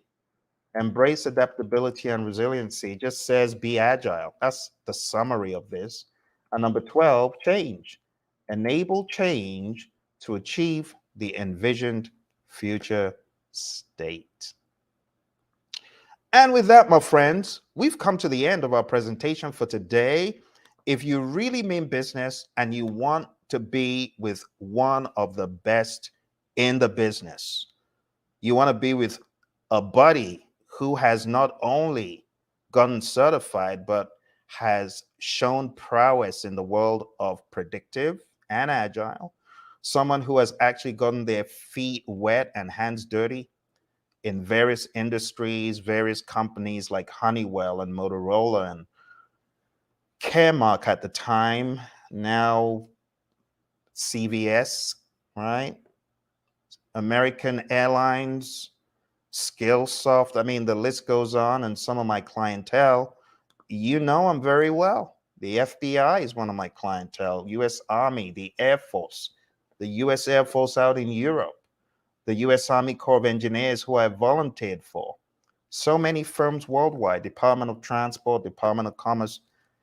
If you truly mean business, I just want to encourage you to hit the button to join. Why wouldn't you join a program that is created by someone that has the kind of experience that I have? It's not all that fluff stuff that you see, like someone who was microwaved and came out of the oven like yesterday. No, I got certified in 2005. Sometimes I forget when I got certified, 2005. I know that's going to date me. Oh my goodness, that's 18 years. People who are 18 already, they're working, they're grown and working. So I hope this gives you some confidence to join my program. Again, my program is called Elite PMP. And to join, all you need to do is go on down to tinyurl.com/Elite PMP when you join the program.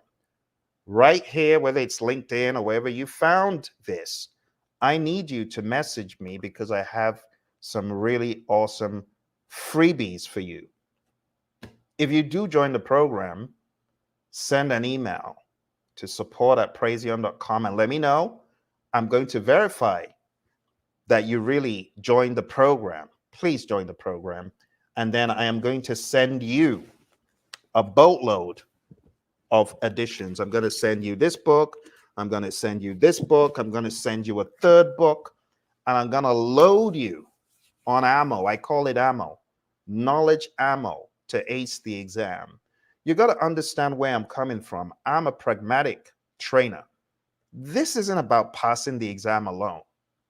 No, this is about long tail. I want to see you dominate in the project management space. I want to see you doing great things. I want to see you blowing it up, getting the bag, being a boss. I want to see you being a boss, not playing the small game. Oh, I'm project manager. I'm just working the best I can. No, none of that. None of that. I want to see you blow this thing up. If you mean business, I want you to join my course today, and you have a friend for life. You have someone who will always help you get to that next level. All right. So I don't know what you're waiting for. Are you still there? Seriously? Go to tinyurl.com, Elite PMP. Let's get this show on the road. Okay. Thank you so much for joining me. And I look forward to seeing you again, hopefully soon.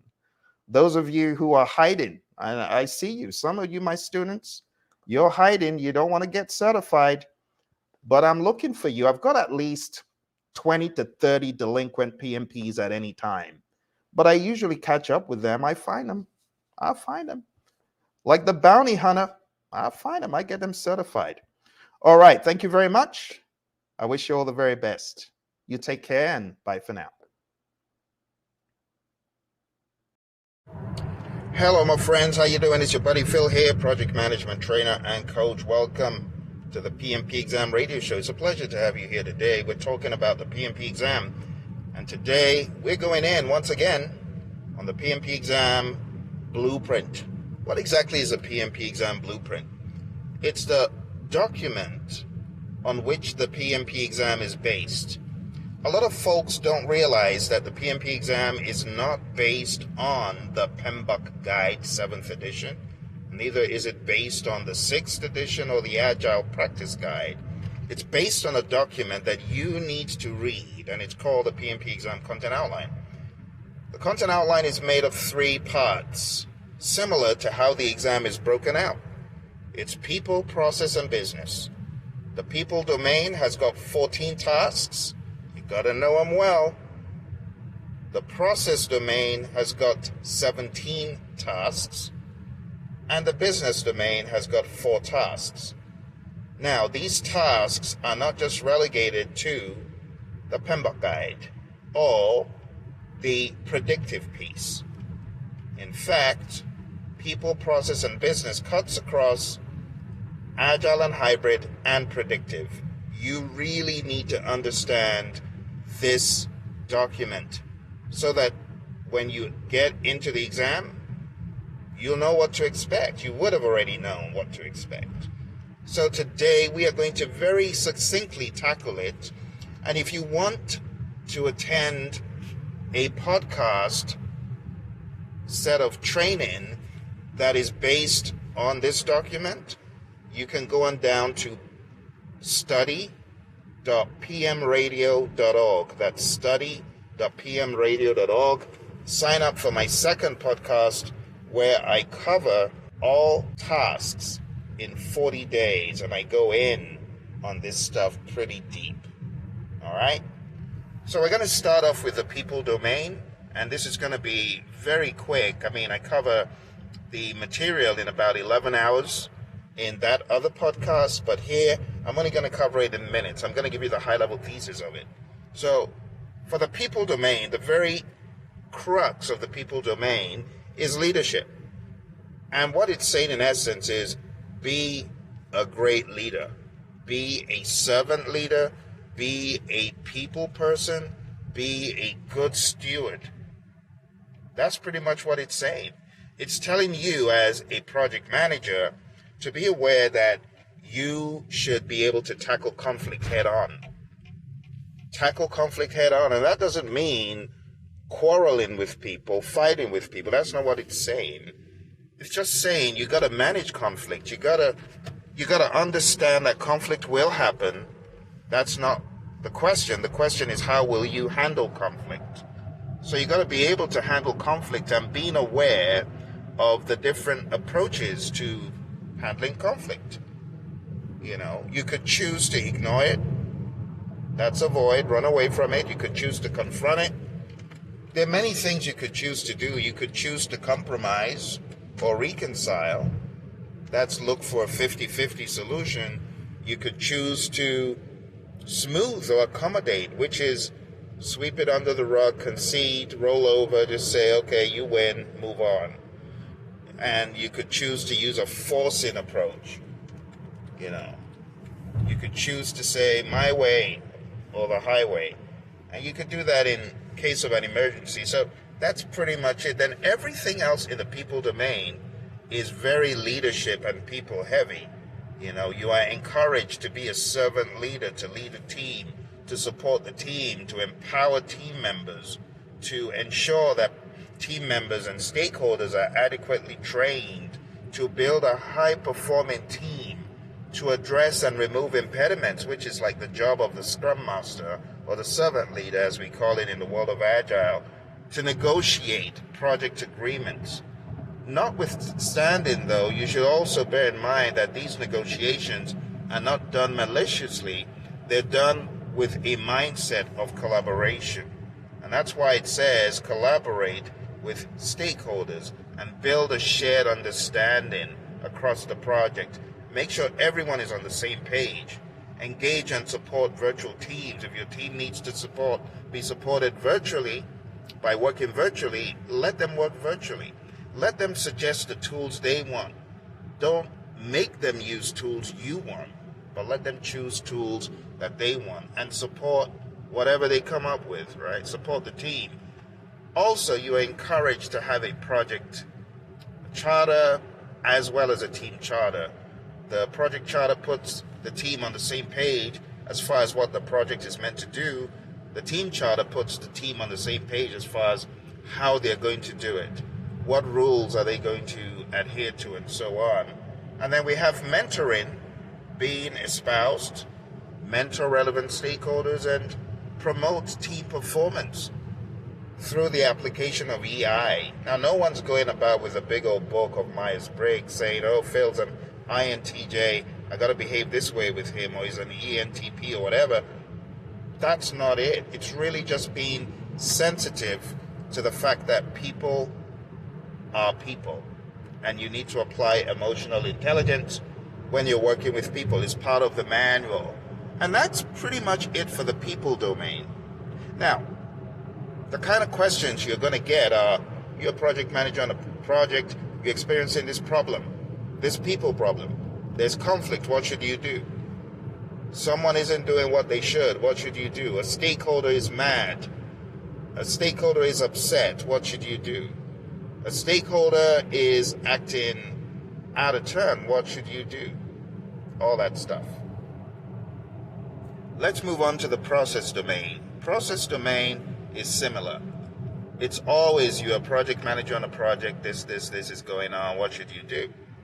And the tasks in the people domain, they map quite solidly to things like knowledge areas, process groups, and domains, if you will. Okay? So the overarching thoughts are, you got to execute the project with urgency required to deliver business value. But as much as possible, look to see if you can deliver business value incrementally. If you can deliver incrementally, do that, because you can get feedback from the incremental delivery that will help you know if you're on the right track. Manage communications. That just maps back to the entire communications management idea. You got to plan how to manage communications, then you got to manage communication, you got to do it, and then you got to monitor the communications to make sure that they are on point. Then we talk about risk, very similar to the knowledge area.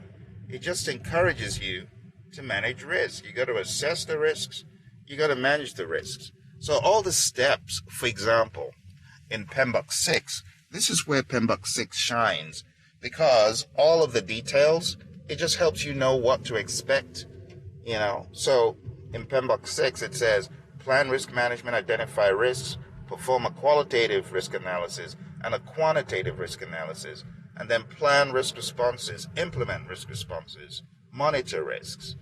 If you got that down, then this just makes sense, what they're saying. But we don't just do risk management in the world of predictive, we do it in the world of Agile as well. The same thing for engaging stakeholders. We do that in Agile and Predictive. Then it says plan and manage budget and resources. This is really just saying cost management and resource management are important. Do them. The next one is plan and manage schedule. Determine how to manage the schedule and do it. Then plan and manage quality of products or deliverables. This is just saying have a quality plan and implement it, you see. Then it says plan and manage scope. And these aren't in order like the knowledge areas are. It would have made sense to kind of put them in some order, and it doesn't, and that's okay. But plan and manage scope, you get the idea. All the 6 things that you would do in PMBOK 6. Integrate project planning activities is really just saying develop a project management plan. Integrate your planning activities, whether you are in Predictive, whether you're in Agile. Manage project changes. Have change control. Have a change management plan. Plan and manage procurement. Have a plan for procurement management. Execute the plan for procurement management. That's what it's saying. Manage project artifacts. You have artifacts in the world of Agile. You have artifacts in the world of Predictive. Decide before the project starts which artifacts do we need, and go ahead and just execute on it, right? Create the artifacts, manage the artifacts, update the artifacts, archive the artifacts, or make them available, whatever the case.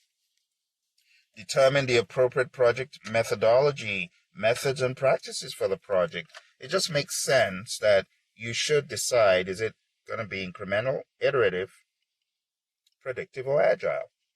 Then we have established project governance structure. Governance is the framework within which authority is exercised. How are we going to exercise authority in this project? Who can do what? And things like that. Then we have manage project issues, have an issue log, ensure knowledge transfer for project continuity, make sure that knowledge is transferred. And last but not least, it says plan and manage project or phase closure or transitions. Makes sense. You're going to manage how the project transitions from phase to phase. Last but not least, we have the business environment. And there are 4 things that could cut across Agile or Predictive. Number 1, plan and manage project compliance. You got to plan for compliance, you got to manage it. Makes sense, right? Regulatory clauses, those regulatory bodies like the OSHAs of the world in America, the FDA, Food and Drug Administration, Sarbanes-Oxley, all of these clauses, you got to make sure that you are managing them. And whichever country you're in, whatever the laws and the policies or regulations are, you got to be obeying those. You got to build those in. Then task 2, it states that you should evaluate and deliver project benefits and value. So evaluate the value, deliver the value, track the value, have a benefits management plan, assign a benefits owner, and make sure that value is being realized.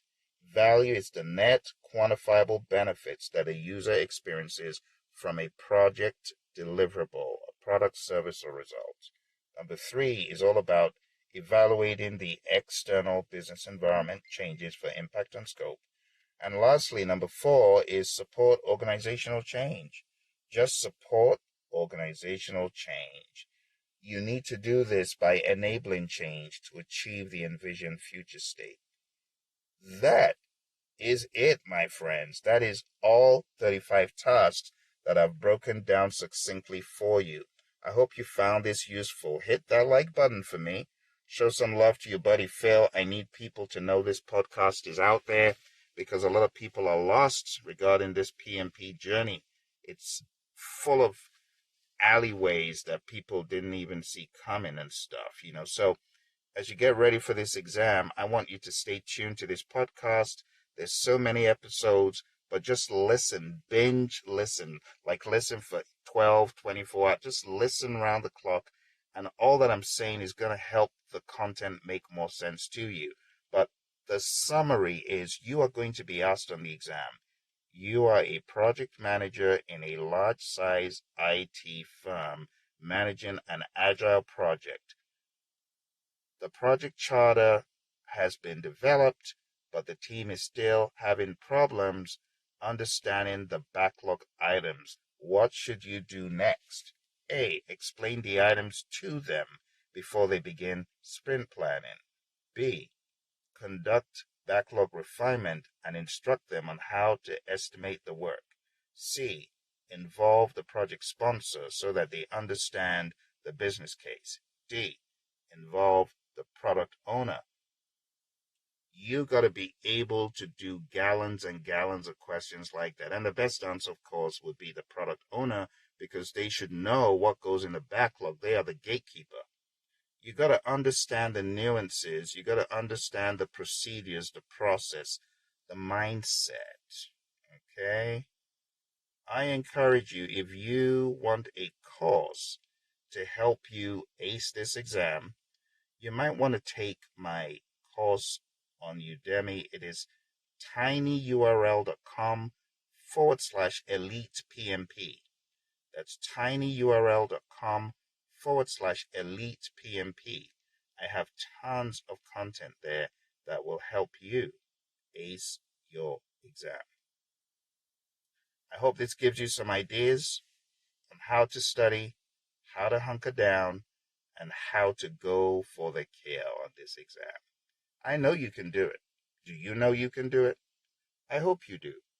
I wish you all the best in your prep. Don't forget, pmradio.org is the homepage, but also check out study.pmradio.org and tinyurl.com/elite PMP for my full-blown 35-hour course where I break down every piece of the exam, the 35 tasks in more detail, PMBOK 6 in a lot of detail, PMBOK 7 in a lot of detail, and Agile as well as Scrum. I look forward to hearing about your success. You take care, and bye for now.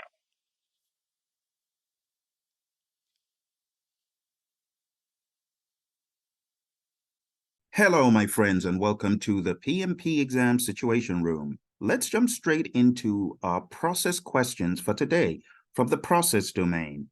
Take some time to read the question, answer to the best of your ability, and I will reveal the answer after. A project with a decided upon schedule baseline is at risk of missing its key value goals. The project is nearing completion, but the project manager realizes that some of the expected benefits are not as impactful as initially anticipated. What should the project manager do? I'll give you some time to think about it.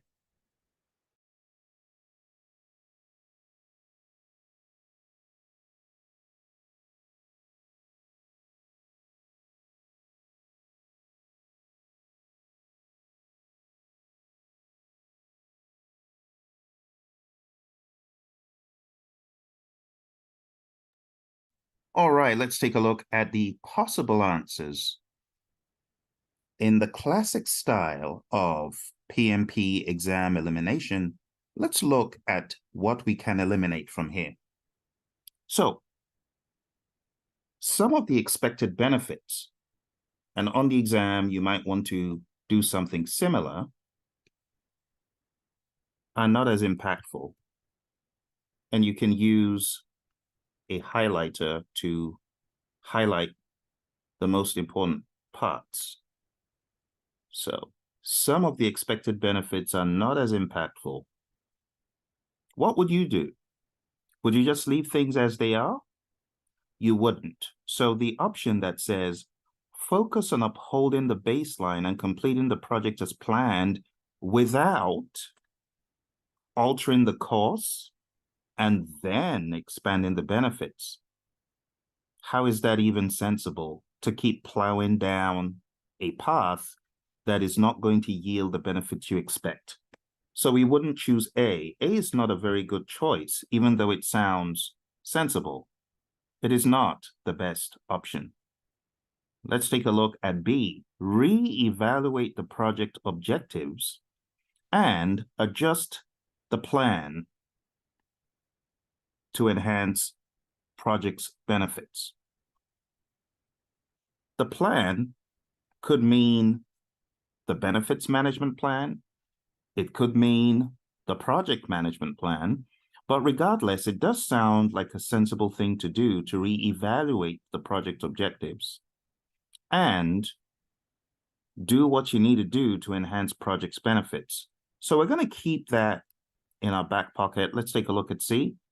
Report the situation to senior management or stakeholders and seek guidance on how to proceed.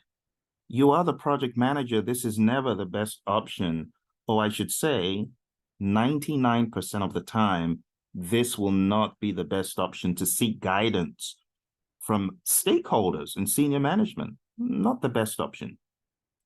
Let's take a look at option D. Increase marketing efforts to highlight the project's benefits more effectively for stakeholder comprehension. That is not the problem. The problem is not that the stakeholders understand. So with the process of elimination, we can see that the best solution here is to reevaluate the project objectives and adjust the plan to enhance project benefits. The benefits are not as impactful. So what can you do to ensure that they are? That's the question. Everything that we're looking at does not really move the situation forward except B, okay? And that's why the answer to that is B. Reevaluate the project benefits and adjust the plan to enhance benefits. Reevaluating and adjusting the plan aligns with the task of delivering project benefits and value, ensuring the project outcomes are as beneficial as possible. Completing as planned might miss the opportunity to maximize the benefits, while seeking stakeholder guidance first is poor leadership. It should be preceded with thorough analysis. Increasing marketing does not directly address the issue of diminished benefits. Let's move to our next question, my friends. And remember, on the exam, you will be under a lot more pressure than in this more relaxed environment. And that is what makes the exam hard. So get into that vein, that mindset. Here we go. A company has been awarded an agricultural pest control contract in Mali, West Africa, over 20,000 acres of farmland. An unexpected regulatory change has occurred that impacts the project's compliance requirements.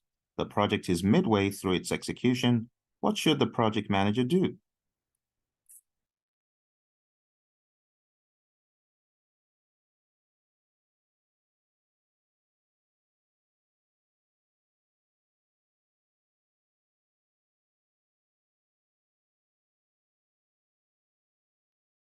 All right, let's take a look at the options. And again, we will use the process of elimination to get rid of things that will not move the situation forward.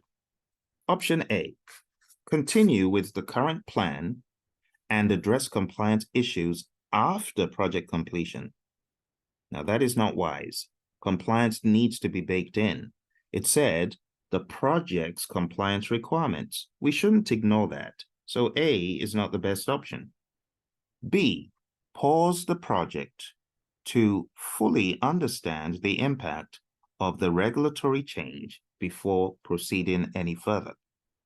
Now, pausing the project is not in the jurisdiction of the project manager, and pausing the project might end up having cost overruns and further schedule delays that could impact the project adversely.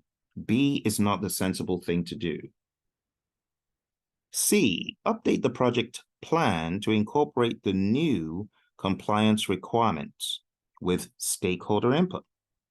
It doesn't sound like a bad idea to update your project management plan. And when it says stakeholders, that includes the customer, could include the sponsor as well. So let's not get rid of C. Let's take a look at D. Delegate the responsibility of ensuring compliance to a legal expert who has experience in this domain. While that sounds like a plausible option, based on the limited amount of information, we don't even know if this is possible. And the responsibility of ensuring compliance is what the project manager should be doing, not delegating it to someone else. This is very serious. Now, you could bring in people to help you better understand compliance, but delegating the responsibility is a bogus option. And therefore, we will go with C. Update the project plan to incorporate the new compliance requirements. And when it says with stakeholder input, that could mean the CCB or a number of other important stakeholders. So let's take a look at the answer. Update the project plan to incorporate the new compliance requirements. This step must occur, as most times there's no middle ground when it comes to compliance requirements. It has to be understood and built in. Updating the project plan for new compliance requirements is essential for addressing the external business environment changes. Continuing as is might lead to compliance issues. Pausing the project could cause unnecessary delays. And while involving a legal expert is useful, it should be part of a broader plan update. So, my friends, as you can see from here, the best answer is C. It's all about what is the best thing to do. And that's exactly how the exam is. Let's take a look at the next question. A project-oriented organization is undergoing a significant shift in its operating model. This shift affects a major infrastructure project strategic alignment. What should the project manager do? I'll give you some time to think about it.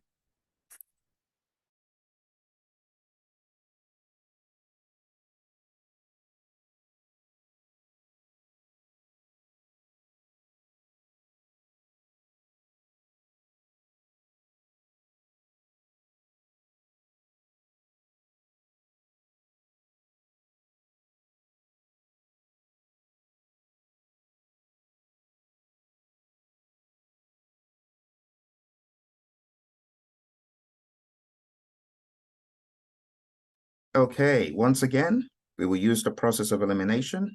A, keep the project aligned with the original plan, irrespective of organizational changes. Again, A is like plowing down a path that you know will not lead to alignment or the result that you're seeking. So it's not the best option. A is not the best choice. B, realign the project to support the new organizational model and strategic direction. That doesn't sound bad. Take a look at C. Seek advice from senior management on how to proceed with the project. Seeking advice from senior management is not our go-to. That is not the best thing to do, because you've got to think on this exam as a project management professional. That is not the option PMI is looking for. What they're looking for is for you to take charge, be more assertive, and be more proactive. So it's not C. Option D, minimize communication about organizational changes to keep the team focused. That is like burying your head in the sand. And therefore, the best option is to realign the project to support the new organizational model and strategic direction. Okay. Let's take a look at the logic and the rationale in a bit more detail. Realigning the project ensures it supports organizational change and remains strategically relevant. Keeping the original alignment, option A, might make the project irrelevant. Seeking advice, option C, is important, but should be followed by proactive realignment, and minimizing communication could lead to confusion and misalignment. So what you're seeing here is just shades of different ideas.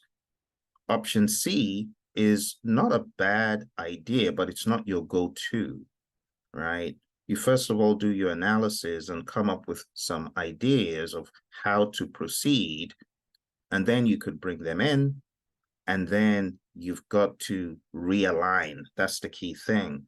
So just saying seek advice is lame, and that's why the best option was option B. Let's move on to our next question. Question 18. A project is part of a larger organizational change initiative. During the project, the team identifies several inefficiencies in existing processes that are causing delays and increasing costs. What should the project manager do? Take some time to think about it. Choose the right answer.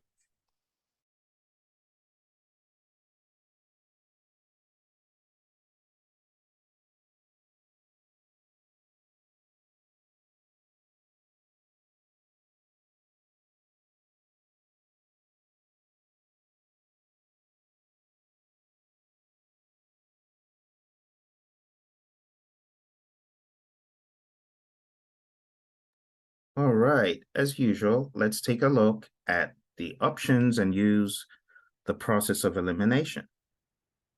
So, during the project, the team identifies several inefficiencies in existing processes. These are causing delays and increasing cost.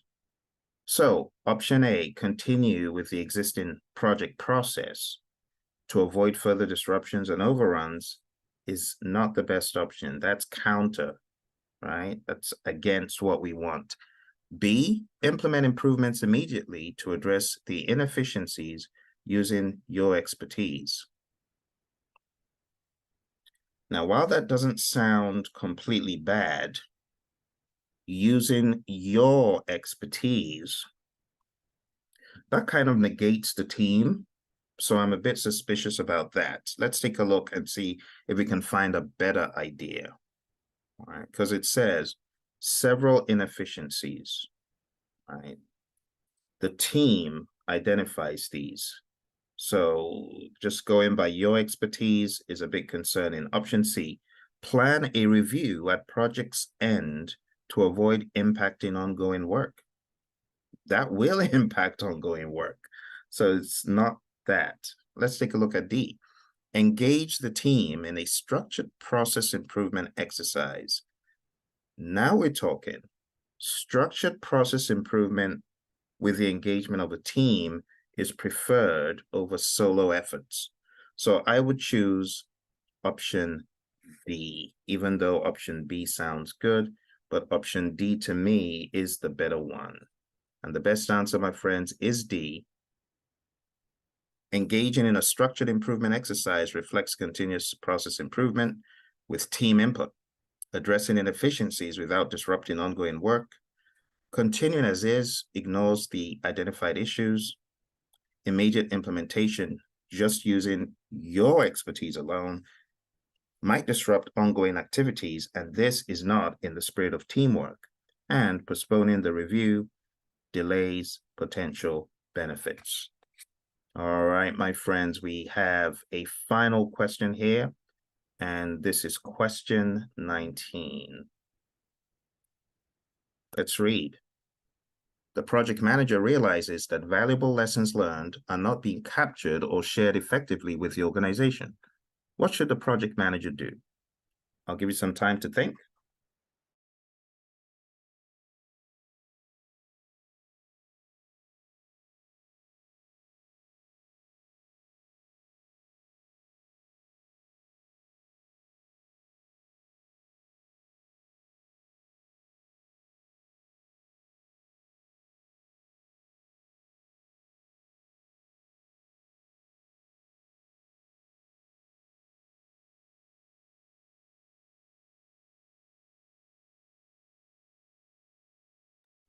All right, let's examine the answers now. So, A, focus on project delivery and address knowledge management during post-mortem events after project completion.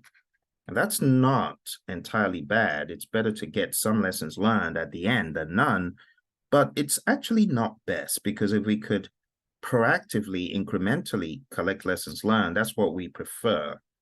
So we're not going to jump at A immediately. I'm going to say A is probably wrong, but let's take a look and see if we can find something better. B, create a centralized repository for lessons learned and encourage team contributions. It's not a bad thing to do.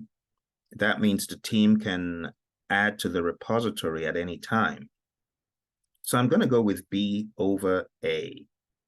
I'm going to cancel A and go with B. Let's take a look at C. Delegate the task of capturing lessons learned to a junior team member using a simple, manageable tool. Delegating lessons learned to one individual is not the way to proceed. Lessons learned should be gathered all through the project by different people on the team contributing to the repository, not waiting for one central person. It's not in the spirit of Agile either, so it won't be C. D, limits the capture of lessons learned to major project milestones. Well, if you do that and there's something really important that needs to be shared and you're limiting the disbursement of lessons learned, it could hurt the project. And therefore, the best answer in this question is option B. Option B, create a centralized repository for lessons learned and encourage team distribution. Here's the logic. Creating a repository of lessons learned effectively supports knowledge management, ensuring valuable insights are captured and shared. Focusing only on delivery misses the opportunity for continuous learning. Delegating to one person might not capture all perspectives, and limiting to milestones could overlook continuous learning opportunities. And there you have it, my friends. We have finished the process domain. If you haven't watched the people domain that we started earlier on, please do that. Highly advise it. And if you are looking for training, coaching, and help on your PMP exam, just go on down to Praizion.com. We have various courses, on-demand courses especially, that you can sign up for. And when you sign up for the course, be sure to let me know so that I can get you some additional benefits and bonus from being on my Elite PMP course. It's called Elite PMP. And all you need to do is go to Praizion.com and you can find the latest and greatest information about that program. For your PMP exam, my friends, it's very important that you remember this exam is highly situational.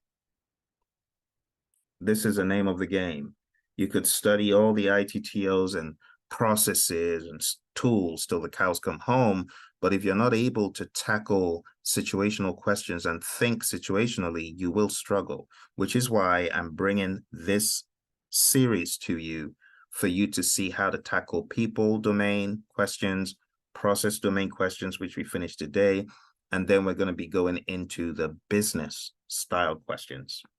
All right, my friends, you take care. All the very best. And bye for now. Hello, my friends, and welcome to our daily Agile. We will be taking a look at Agile questions. Here's your first question. You are a project manager in an organization transitioning to Agile, and some teams struggle with Agile principles.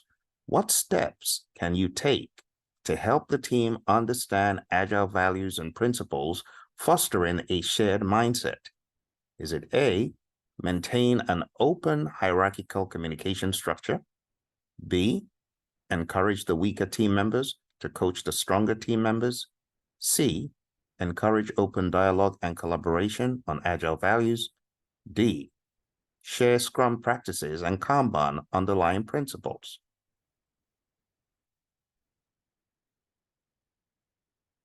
Hit the pause button if you need more time.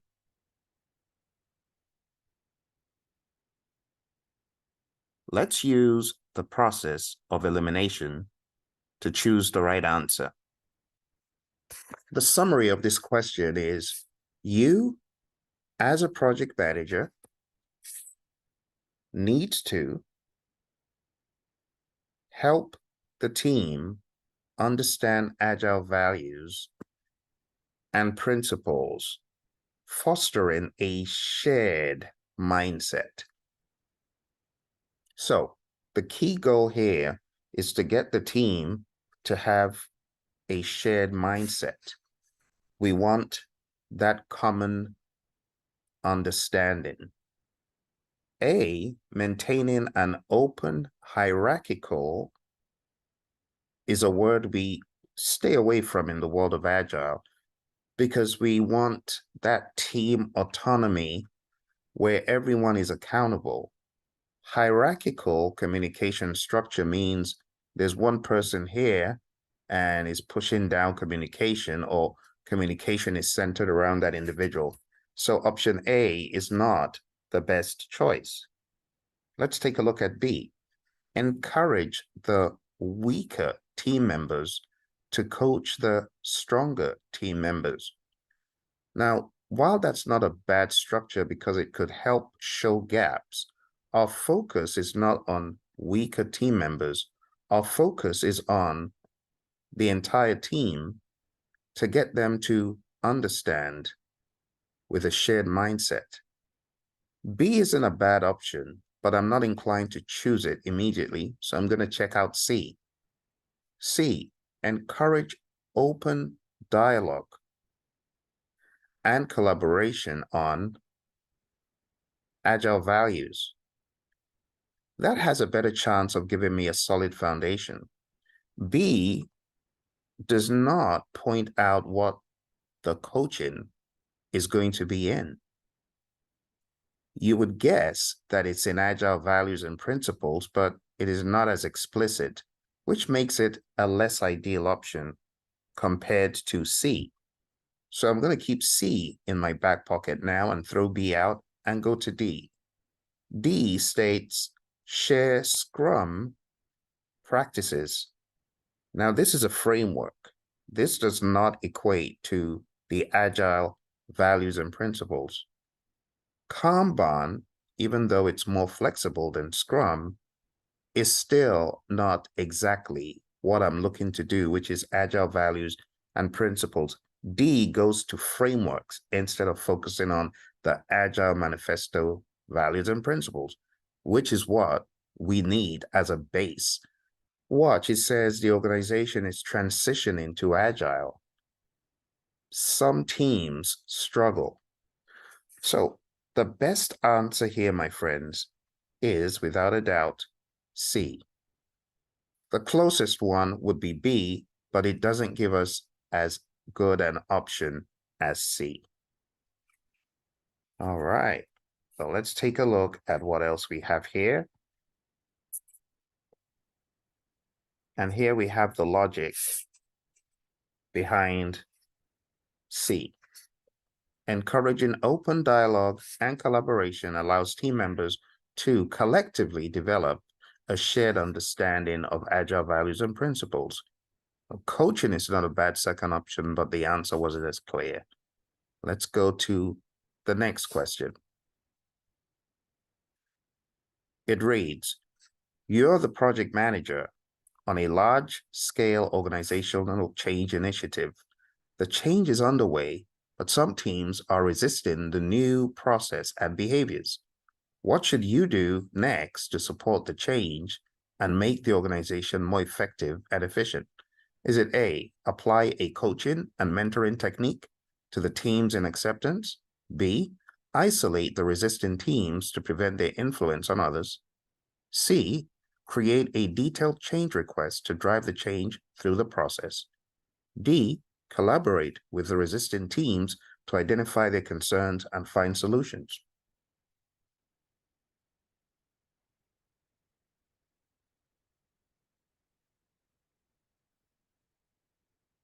All right, hit the pause button if you need more time. Now let's go through the rationale. It reads, you are the project manager, so you are ultimately answerable. Keep that in mind. But it says a large-scale organizational change initiative. Change is underway, but teams are resisting. What would you do, or what should you do next to support this change? To support the change, let's read A, apply a coaching and mentoring technique to the teams in acceptance. That is referring only to the teams in acceptance. Well, what about the resistant teams? Are we going to forget them? No, so it's not A. B says isolate the resistant teams to prevent their influence on others. That's not an agile mindset. When you get these questions, you need to understand we want to include everyone. We also want transparency. B does not do that. It's down to C and D. C says create a detailed change request to drive change through the process. But it already says this is a change initiative, so there's already a change request. C has already been done. It's just not being accepted. So C is not the best answer, which leaves us with option D, collaborate with the resistant teams to identify their concerns and find solutions. D is the best option, my friends. Let's take a look at the extended explanation. D, collaborate with the resistant teams to identify their concerns and find solutions. The rationale, collaborating with the resistant teams to understand their concerns and work on solutions is vital for the success of the organizational change. Next question. As a project manager in an agile organization undergoing a system-level change, you've identified bottlenecks in the new process that are hindering efficiency. What should you do next to influence processes and behaviors and make the organization more effective and efficient?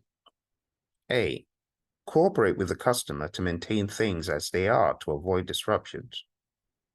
B, request process changes, discussing them with the change control board. C, share the issues with the team, but avoid taking any further action. D, work with stakeholders to identify and implement process improvements. Hit the pause button if you need more time.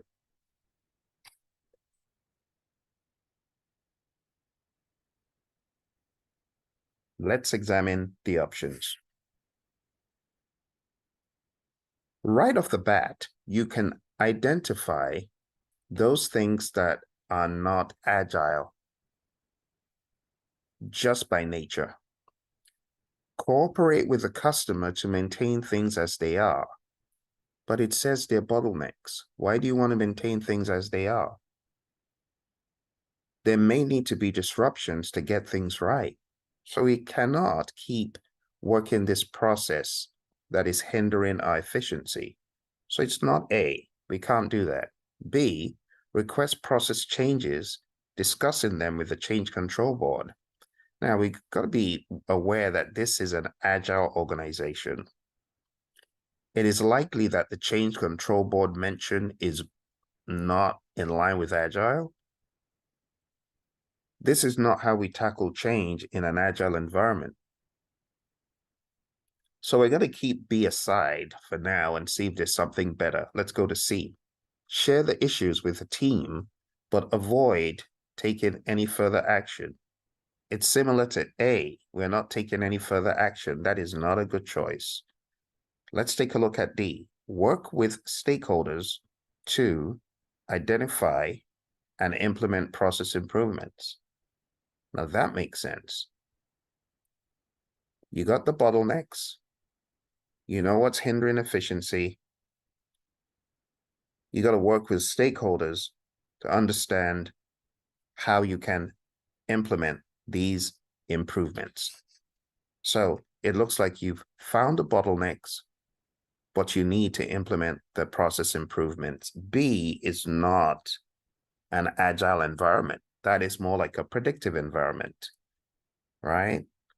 Requesting process changes. Why would you request the process changes when you already know what the bottlenecks are? And discussing them with the change board is not the same as the decisive implement.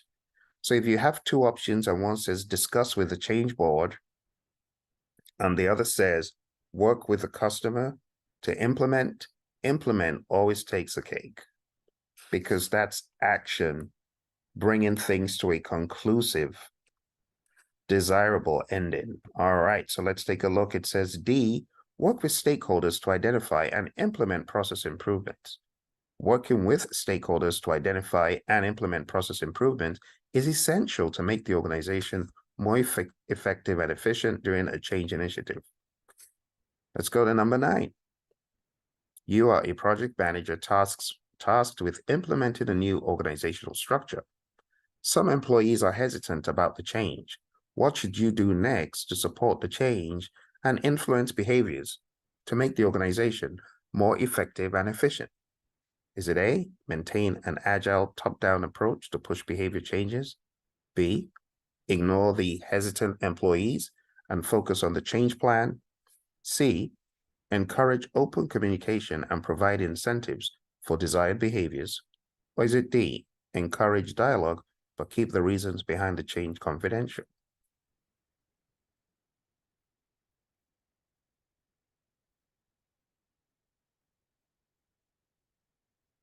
Hit the pause button if you need more time. The summary of the question is organizational structure needs to be implemented. Some people are hesitant. What should you do to support the change and influence behaviors to make the organization more effective and efficient? In other words, to get people more at ease. So we have A, maintain an agile top-down approach, means coming from on high down to the people below, like pushing things down to them. That is not an agile mindset. So A is immediately disqualified, even though it is trying to mask the word with an agile front. Top down and push are not agile mindsets. B, ignore the hesitant employees. So this is saying, forget about some of the employees and focus on the change plan. That is also not in the spirit of Agile. We bring people into the discussion. We do not alienate them. It's saying, ignore those hesitant people. Forget about them. That's not an Agile mindset. C, encourage open communication and provide incentives for desired behaviors. Now, open communication is great. Incentives are not a bad thing. It's not bribe. So let's keep C in our back pocket and check D. D, encourage dialogue. Same thing as encourage open communication. So that piece is okay. Then it goes further to say, but keep the reasons behind the change confidential. Now that's not in the spirit of Agile. That is not open. That is not being transparent. So we're not going to choose D. We are choosing C. So my friends, the best answer is C, encourage open communication and provide incentives for desired behaviors. Encouraging open communication and providing incentives for desired behaviors helps employees embrace the change and fosters efficiency in the organization. Question 10. As a project manager in a software development project, you've noticed that team members lack a clear view of the project's progress. What should you do next to enhance transparency and trust? Is it A, keep project progress information confidential? B, share progress updates only with select team members? C, maintain visible information radiators showing real progress? D, encourage team members to use software tools that are agile for their individual work processes?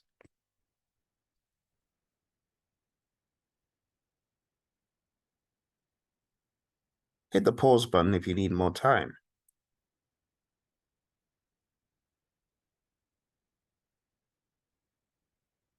So the summary of this problem, my friends, is the team lacks a clear view of the project's progress. So what should we do next to enhance transparency of this project?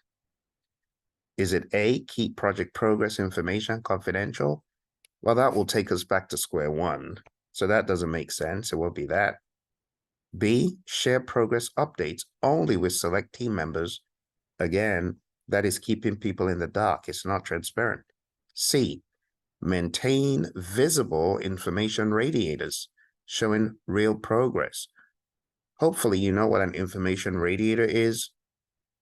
It's an artifact of sorts where the information of interest is displayed to anyone who walks by that information radiator. It could be an electronic radiator, it could be static, it could be a whiteboard, it could be a chart on a board, whatever it is.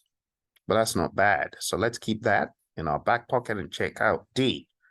D says encourage team members to use software tools that are agile. That's not bad. But using software tools that are agile, does it solve the problem of giving a clear view of the project's progress? That's debatable. But the deal clincher here is D says for their individual work processes, we want a collective view of the project. We don't just want to use software tools for our individual work process. We want something collective that shows project progress. So the best answer here, my friends, is option C. Let's take a look at the logic. Maintain visible information radiators showing real progress. Maintaining visible information radiators is crucial to enhance transparency and trust by providing real-time project progress. And there you have it, my friends. We've come to the end of today's episode. For more information, courses, and help in your Agile and your project management, going down to the website, it's Praizion.com. Check out the various courses that we have there and the various materials. Thank you for joining me. I wish you all the very best on whatever exam you're studying for. Remember, this stuff is good for the ACP exam and also for the PMP because it's Agile through and through. And what you'll notice is that the questions that I've given you are not tied to any one knowledge area or any one process group. It's really just Agile thinking, and this will help you as you prep for either of these exams. All right. Thank you very much. All the very best. Don't forget to hit like, subscribe, and share. Bye for now. Hello, my friends, and welcome to the Agile Situation Room. This is where we take a look at questions of an agile nature. Let's jump into our next set of questions in round 3. You are a Scrum Master in a new Agile project to implement an operations tracking system for the city of Houston. Team members are hesitant to share their progress openly. What should you do next to promote transparency and trust within the team? A. Encourage the use of storyboards and Kanban boards for individual tracking. B. Use a centralized work performance report with cost, schedule, and scope metrics. C. Foster a culture of customer collaboration and Kaizen mindedness for improvement. D. Foster a culture of openness and encourage team members to share their progress.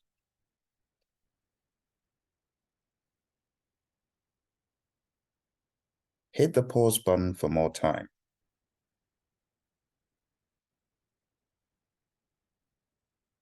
Now, jumping straight into the logic behind these questions, let's start off with option A. Encourage the use of storyboards and Kanban boards. This is not a bad thing to do, but it might be a little bit prescriptive. Also, note that it says for individual tracking.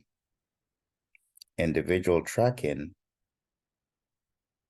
does not equate to open progress sharing. So it's not A. Taking a look at B, use a centralized work performance report with cost, schedule, and scope metrics. This sounds more like predictive, so it is probably not the best answer. We will cancel it for convenience and move on. C. Foster a culture of customer collaboration. That is not bad. But what is the problem? Hesitance. It seems as though this addresses a different problem and not the problem at hand. It also talks about Kaizen, continuous improvement, which is different from transparency and trust that we are trying to promote. So while C is agile, it does not address the actual problem. So the best answer is actually D. Foster a culture of openness and encourage team members to share their progress. Let's move on to the next question. Question 12.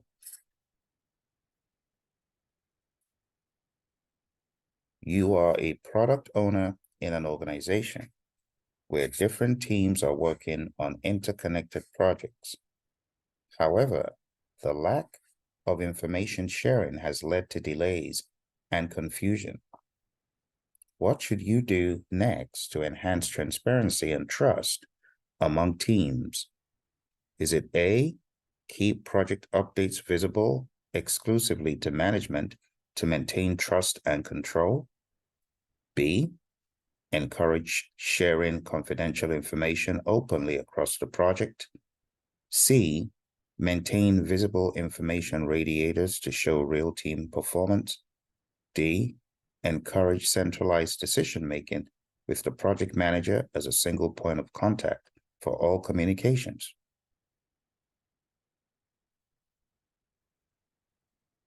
Hit the pause button if you need more time. Let's examine these questions a little bit further, or these options a little bit further.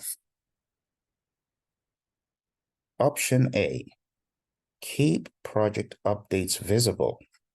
That sounds good, but then it changes to be dark and sinister. Exclusive. No, that's not agile, so we're going to get rid of that. Making it exclusive to management does not enhance transparency. and trust among teams, because you are hiding what the different teams are working on and making it only available to management. Also realize who you are. You're a product owner. This is not a good approach. B, encourage sharing confidential information across the project, openly across the project. It's confidential. You shouldn't encourage sharing confidential information openly. That is talking about a different type of information. So it could actually lead to a more serious problem. Option C, maintain visible information radiators to show real team performance. I'm guessing that you may be aware of what an information radiator is. It could be an electronic display board or a manual display board, like a whiteboard, that makes important information available as the team sees fit. That is not a bad idea. Let's take a look at D.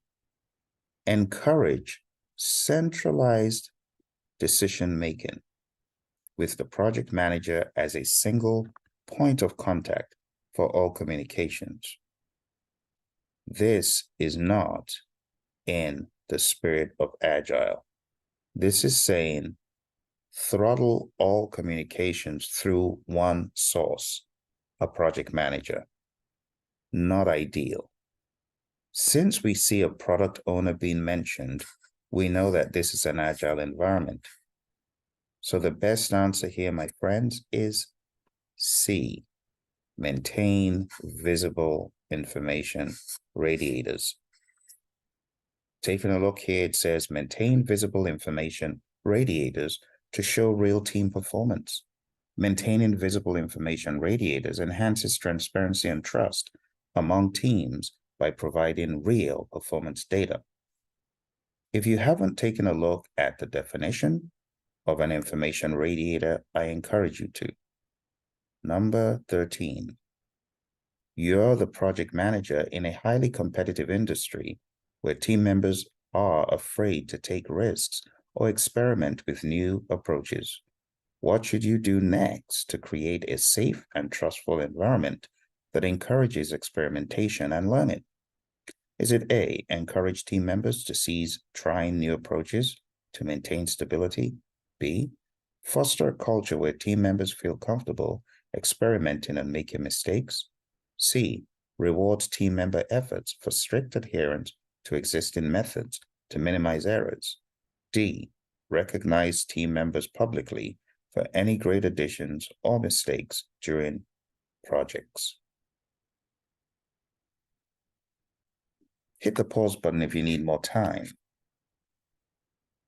Let's take a look at the options starting from the bottom up. Option D, recognize team members publicly for any great additions. That's great. But it also says all mistakes. Public shaming is not in the spirit of Agile. We'll cancel that. C, reward team member efforts. That sounds good. But then it changes and says for strict adherence to existing methods. Now, we're trying to encourage experimentation and learning. This does not. This says, I'll reward you if you don't experiment. So it cannot be C. That leaves us with A and B. Let's read B. Foster a culture where team members feel comfortable experimenting and making mistakes. Seems like that's what we're trying to do. A says encourage team members to cease, stop trying new approaches, not in the spirit of Agile. So when you boil it down, the best answer, my friends, is B. Foster a culture where team members feel comfortable experimenting and making mistakes. And here's the answer. Foster that culture. Option B. Fostering a culture that allows experimentation and mistakes helps create a safe and trustful team environment and promotes learning and improvement. Number 14. As a Scrum Master, you've noticed that some team members are hesitant to share their ideas or experiment with new techniques. What should you do next to encourage a safe and trustful team environment that fosters creativity and learning? Is it A, encourage maximized discussions during the daily Scrum to prevent conflicts? Is it B, share a glossary of terms with the team and make the project manager available for discussing ideas? Is it C, encourage open dialogue and collaboration on new techniques and ideas? Is it D, isolate team members to avoid conflicts and distractions?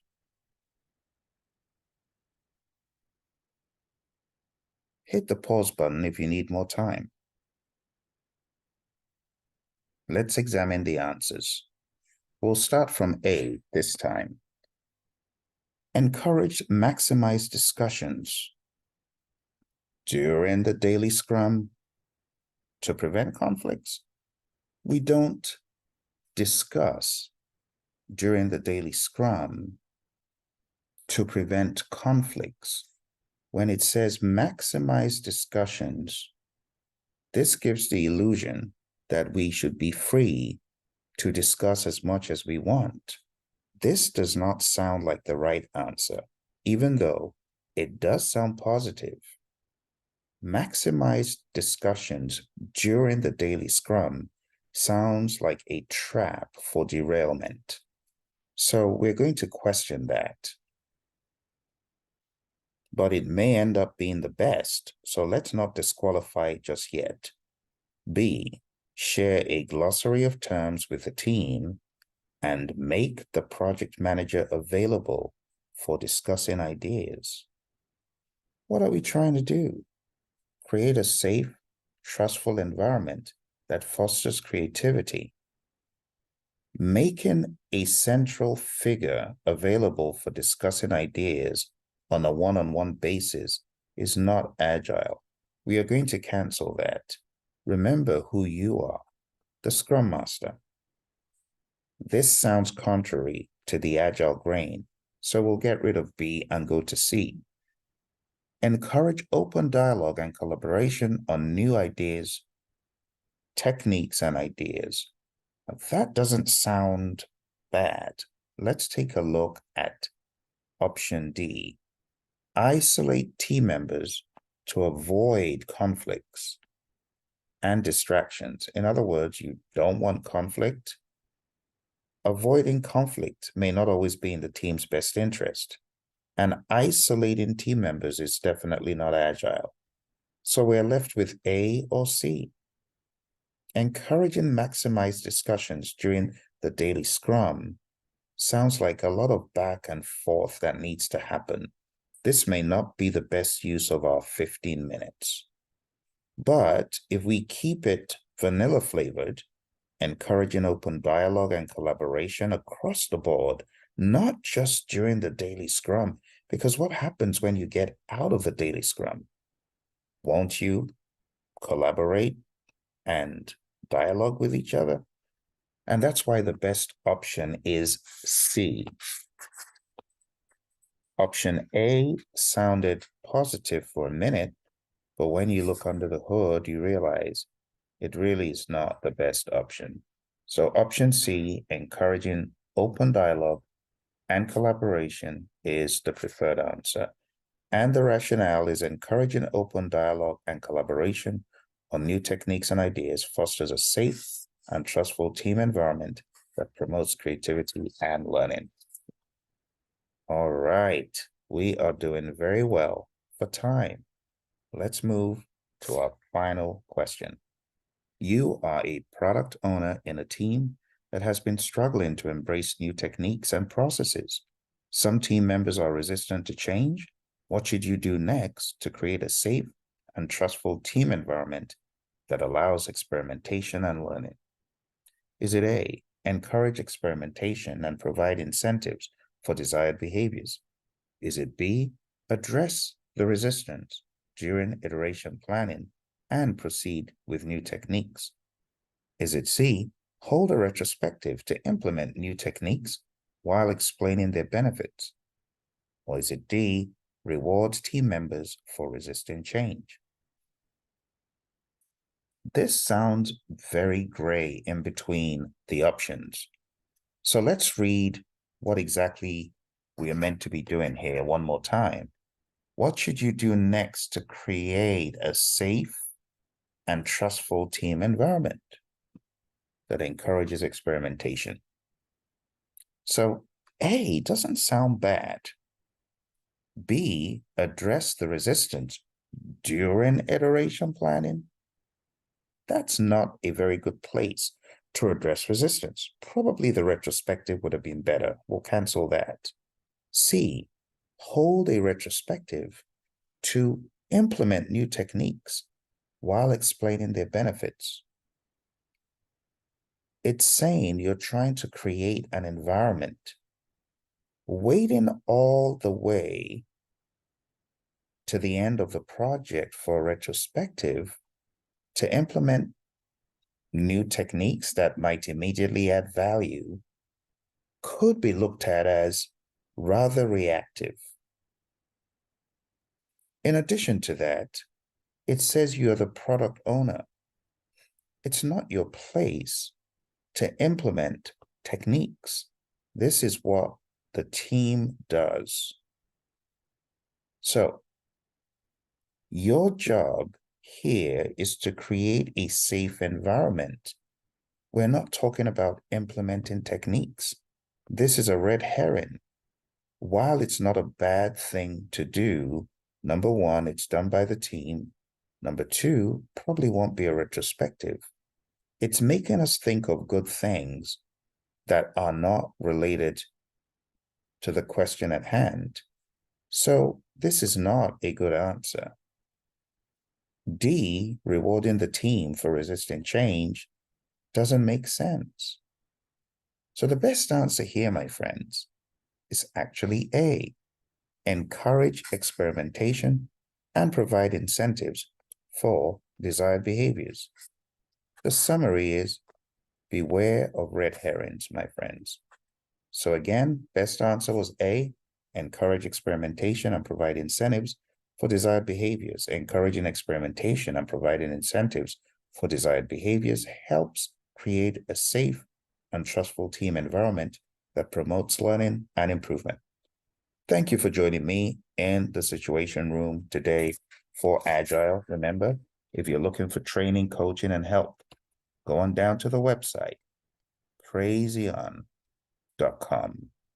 Don't forget to hit like, subscribe, and share. Thank you very much, and all the very best in your prep, be it for the ACP or the PMP. If you're getting ready for the ACP, you can also find a course that will help you prepare at Praizion.com. Bye for now. How do you get a team to be a high-performing one? There's several things that you need to do along the way. But let's start off talking about being a great leader, a great situational leader. So we're going to talk about situational leadership. Situational leadership is a term coined by Hersey and Blanchard, and their model is called the situational leadership model. I want to talk about this model before we go any further. As a leader, it is very important that you understand people have different ways they think and act and perceive the world around them. For that reason, you cannot afford to be a one-way leader. In other words, you cannot afford to lead in just one way. This model gives you a palette, if you will, for leadership, depending on the people that you are working with. We have two axes here. We have the y-axis, as you can see, which is supportive behavior. And on the x-axis, we have directive behavior. So think about it like this. If you were working with an individual that doesn't know what to do as well as other people, in fact, if you were comparing them on a continuum, you would say that they have low competence. They may have high commitment, but they are not able to do the work as well as others because they may be new. We refer to them as being in this D1 quadrant. Low competence, high commitment, eager beavers. Think about someone out of high school that's so ready to do anything it takes to show that they can do the job. They're eager, high commitment, but they don't have the experience. They fall into this directing quadrant. And it's not just people out of high school. This could be anyone. Someone new to the job, eager beaver, doesn't know how to do the work. You may have to be rather directive with them. And on a continuum, this is going to vary how directive you need to be depending on how much help they need, okay? So if you're working with someone that has low competence but high commitment, you could focus squarely on giving them a whole lot of direction. Not as much support, because they may not need it. They're already quite confident in themselves, and what you need to do is direct them, okay? So when we say directive behavior, we're talking about the extent to which you, the leader, tells the follower what to do and how to do it, where it needs to be done and when it needs to be completed. When we talk about the relationship or the supportive behavior, we're talking about the extent to which the leader engages in open dialogue with the follower, the extent to which they actively listen and provide. This first quadrant is a directing style of leadership. You see the word directing right there, or guiding.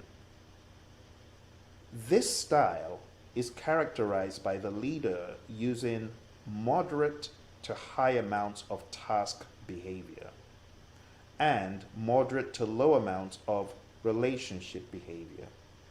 The leader makes decisions surrounding the timely completion of the task and provides the follower with the benefit of his or her experience in that regard. The flow of communication is from the leader to the follower. Questions posed by the leader are typically focused on clarity. Do you have any questions on the instructions we've just reviewed? You could say that this style, the directive style, is a short-term approach intended to create movement.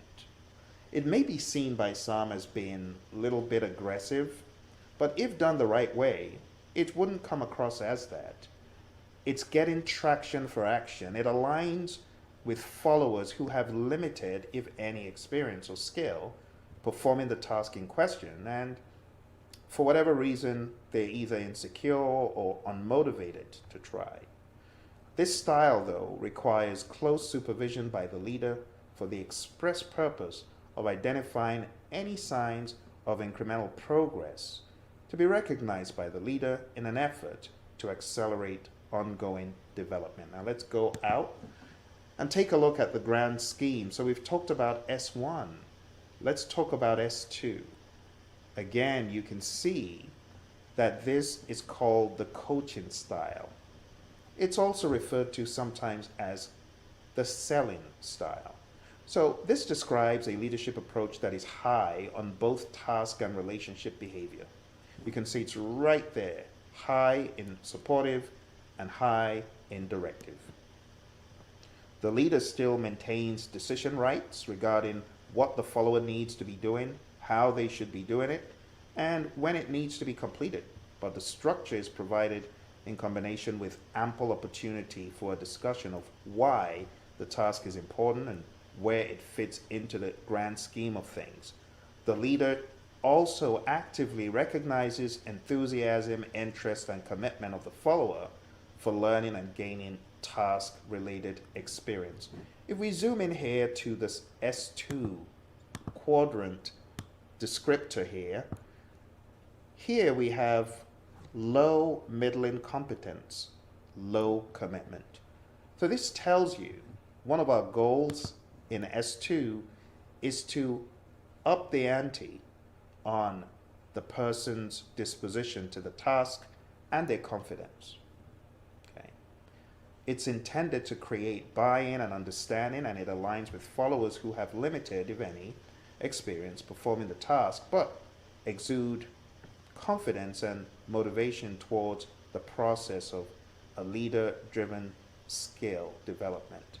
Like style 1, effective use of this approach depends on direct observations by the leader. So you can see, in all honesty, the level of direction is expected to be less, which is why you have this curve showing you that we expect to have people at this level show a little bit more than people in S1. So like style 1, the effective use depends on direct observations. It's meant to be used as a guide, not a cookie cutter. Even though you've got 4 options in these quadrants, you still need to be flexible in your approach to it. You could have someone who's an S2 for certain tasks, but is in an S1 situation for others, or someone who is purely S4, does not need a single bit extra to do stuff, but in some other instances falls into an S1. And that's okay. Let's talk about S3, participating, facilitating, or collaborating. Style 3, also referred to as the participating style, or supporting, is fundamentally different from styles 1 and 2 in that it is follower-driven as opposed to leader-driven, and as such, it depicts an approach that is high on relationship behavior but low on task behavior. As you can see, right? In that context, and from the leader's perspective, the follower has the ability to perform the task in question at a sustained and acceptable level, but lacks maybe the confidence or the motivation or commitment to do so. This person doesn't need a whole lot of direction, as you can see, which is why they're here on the x-axis. But what they could do with is a whole lot of encouragement and a whole lot of support. That's the general idea. If the follower is regressing, for example, they are aware that they can effectively perform, but they've lost commitment in some instances. If the follower is developing, he or she might have demonstrated task proficiency, but it's like that job where you still have a little bit of trepidation. You've been for training, you understand the subject matter, but you still got that niggling feeling in you that you don't know. That's like the imposter syndrome, if you will. But either way, the leader needs to discuss the follower's willingness by asking open-ended questions intended to help the follower recognize the source of performance challenge and generate a viable solution. And one of the ways managers do this for folks in this quadrant is they prop supports around them. That's why we call it supporting. They prop supportive individuals who may be team members around them to generate that level of confidence and comfort. So the summary of S3 is you could find yourself here in a new position. You've been in the company for a while, you know all the nuts and bolts of the firm, you've been for training for the new position, but you don't have enough confidence. Let's go to S4. S4 is called the delegating quadrant. So a delegating leadership style is another follower-driven leadership approach that is characterized by low amounts of both task and relationship behavior. The follower can perform the task at a sustained and acceptable level, and is both confident and motivated to do so. So if we take a closer look at D4 here, we can see high competence and high commitment is what these people have. The enthusiastic beginner. You can see with labels here for these different quadrants, the individuals who are talked about in these quadrants. So D4 is great for the enthusiastic beginner. High level of competence and high commitment. The intent of S4, let's zoom out, is to create or enhance task mastery and autonomy. It aligns with followers that have significant experience performing the task at or above expectation. In combination with a level of intrinsic motivation, that means they are motivated from within. That drives their ongoing commitment to excellence. The flow of communication in this quadrant in style 4 is from the follower to the leader, and it's typically initiated by questions from the leader that feature significant degrees of freedom. An example would be, from your perspective, what is working and what do we need to consider doing differently moving forward? So my friends, to have a high-performing team, if you're a project manager, I want to encourage you to, first of all, think about your people. Think about the task at hand and begin to ask, which quadrant do I need to employ for this task and this individual? Let me say that again. It's really, how do I see this task and the individual who has been assigned to the task? Do I see a high level of competence?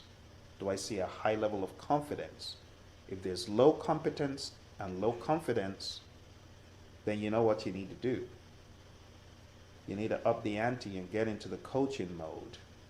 If the person has a low level of confidence and a high level of competence, then you know you're in the supporting quadrant. This is how you need to think, all right? If you need to rewatch it, I want to encourage you, go back, watch it again, and everything is going to make a lot more sense. But the summary is, as a leader, you need to be ready to be situational. A great leader understands that not everyone is the same. We could be diverse in how we process the world around us. We could be diverse in how we think, how we solve problems, and how we act. Progress. Hello, fellow project managers. It's time for the PMP Situation Room. Let's jump straight into our first question. Hit the pause button and answer the question on a piece of paper or mentally. We will move very quickly through 5 questions, and at the end, I will show you all the answers. First question.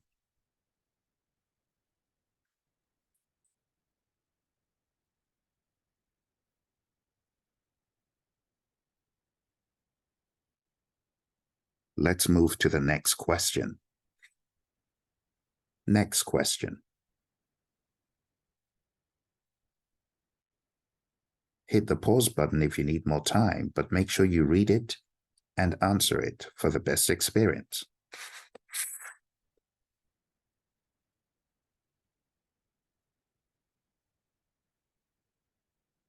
Let's move to the next one.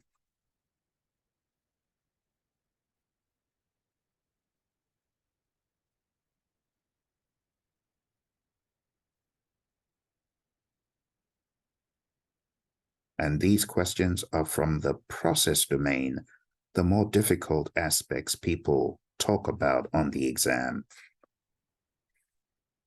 Next question.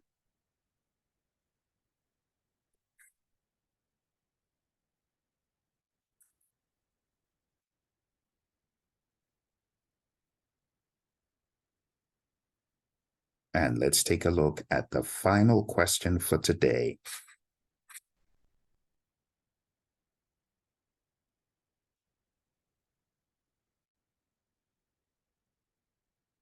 Great. Now let's begin taking a look at the answers very quickly. The answer to question 11 is B.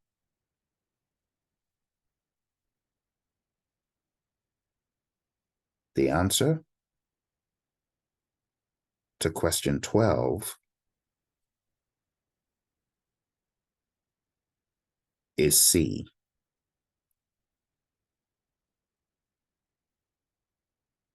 The answer to our next question, question 13,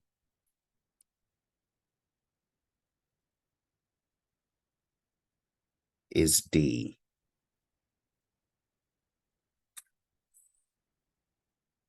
The answer to question 14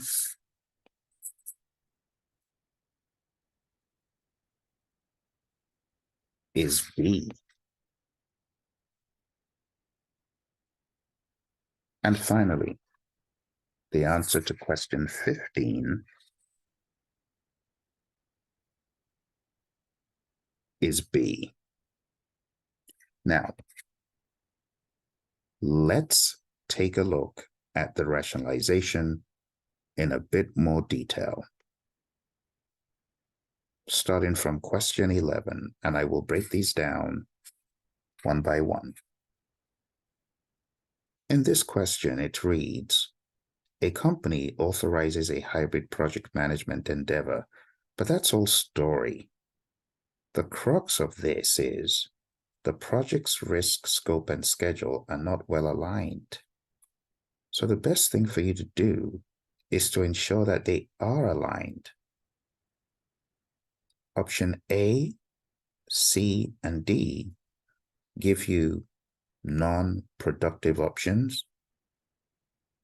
If you take a look at the rationalization, B is what addresses the problem.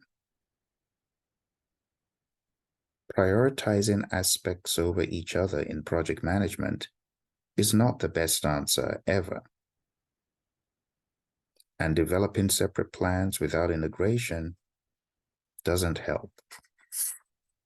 For the next question, this is really not about the first two sentences.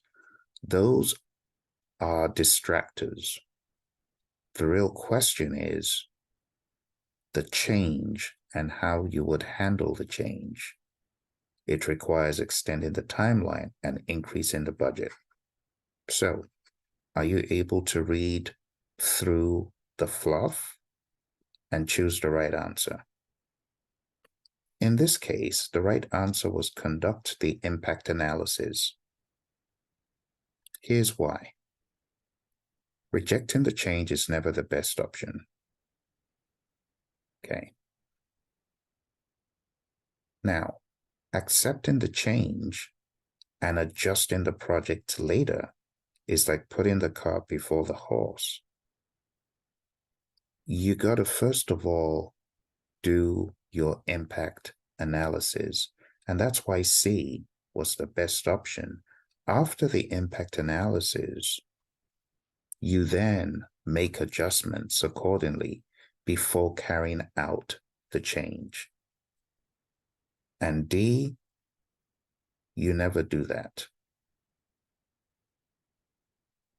All right, let's move on.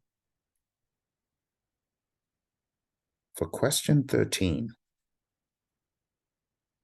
the crux of the matter is analysis revealing that the project requires outsourcing and the vendor having a reputation for lateness. This is a very tricky one because when you read it at face value, B seems good.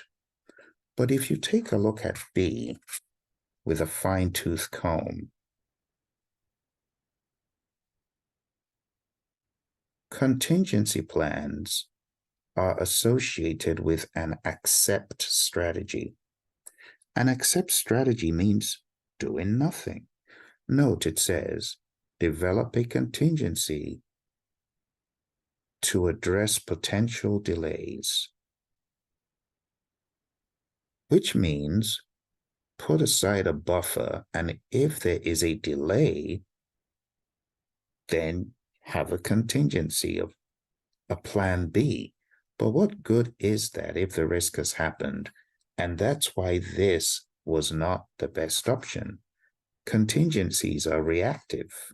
You want something more proactive, and that is D. No matter how bland it sounds, it's the best option. Regularly monitoring the vendor's progress. And there's the rationalization.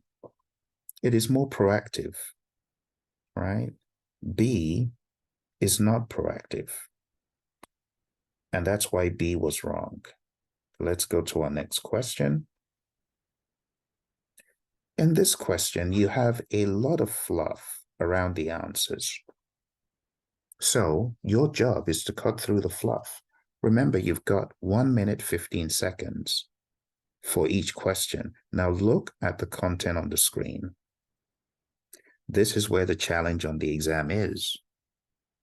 Could you read through all of this in 1 minute, 15 seconds, plus choose the right options? I know in these question sessions, you've got a whole lot of time, but on the exam, you don't. And that's what makes it harder. These questions are at the exam level, but you don't have exam level governance of time, which is why it may seem easy under most circumstances. But trust me, these questions under exam conditions are at the exam level. They are not as easy as they may seem outside here on dry land. I hope you get my point. Okay. So, taking a look at this, how would you manage the problem of managing and retrieving information? Well, you wouldn't do A, obviously, right? That doesn't make sense to just focus on only the most recent documents. You may need documents that are more dated. Then what do you do, right? C, assigning a skilled team member to manage all project documents and then using a centralized communication approach is restrictive, which is why that wasn't the right option. And reducing the frequency of project documentation with a threshold is also not an agile mindset. And it doesn't have to be an agile question before you employ an agile mindset, by the way, you see. So this sounds more predictive in the question, but you still want to apply a sensible, realistic mindset. See, so this has already happened. The data is generated. The problem isn't about the future. The problem is now. And what are you going to do to manage and retrieve? And that's why saying reducing the quantity doesn't help. That's future. We have an existing issue. And there is the explanation. Okay? Move it into our final one. Question 15. The main problem is about the benefits, right? They are not, this is right now. See? So doing nothing is not helpful. Reporting to stakeholders and saying, what should I do? Well, that's a mother may I mindset, and that's not the exam mindset that the PMI needs from you. They need you to be proactive and decisive to solve problems. D, increase marketing efforts to highlight the project's benefits doesn't help. This is the problem. Benefits are not as impactful. So how does this help? Increasing marketing efforts to highlight benefits that are not as impactful. So you have to follow through and understand the logic of the question. And that is why B is the best option, my friends. Remember, I have given you a blueprint. When stuck, with these questions, what you need to do is this. Define the problem. Make sure you truly understand the problem in the question. Then identify the root cause, what is causing it. Generate alternatives. Choose the best alternative. And then mentally implement it. Does it make sense when you rethink it? Does it really solve the problem? You want to verify in your mind's eye that it really solved the problem.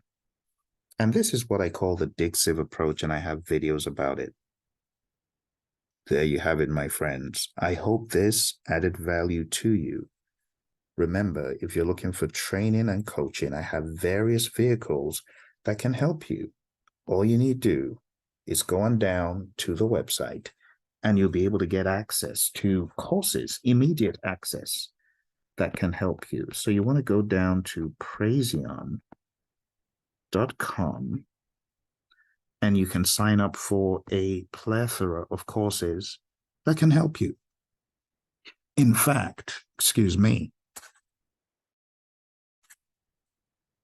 at this time, I'm going to put a bunch of links below because you can get access to various courses to up the ante on your PMP prep, CAP and prep, even in your AI understanding. I have a bunch of courses on Udemy and you can sign up for those. Check the links and you'll be glad you did. Thank you, my friends. I wish you all the very best. Take action now, because for Cyber Monday only, a lot of those courses are going at a reduced cost. So check the links below. If you're watching this on the 27th or 26th of November 2023, you can still take advantage of the Cyber Monday deals for additional training and coaching in project management and artificial intelligence.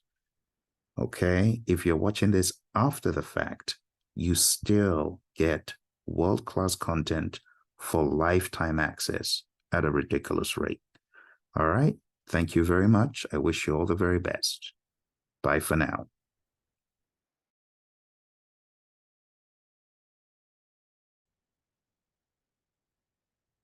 Hello and welcome to the PMP Situation Room. Today we have a series of questions from the process domain. Here's your first question. A project with a decided upon schedule baseline is at risk of missing its deadline, which could impact its value delivery. All leads and lags have been implemented in the schedule. The resource allocation has been kept consistent. The project manager needs to make decisions to keep the project on track. What should the project manager do? A. Reassess the project plan to prioritize activities that directly contribute to business value. B. Extend the schedule to ensure all planned activities are completed for the stakeholders to receive value. C. Increase the number of resources to accelerate all remaining project activities and have a better chance of success. Or D. Focus on risk management to identify potential future delays by reassessing leads, lags, and the baseline. I'll give you some time to think about it. Hit the pause button for more time.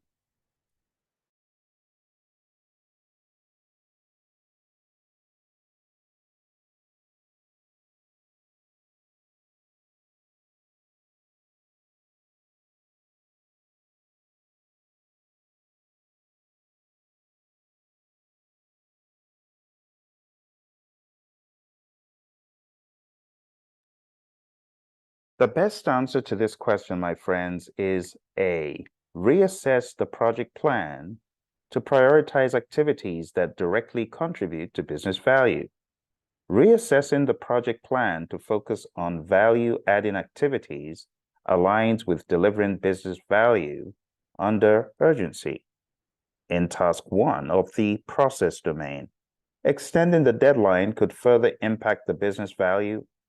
increasing resources may not be efficient or feasible, and while focusing on risk management is important, it doesn't directly address the urgency for delivering business value. Take note of the real problem in the question. Let's use the highlighter to look a little bit closer at this one. It says, the resource allocation has been kept consistent. The project manager needs to make decisions to keep the project on track. But why do you want to keep the project on track? Missing the deadline. But not just that, it's because the deadline is tied to value delivery. So to deliver value, your best bet is to prioritize activities that directly contribute to value. It's a way of saying be agile by being lean, if that makes sense. Let's move on to the next question. Question 2. Question 2 reads, you are the project manager on a large-sized artificial intelligence project involving several hundred stakeholders and government agencies. You find that critical information is not reaching all stakeholders in a timely manner, leading to confusion and delays. What should you do? A. Implement a more stringent reporting system with an action item list and stakeholder management plan. B. Redefine the communication plan to ensure timely and effective information distribution. C. Hold daily meetings with all stakeholders to ensure information is shared as it is sent out from the project management system. And D. Assign the responsibility of communication to a dedicated team member using a RACI chart where you can track all the assigned members.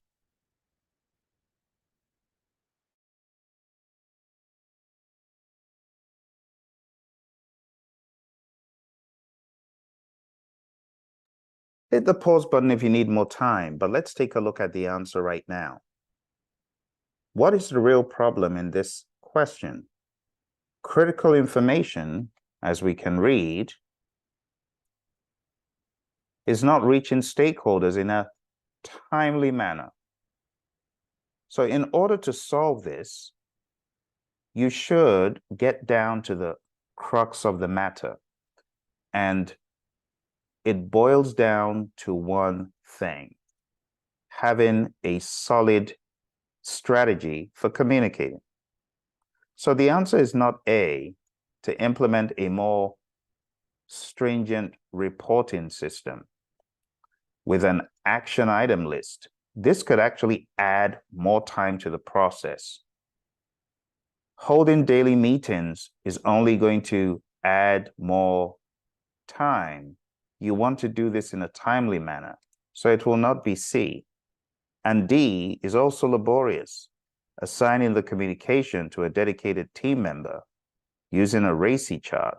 While that doesn't sound bad, this is not guaranteed to solve the problem. The real problem is a communication management plan.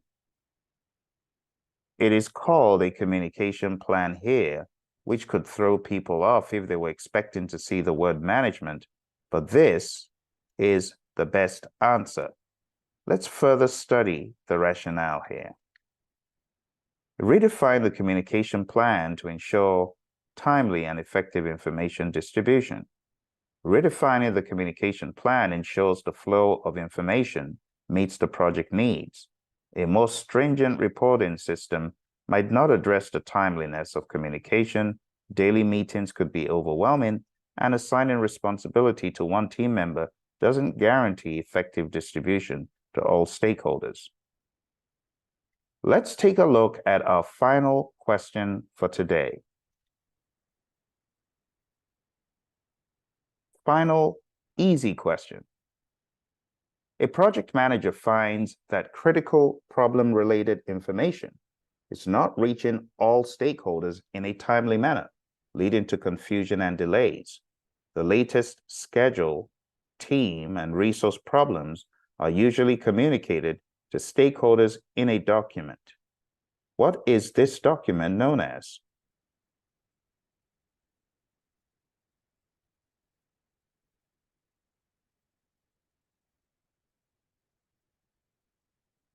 All right, now this is a pretty easy one. The key thing here, my friends, is the word problem-related information. Problem-related information does not exist in a risk register because a risk is not a problem. A risk is an uncertain event that is not yet a problem. A risk log and a risk register are basically the same thing. An action item list is a list of actions to be taken on a project. So the best answer is an issue log. Issue log is the best answer, and that was rather easy. So we should have one more question. Let's have one more question for the day.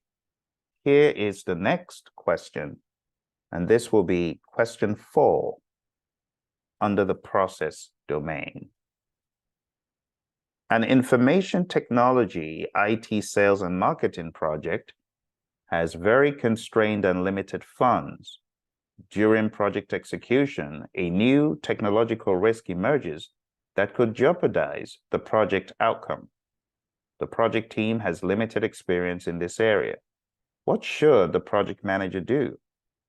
A, proceed with the current project management plan while performing a quantitative risk analysis, closely monitoring the project risk to ensure control.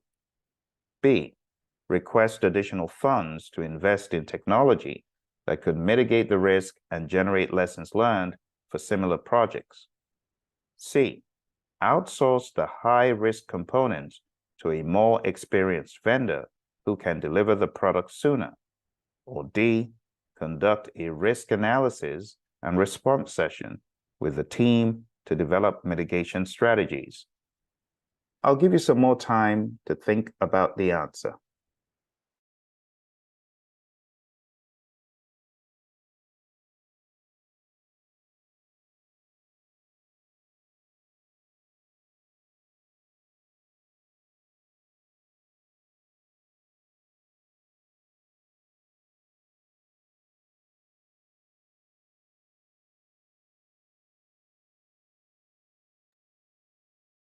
Hit the pause button if you need more time, and let's explore this. Now, this set of questions is really more for you to get into the groove of the exam. I would highly advise you to go over these 4 questions over and over again to get into the groove of how the exam questions flow.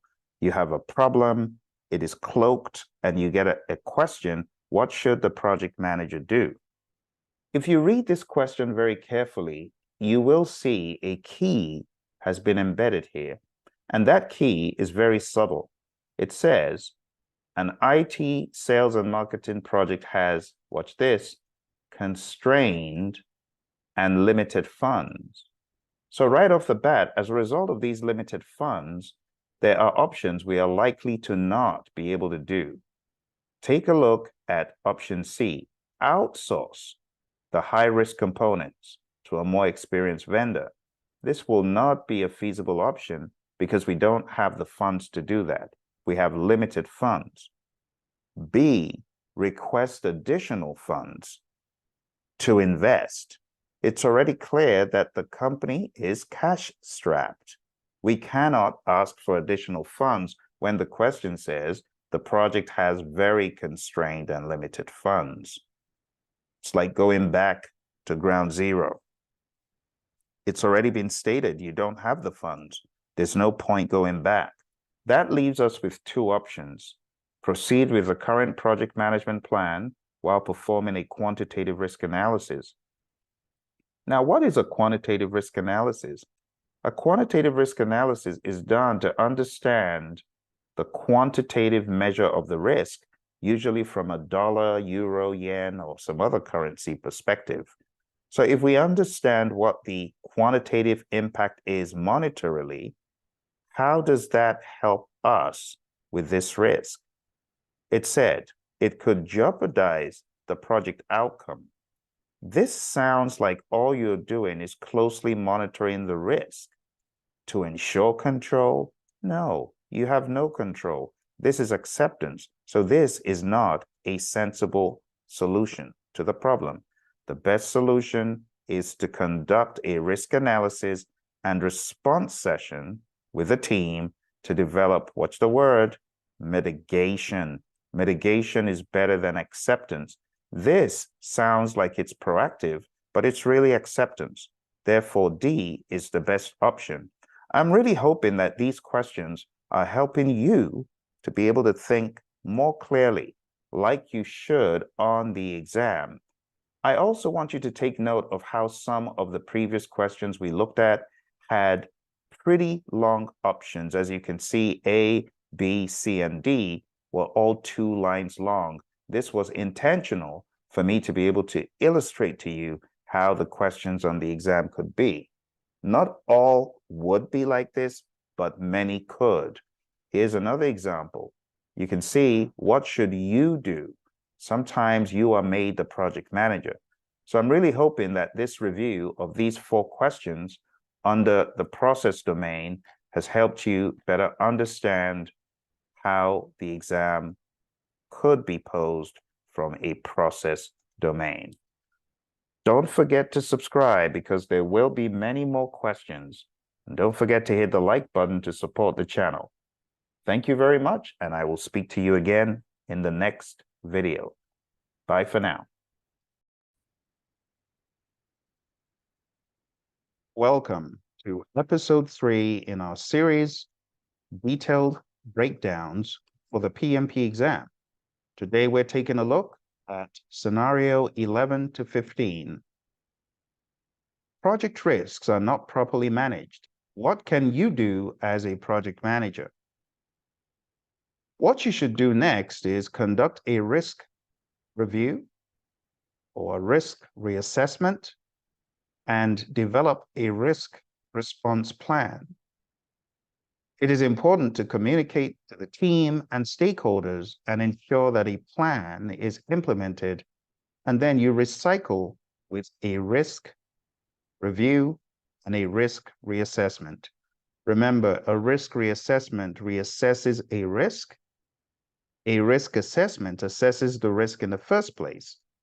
And a risk response plan is a plan for how to respond to the risk.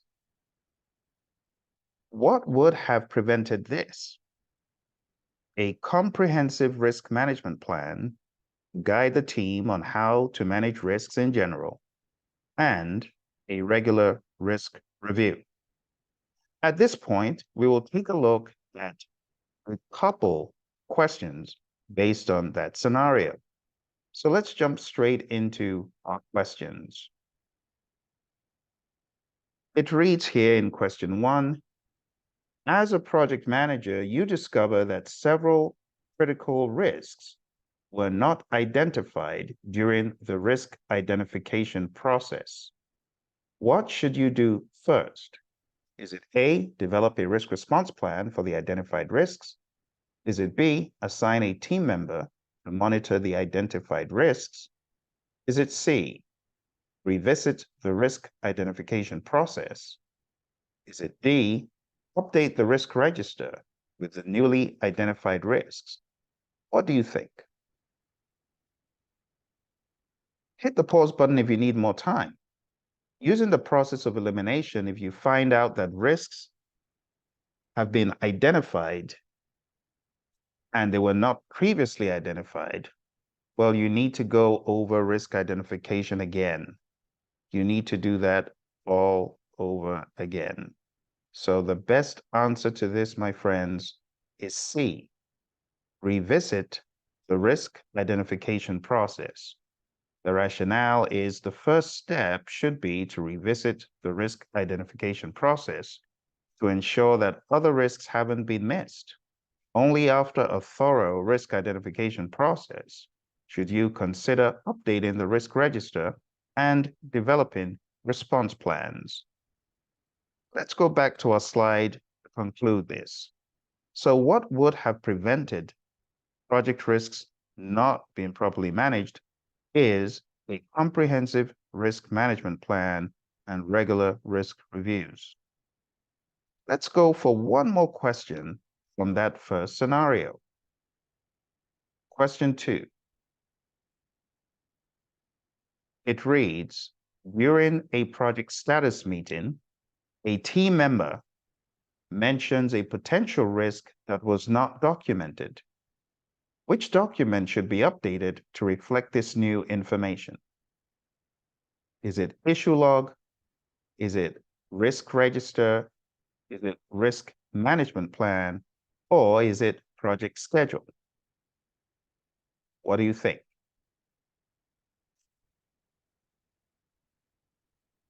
Okay, hit the pause button if you need more time.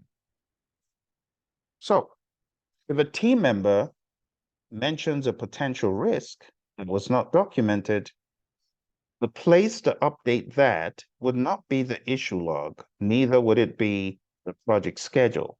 And that leaves us with two options, B or C. Well, it wouldn't be C because C is the plan for how to manage the risks. The place you put the risks is the risk register. So the best option is B. This is a document where all identified risks are documented, along with their potential impact and planned responses. Any new risks identified during the project should be added to this register. Let's move on to our next scenario. Our next scenario is scenario 12, and it reads, change requests flood in. What should you do next? Well, you should prioritize change requests, and you should implement a strict change control process if you haven't already done that. So how do you prioritize change requests? You read the change request, you analyze the change requests, and that should be part of your change control process. What would have prevented this? Well, a clear change management plan with a well-defined process and stakeholder alignment. So let's take a look at a question revolving around this. Your project is experiencing a high volume of change requests. What should your first step be? What should be your first step in handling these requests? Is it A, review and analyze the change requests in accordance with the change control process? Is it B, reject all change requests? Is it C, implement high priority change requests immediately after approval? Is it D, inform the stakeholders about the potential delay due to change requests? Hit the pause button if you need more time. Well, think about it. The sensible thing to do is to always analyze those change requests. You've got to do an impact analysis. So the best answer is review and analyze the change request in accordance with the change control process, which is actually A. All right, so A is review and analyze the change request in accordance with the change control process. The rationale is it's important to follow the change control process to evaluate the impacts, benefits, and feasibility of each change request. Implementing or rejecting all requests without proper analysis can have negative consequences on the project. Let's go to question 2. You are receiving a large number of change requests during the execution phase of your project. What is a key document that can help in guiding the evaluation and approval of these change requests? Is it A, configuration management plan? Is it B, CCB register? Is it C, change management log? Or is it D, change management plan? What do you think?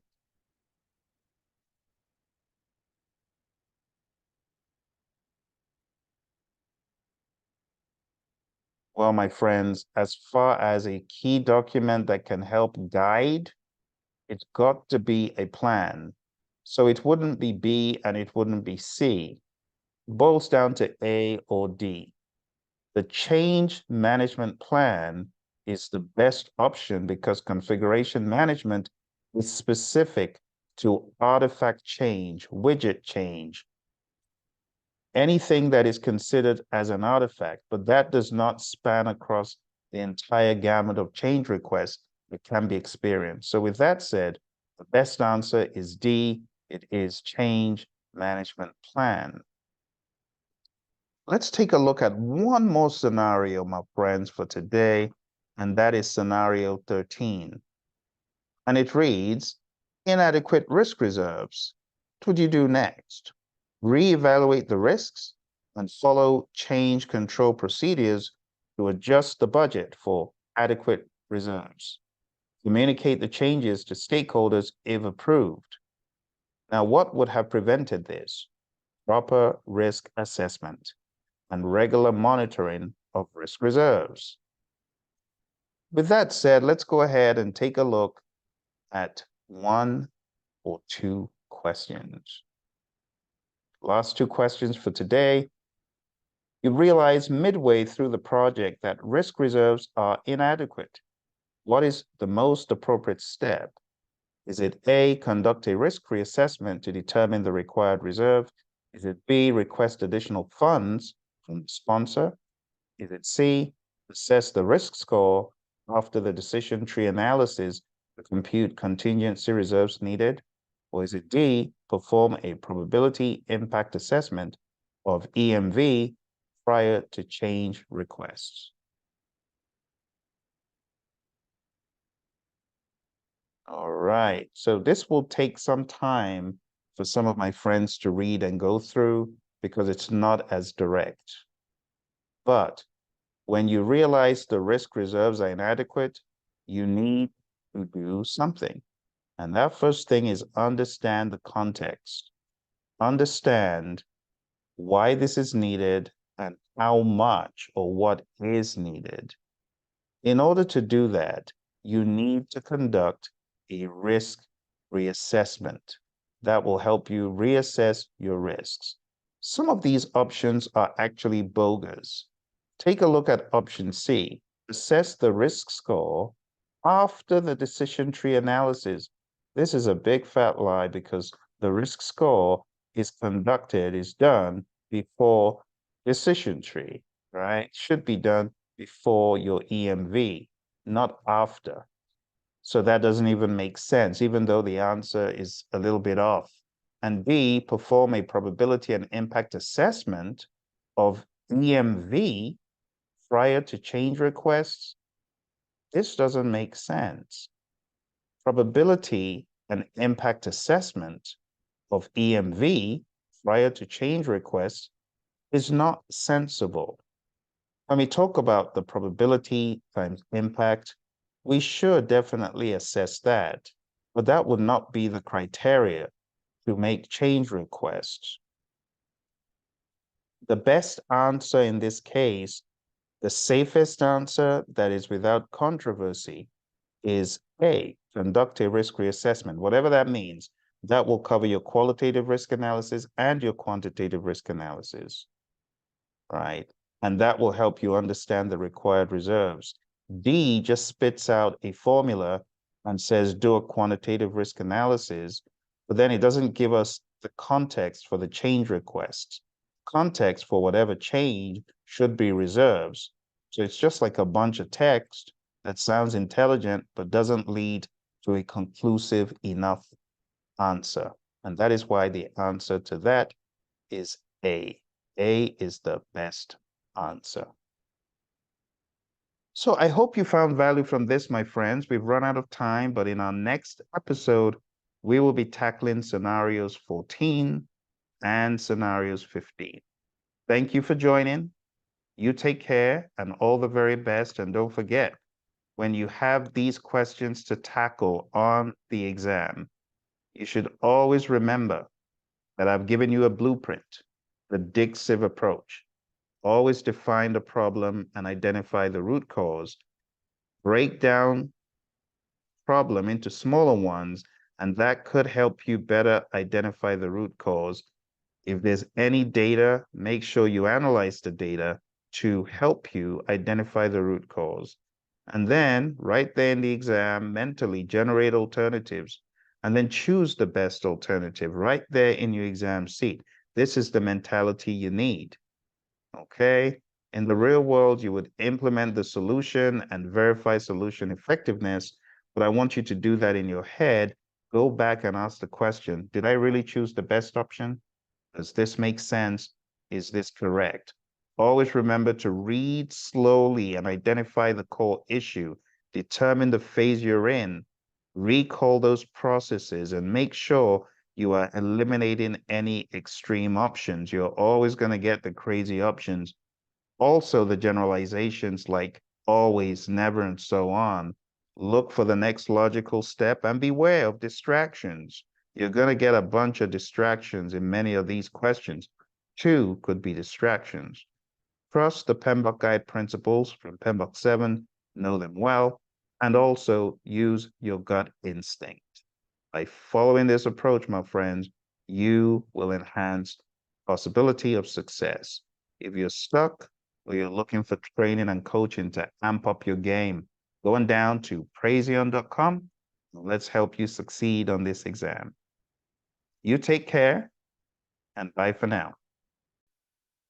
Welcome to PMP Exam 100 Scenarios. In our first video, we took a look at 100 possible scenarios for your PMP exam. Now we will be breaking each one down piece by piece and unraveling what we could do in response to these problems or what we should have done to avoid the problems altogether. Here are the first 10 we will look at. Let's jump straight into number 1. The project is over budget. What you should do next if you're over budget is review the budget breakdown and identify where the overspending is coming from. If you have earned value metrics such as CPI and CV, take a look at those. Your TCPI could also give you an idea of where your project will end up cost-wise at this rate. Next, adjust future allocations as much as possible. There are other things you could do in addition to this. You should be ready to think about reserves. Management reserves could be an option in some circumstances, so make sure before you exam you understand the difference between contingency reserves and management reserves. In the area of cost, you should understand the 4 discrete processes that you have for cost management. Plan cost management, estimate costs, determine the budget, and control costs. All of these are interwoven and can help you answer questions when you understand the process of cost management and budgets on the exam. What would have prevented this is a question. Regular budget monitoring and accurate initial estimations is definitely one thing that could have prevented this. Enabling your team to be more aware of cost and tracking cost on a regular basis. Let's move on to the second scenario in the list of scenarios. The second scenario is a key team member resigns. What should you do next? You could reallocate tasks to other individuals. You could consider hiring or training a replacement.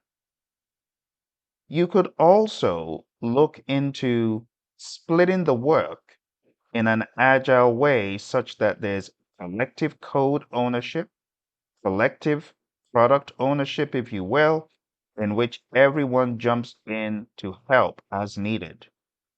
Remember the concepts of swarming and mobbing. Those could also be helpful in instances where there is critical work upon a key team member resigning. What could have prevented this? Regular team check-ins and a supportive work environment. Remember, in the world of Agile, we often say in the principle, give the team the environment and support that they need and trust them to get the job done. Also, Principle 12, at regular intervals, the team tunes and adjusts accordingly. All of these can help the unexpected team member resignation. Let's move on to the next scenario. Scenario number 3, scope creep detected.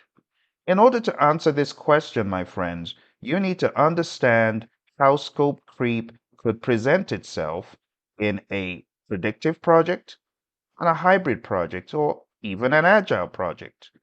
Now, what is scope creep?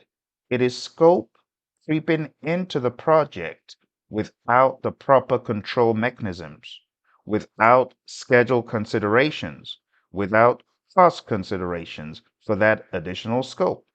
It is unapproved scope. Scope creep could creep into the project as a result of a team member, could creep into the project as a result of a stakeholder making requests. Now, what you should do next is review and clarify the project scope. Is this indeed scope creep? If you do all the checks and the research to find this indeed is not in the work breakdown structure or not part of the project scope statement, that means it's scope creep. So next, clarify the scope and communicate any changes if there does need to be a change to stakeholders. There are some instances where the scope that was added is justified because it has to be done in order for the project work to be completed. There are things that are associated with the deliverable that may not be discovered early enough. These, even though technically could be looked at as scope creep because they were not approved, are relevant to the project. And there are times when additional scope just needed to happen.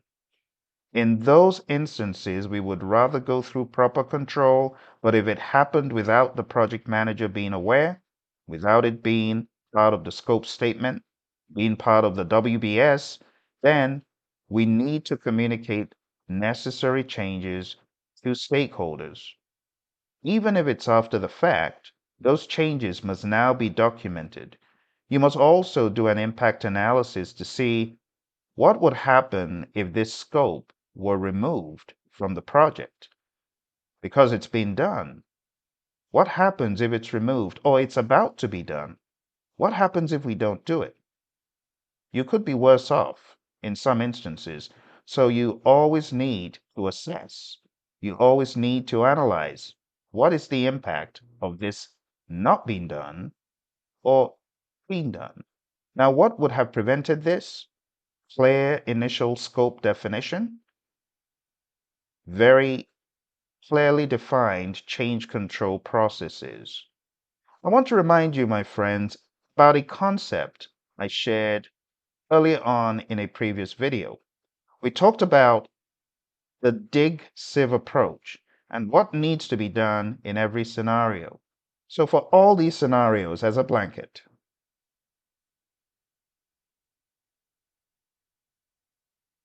you need to remember to always define the problem.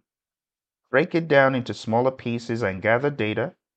That helps you identify the root cause, generate alternatives, choose the best alternative, and implement the solution before checking to make sure that it actually worked, verify that it actually worked. So as you go through all of these scenarios, while there are some ideas I have for how to tackle specific problems that we will discuss, I want you to remember the dig sieve approach. Let's move on to scenario number 4. Stakeholder conflicts arise. What could prevent that from happening, and what should we do if that has already happened? Well, if this has happened, you need to have a discussion, a transparent, honest discussion with the conflicting parties. Facilitate a discussion, seek to understand what is going on and why, and tackle those head on. Have the crucial conversation to address these concerns with your stakeholders. What would have prevented this? Regular stakeholder communication and expectation management. It's as simple as that. In the world of Agile, we talk about customer collaboration over contract negotiation. We also, in the world of Agile, espouse the idea about having a social contract or team contract so that we understand how to relate with our stakeholders and with the team. So again, this is a human thing. We've spoken quite a bit about stakeholders, so I want to remind you of the 4-step process. Number 1, identify stakeholders. Number 2, plan stakeholder engagement. Number 3, manage stakeholder engagement. When we say manage stakeholder engagement, we mean communicate with stakeholders and work with them regularly. Those stakeholders that are at the top right quadrant, you need to effectively manage close because these could make or break your project. Remember, in the PMBOK guide, we talk about a stakeholder cube. We could add a third dimension, and that gives us the perspective of attitude. So you have power, interest, and attitude. A stakeholder at the top right quadrant with a negative attitude could sink the entire project, but one with a positive attitude could revive a dying project in their leadership and their being a cheerleader for the project. The final stakeholder process, number 4, is monitor stakeholder engagement. All right, let's move on to our next scenario. The next scenario is quality issues are reported. What should you do if quality issues are reported?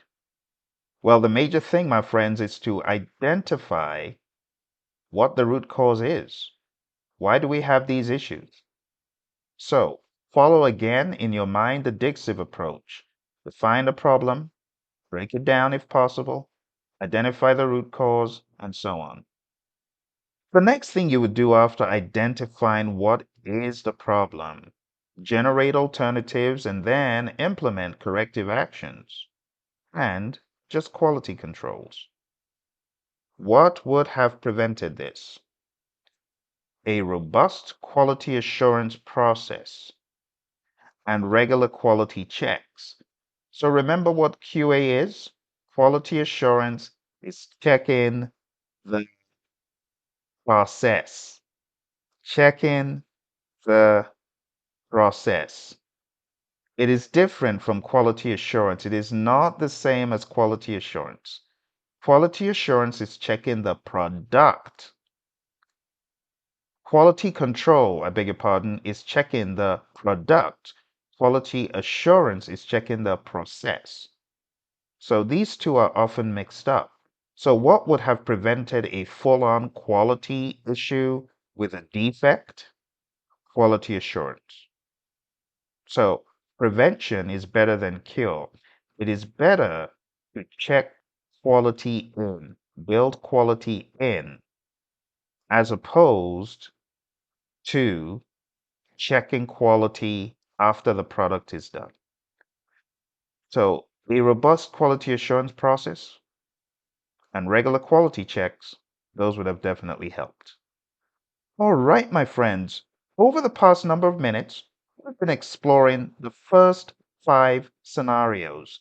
And to round up, I want to remind you about quality and what you have by way of 3 processes. Number 1, plan quality management. Number 2, manage quality, which is the same as quality assurance.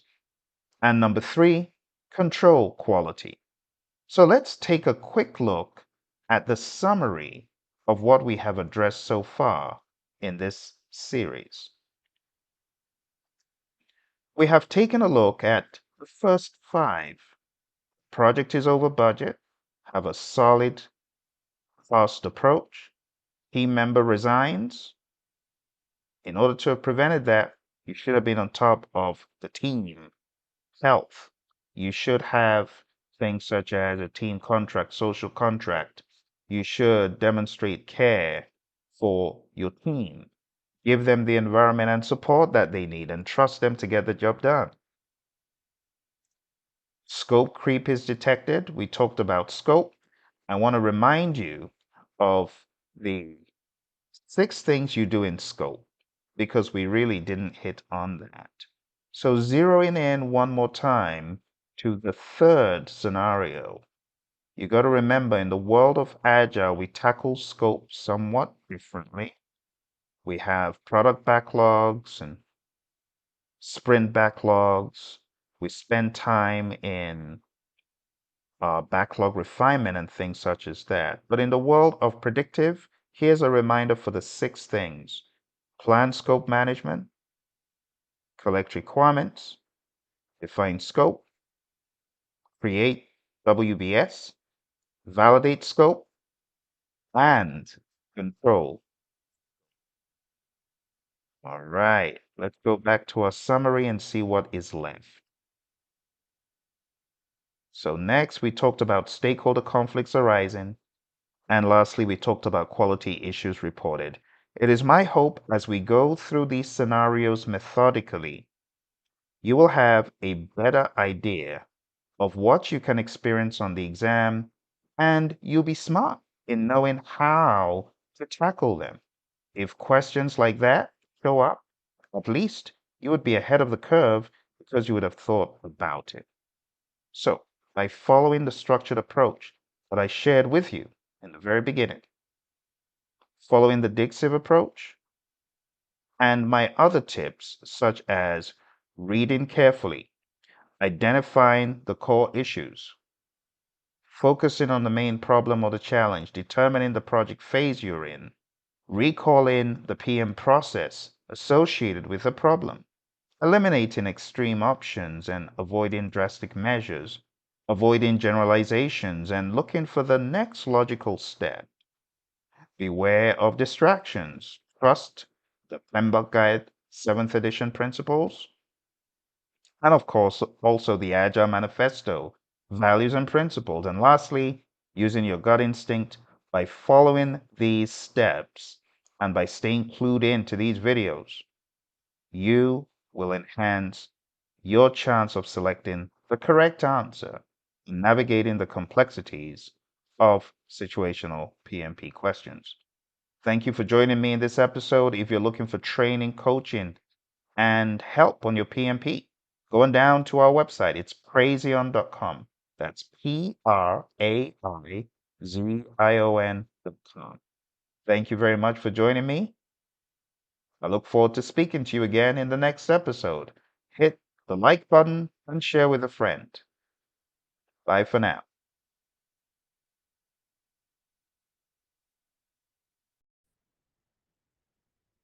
Hello, my friends, and welcome to PMP exam question time. I'll show you 10 situational questions.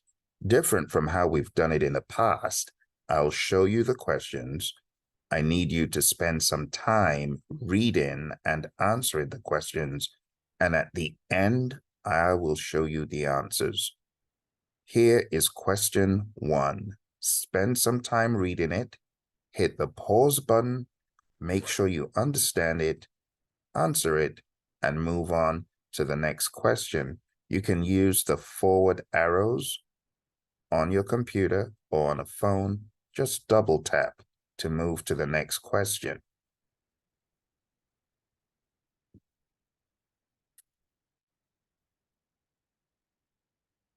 Again, at the end, I will show you the answers to all the questions.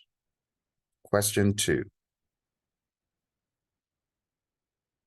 A project manager is leading a diverse team with members from different cultural backgrounds.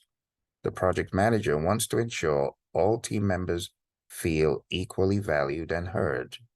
What should the project manager do? Hit the pause button, read the question, answer it, and at the end of 10 questions, I will show the rationale.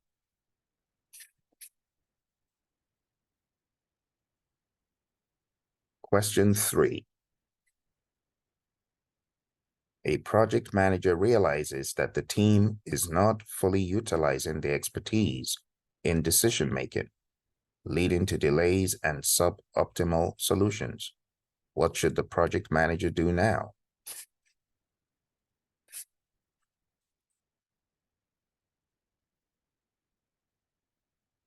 Hit the pause button to give yourself adequate time. Question 4.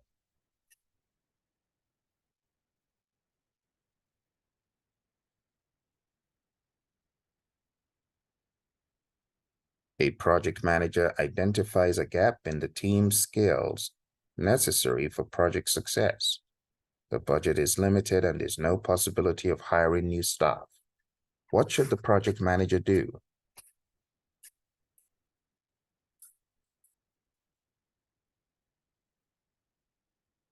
Question 5.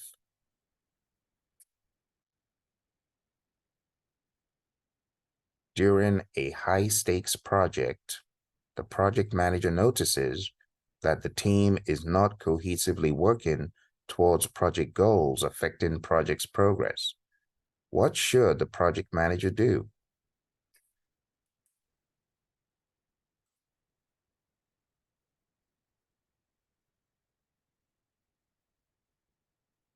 Let's move on to question 6. A project manager notices that bureaucratic processes in the organization are causing delays in project delivery. What should the project manager do?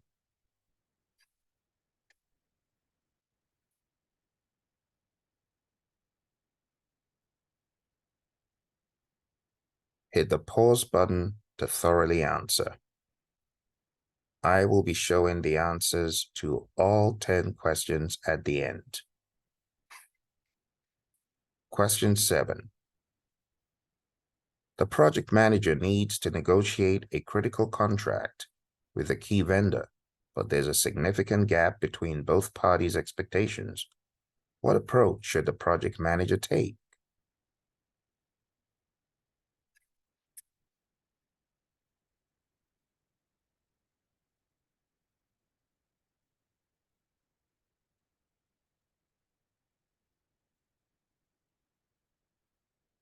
Question 8. During negotiations, a stakeholder insists on adding scope that exceeds the project budget. How should the project manager handle this situation? Again, do write down the answers on a blank piece of paper so that you're able to compare your answer to the right answer. Just 2 more and we'll be done. Question 9. A project manager is facing challenges with stakeholder engagement. What strategy should be employed to improve collaboration?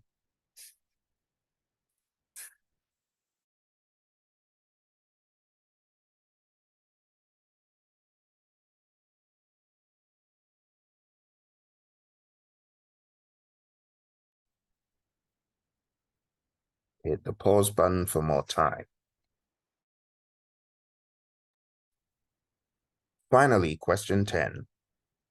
A stakeholder expresses concerns that are not aligned with project objectives.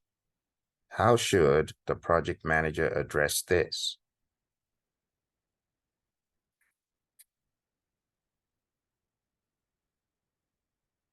Okay. Hopefully you took time out to answer the question. Some of you might have seen questions 1 and 2 in previous episodes. That's a good test of recall. Let's take a look at the answers. Are you ready? Question 1. The answer to question 1 is B. Facilitate a discussion between the team members to find a mutually agreeable solution. There's a question. And here's the solution. Hit the pause button to read the rationalization as to why B is the right answer and the other answers are incorrect. Question 2. The answer to question 2 is B. Conduct regular one-on-one meetings with each team member. Next question, question 3. The answer to question 3 is B. Delegate decision-making authority on specific tasks to relevant team experts. And there's the rationalization. Question 4.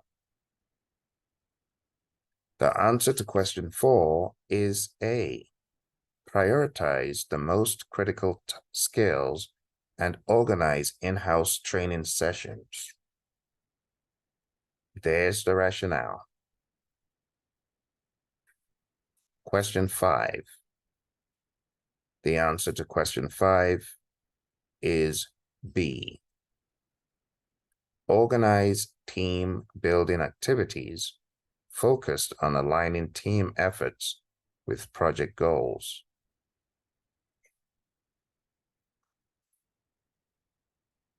Question 6. The answer to question 6 is C. Work with relevant stakeholders to streamline or modify the processes causing delays. Question 7. The answer to question 7 is B. Seek a compromise that aligns with the project's priorities and constraints. Question 8. The answer to question 8 is C. Suggest alternative solutions that can achieve similar results within budget. Question 9. The answer to question 9 is B. Develop a stakeholder engagement plan tailored to their interests and influence levels. And finally, question 10. The answer to question 10 is B. Acknowledge the concerns and work to align them with project objectives. And that concludes our 10 questions for today.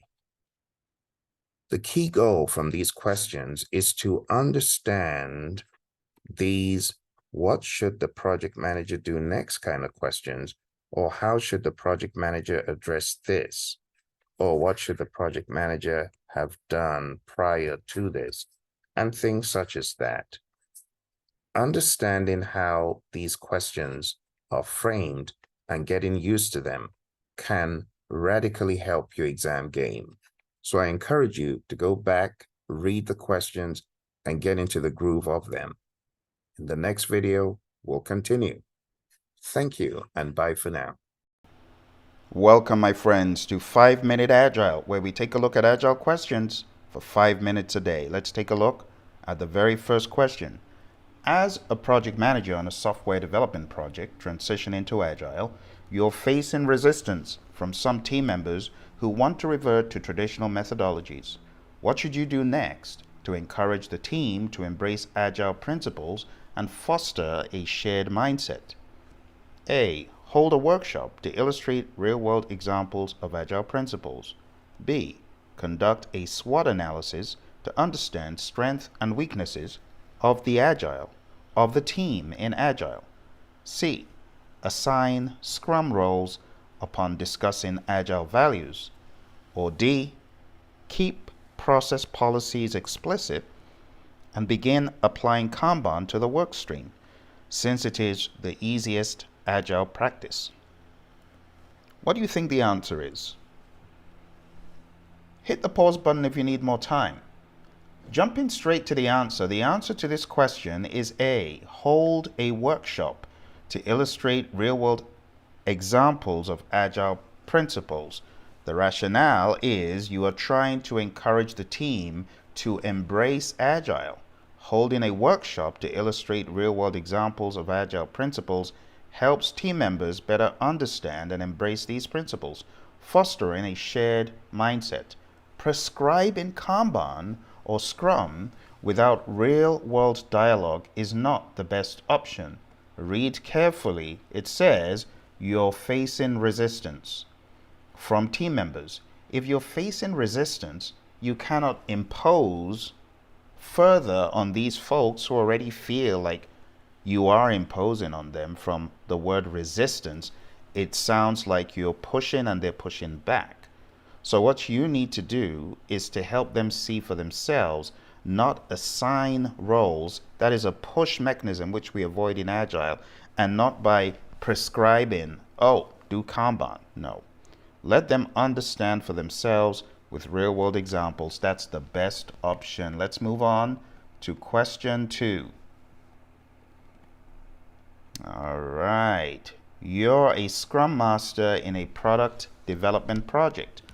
The team and customer have different views on Agile values. How can you help ensure a common understanding of Agile values between the team and the customer to improve collaboration?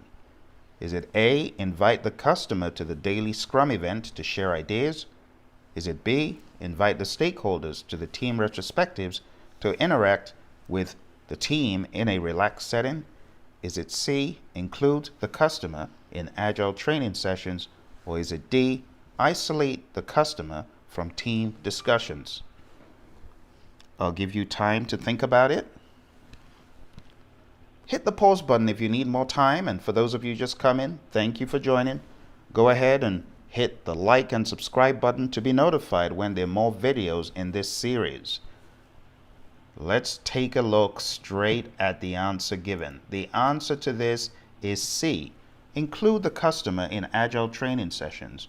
The rationale is including the customer in Agile training sessions helps align their understanding of Agile values with the teams, leading to a shared mindset and improved collaboration. Inviting the stakeholders to retrospectives and the daily Scrum are not the best options because this is generally not done in Agile. It could be done as an exception, but when you take a look at the reasoning, it says invite them to the daily Scrum event to share ideas. We don't share ideas from the customer in the daily Scrum. It is not for that.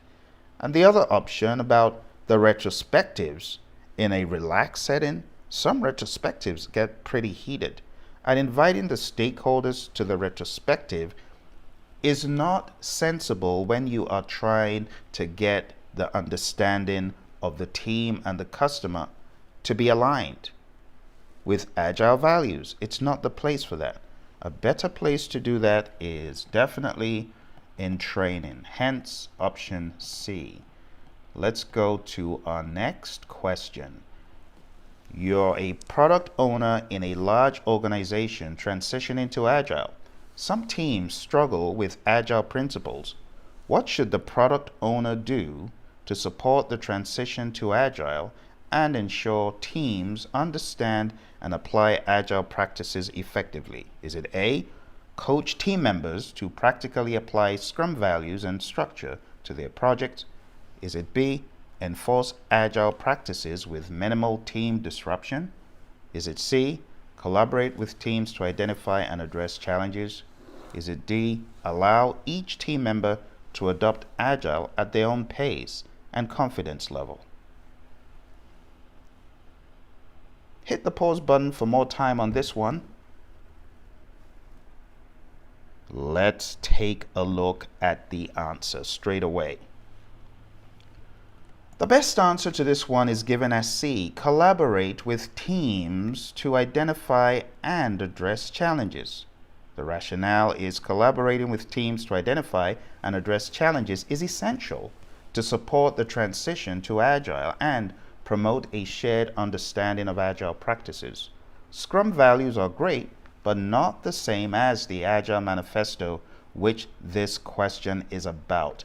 Look again. It said, large organization transitioning to Agile. What should the product owner do to support the transition to Agile and ensure teams understand and apply Agile practices. It also said the team is struggling with Agile principles. So, coaching the team for Scrum is a different thing. We're not coaching the team in Agile practices in option A, so it's not the best option. Also, Scrum values are different from the Agile principles, even though they are aligned, okay? And that is why, my friends, the best option is none other than C, collaborate, collaborate. Option D, allowing each team member to adopt Agile at their own pace, could be very destructive because you're saying some team members will follow Agile thinking and others won't. That's not the best way for you to get them on the same page. You need to ensure the team understands and applies it effectively. So you got to collaborate, you got to dialogue, you got to discuss, and that's why option C is the best. Let's go to the next one. Question 4. As a project manager in a new Agile project, some team members are unfamiliar with Agile terminology and practices. What should you do to ensure a common knowledge of Agile practices and terminology within your team to improve project effectiveness? Is it A, maintain strict control over information and restrict access to Agile resources? Is it B, share real-life examples of Agile principles without discussion? Is it C, conduct training sessions on Agile terminology and practices? Or is it D, ignore team members' lack of understanding and proceed with Agile implementation? Hit the pause button if you need more time, and let's jump into the answer straight away. The answer to this question is C, conduct training sessions on Agile terminology and practices. The key word is common knowledge. Conducting training sessions on Agile terminology and practices helps team members develop a common knowledge base, enabling them to work effectively. If you choose A, strict control, that is not in the interest of Agile, and it doesn't make sense restricting access to Agile resources.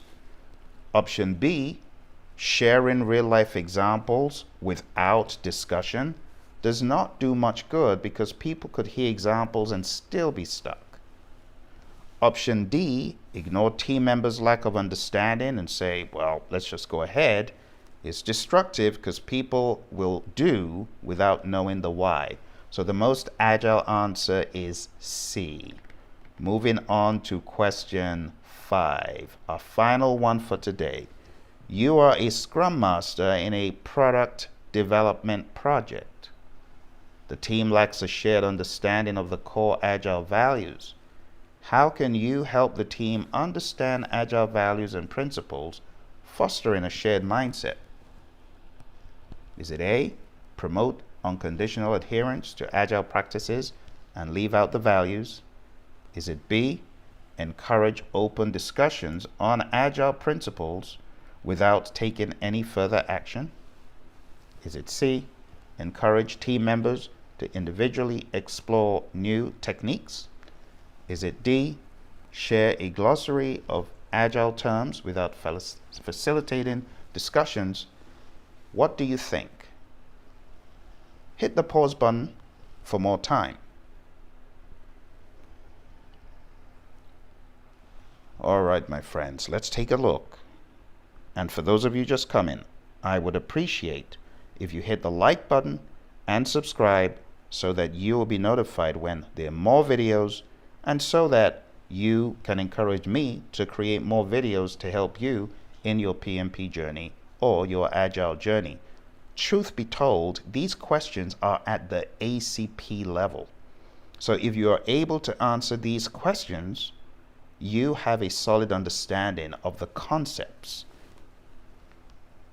All right, let's jump straight into the answer. The answer to this is B, encourage open discussions on Agile principles. But let's take a look at B. It says, without taking any further action. This is all about giving the team the environment and support they need and trusting them to get the job done. So if you take a look here, open discussions on Agile principles foster a deeper understanding and promote a common knowledge of these principles. Give the team the environment and support they need. Trust them to get the job done. Thank you for joining me today on 5-Minute Agile. This is where we will continue to journey together for many moons to come in the world of Agile. And even if you are a PMP, these questions will keep you straight, whether you're a CSM, PSM, whatever you might be. These Agile questions will keep you sharp and in the zone. Thank you, and I'll see you in the next episode. Hello, my awesome project managers. How you doing today? It's time once again to talk about earned value management. It gets better with time, right? I've got so many videos out there, but as the exam begins to morph and change, I hear more and more things from students and on social media. So I try to make it very clear. The bottom line is this. You have 4 metrics: cost performance index, cost variance, schedule performance index, and schedule variance. So your metrics revolve around cost, all right? These 2 are cost, and this is schedule, just like this one, right? Now, the only difference is that the cost performance index has to do with indices, right? An index. The schedule performance index has to do with an index, which means there's no currency. It's just a number like 1.2 or 0.5 or 0.8, things like that. On the flip side, when it comes to the variance related metrics, the cost variance is a number. So it could be a minus $10, or it could be a minus $10,000, or it could be a plus $5 or a plus $50, and so on. Schedule variance, same thing. It's a dollar amount. So it could be a plus 100, it could be a minus 2, and things like that. For your exam, you need to be able to interpret what the numbers mean. That is the main thing. Don't go crazy on the formulas, because I have learned from a number of folks that is not very paramount anymore. And I've also heard that the graphs, they don't even really appear anymore. They used to, not anymore. So even though I teach it still, you probably will not get a graphical question on earned value. But as people say, you just hope you won't. Who knows? So this is what I want us to do today. If I tell you the schedule performance index is equal to 0.6, this means you are only 60% efficient schedule-wise. What does that mean? That means if you are going to get something done on your project in a day, you promise, I'm going to get all of this stuff done. When all is said and done, you would only get 60% of the scheduled work done. So if you planned to get 100 blocks moved, at the end of the day, you only got 60 blocks moved. You understand? So think about it. If I planned to get 100 things done, right, within a time box, that's the key thing. We're dealing with a time box. Okay, let's say it's a 1-day time box. I said I would get 100 done, but when all was said and done, I only got 60 done. See, you're only 60 out of 100 in terms of the time box, what you said you would do within the time box. Let me give you another example. SPI of 0.8. What this means is, for example, if on a project I said I would dig 10 trenches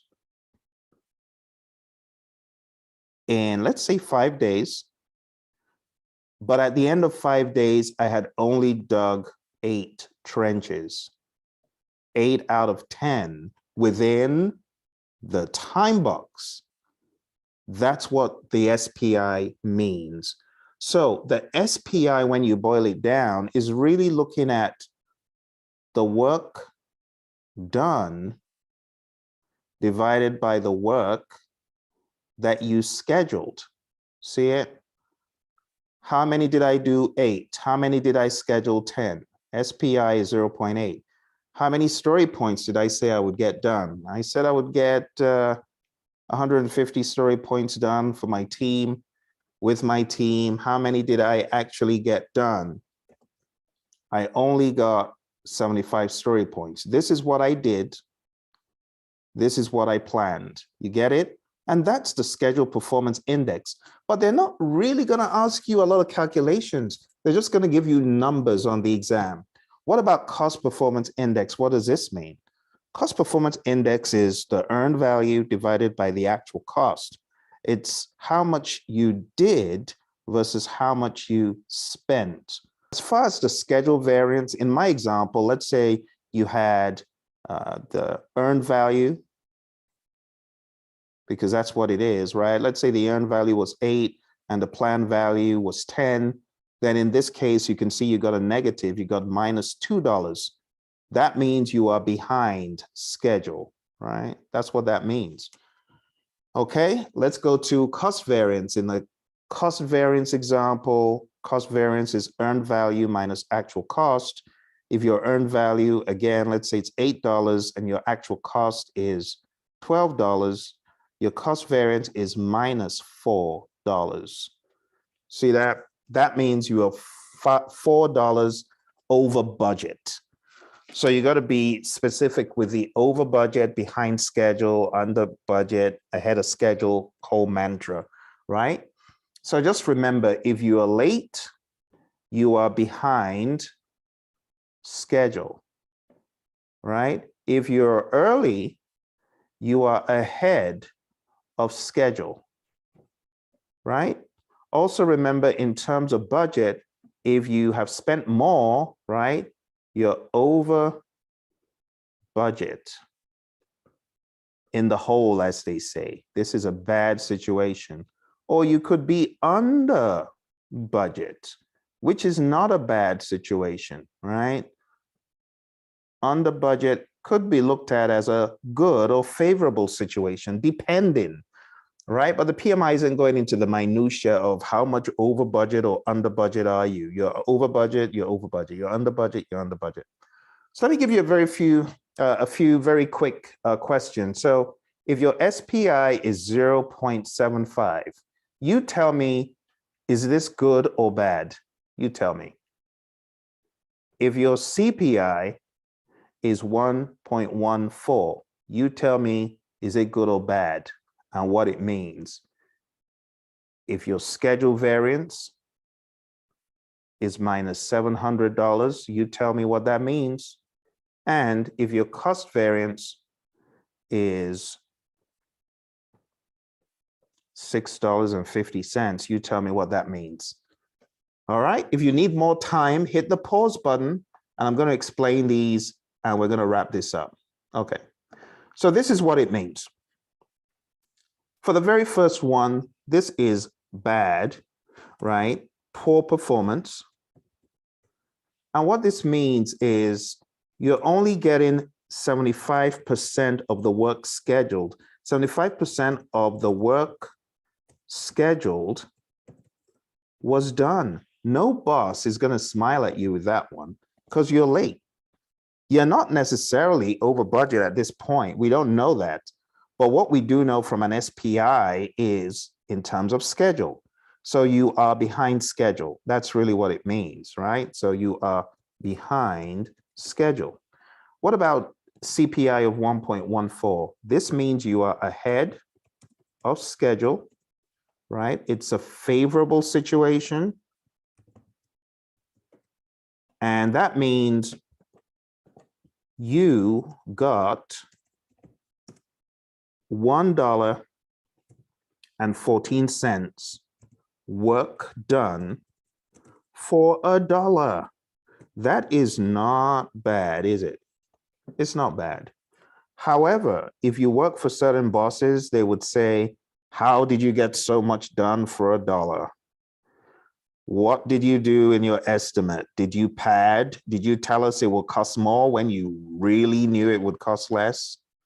So you got to be careful in the real world. especially working with government. If you look too good, you're going to be in trouble. They're going to rattle your chain a little bit. All right. Schedule variance minus 700.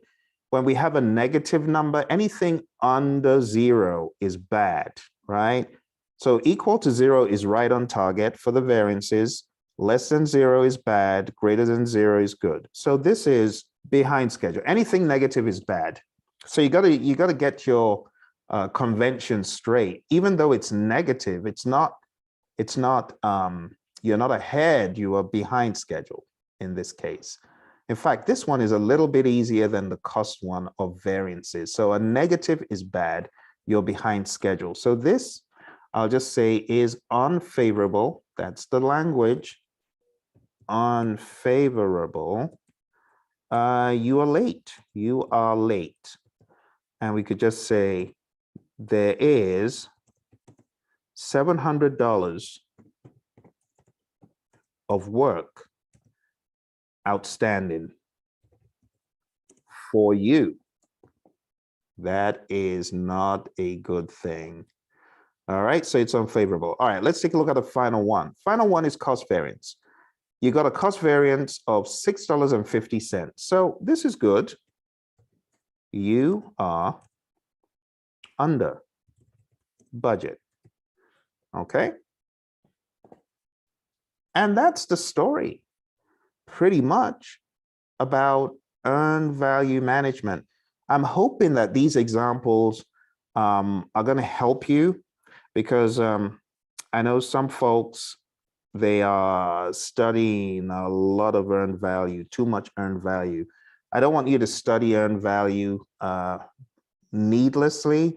I want you to study it just enough to understand what the exam could be like.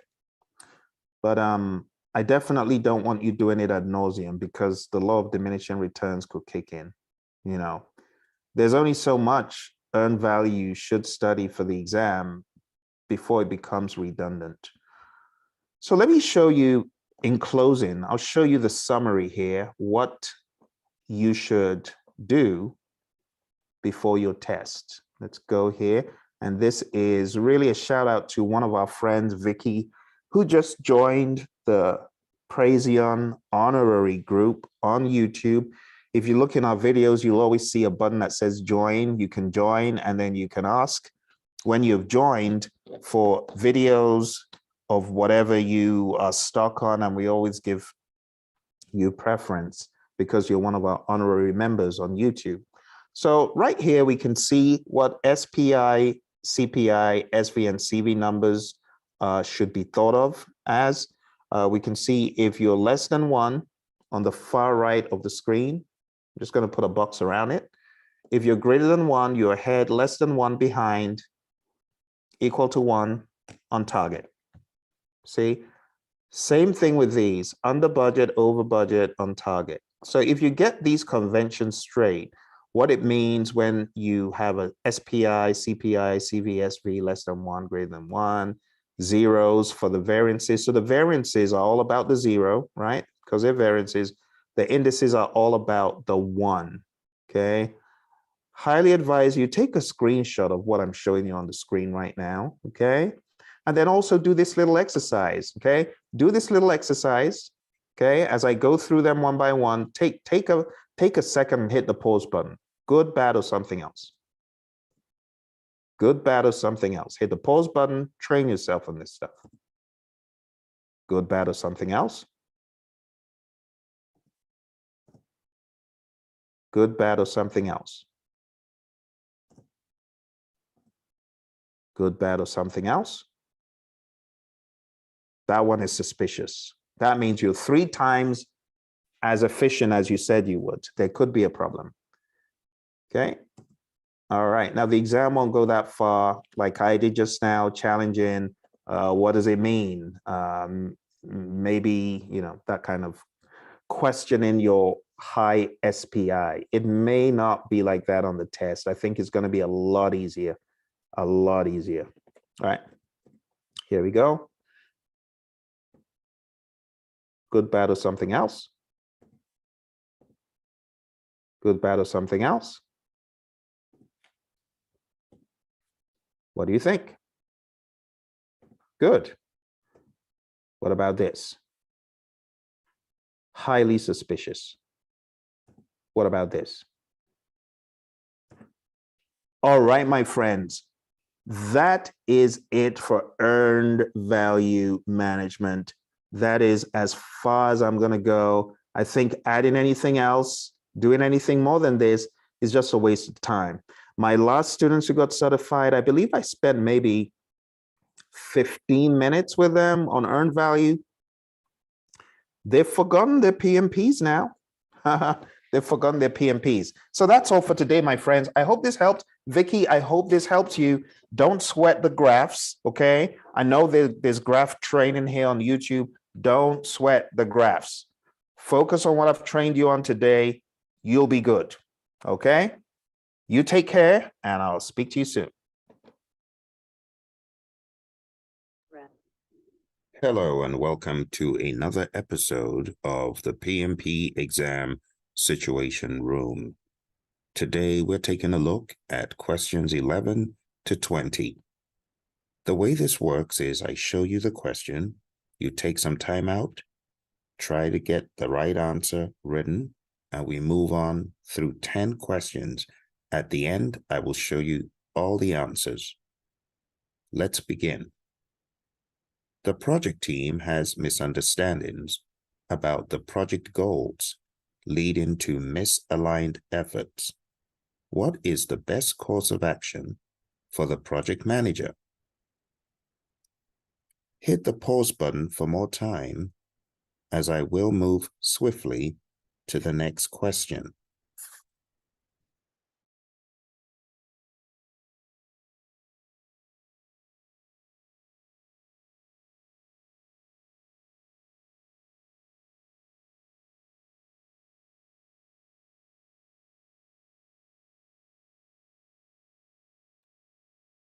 Question 12. After a project kickoff, some team members are still unclear about their roles. What should the project manager do?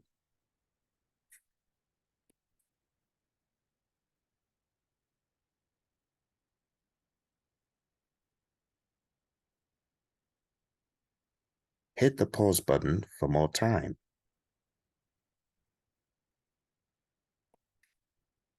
Question 13. A junior team member shows potential, but is hesitant to take on more complex tasks. How should the project manager mentor this individual?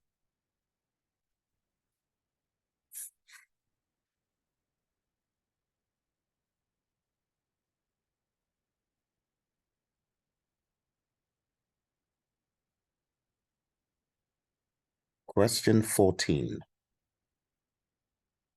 During a project review, the project manager notices a talented team member being overshadowed by more vocal colleagues. What mentoring strategy should be employed?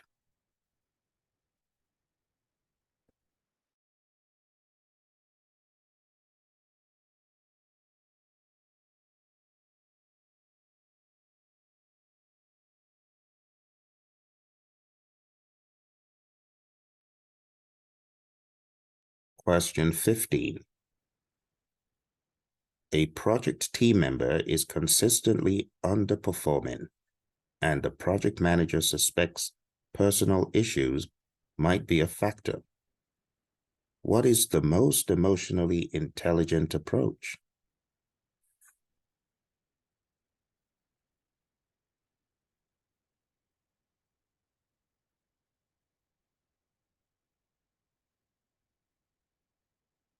Moving on to question 16. Remember to hit the pause button for more time. 16. The project manager notices tension between two team members affecting their collaboration.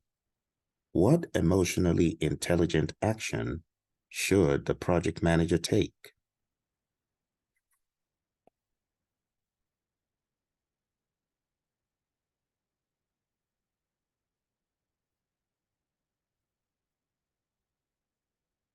Moving on to 17. The project is on a tight deadline, but the project manager observes signs of burnout among the team. What should be done to support team health?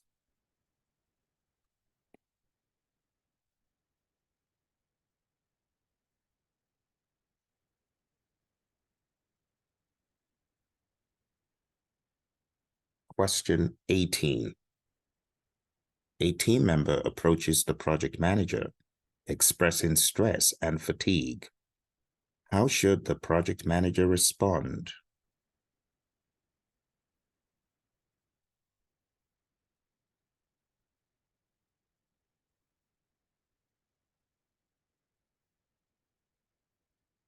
Moving on to 19. The project faces unexpected setbacks, and the team's morale is low. How should the project manager foster resilience?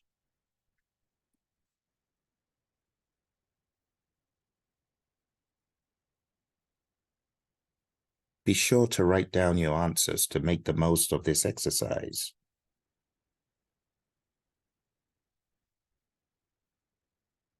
Final question. 20. A key project milestone was missed, leading to disappointment in the team.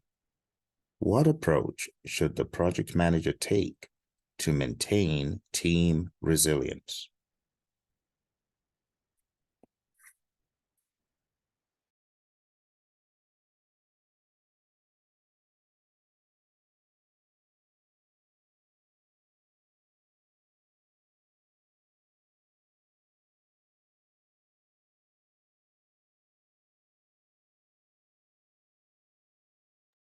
Now that all the questions have been answered, let us review the answers one by one.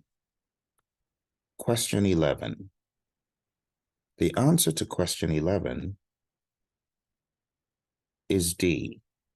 Organize a workshop to clarify project goals and ensure a shared understanding.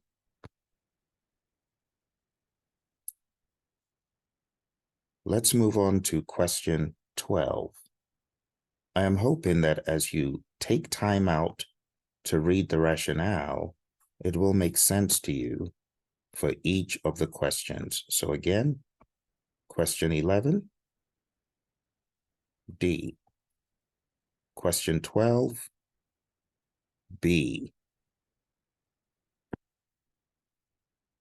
Conduct individual meetings to clarify roles and address any confusion.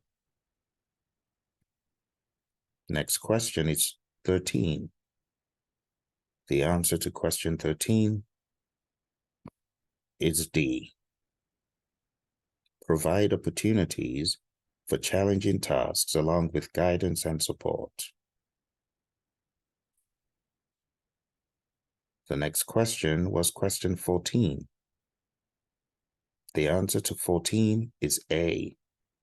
Create opportunities for the team member to showcase their talents in a comfortable setting.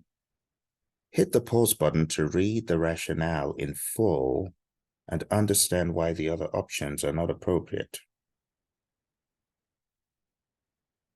The next question is 15. And the answer to 15 is B. Have a private, empathetic conversation with a team member to offer support. The next question was 16. And the answer to 16 is C. Facilitate a mediated discussion between them to resolve the tension. The next question was 17. And the answer is C. Implement strategies to promote work-life balance, such as flexible scheduling. Question 18. The answer to question 18 is B. Discuss with a team member to find ways to alleviate stress and manage workload. The next question, 19. And the answer, A. Hold a team meeting to acknowledge the setbacks and discuss strategies for moving forward.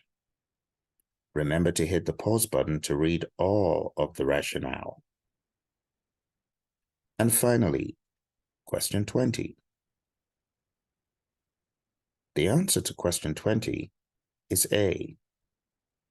Analyze the reasons for missing the milestone and involve the team in developing a recovery plan. I hope you enjoyed the PMP exam situation room. Remember to hit the like button and subscribe for more videos of this nature. All the best on your exam. Bye for now. Hello, my friends. Welcome to Predictive Project Management Terminology Flashcards. This is our 6th episode, and we're diving into the letters N, O, and P. And my goodness, do we have a treasure trove of definitions. When I put this together, my main goal was to give you just one sentence long so that it's not as overbearing as other books that have 5-6 lines long for one word to be defined. So let's jump straight into the very first word, network.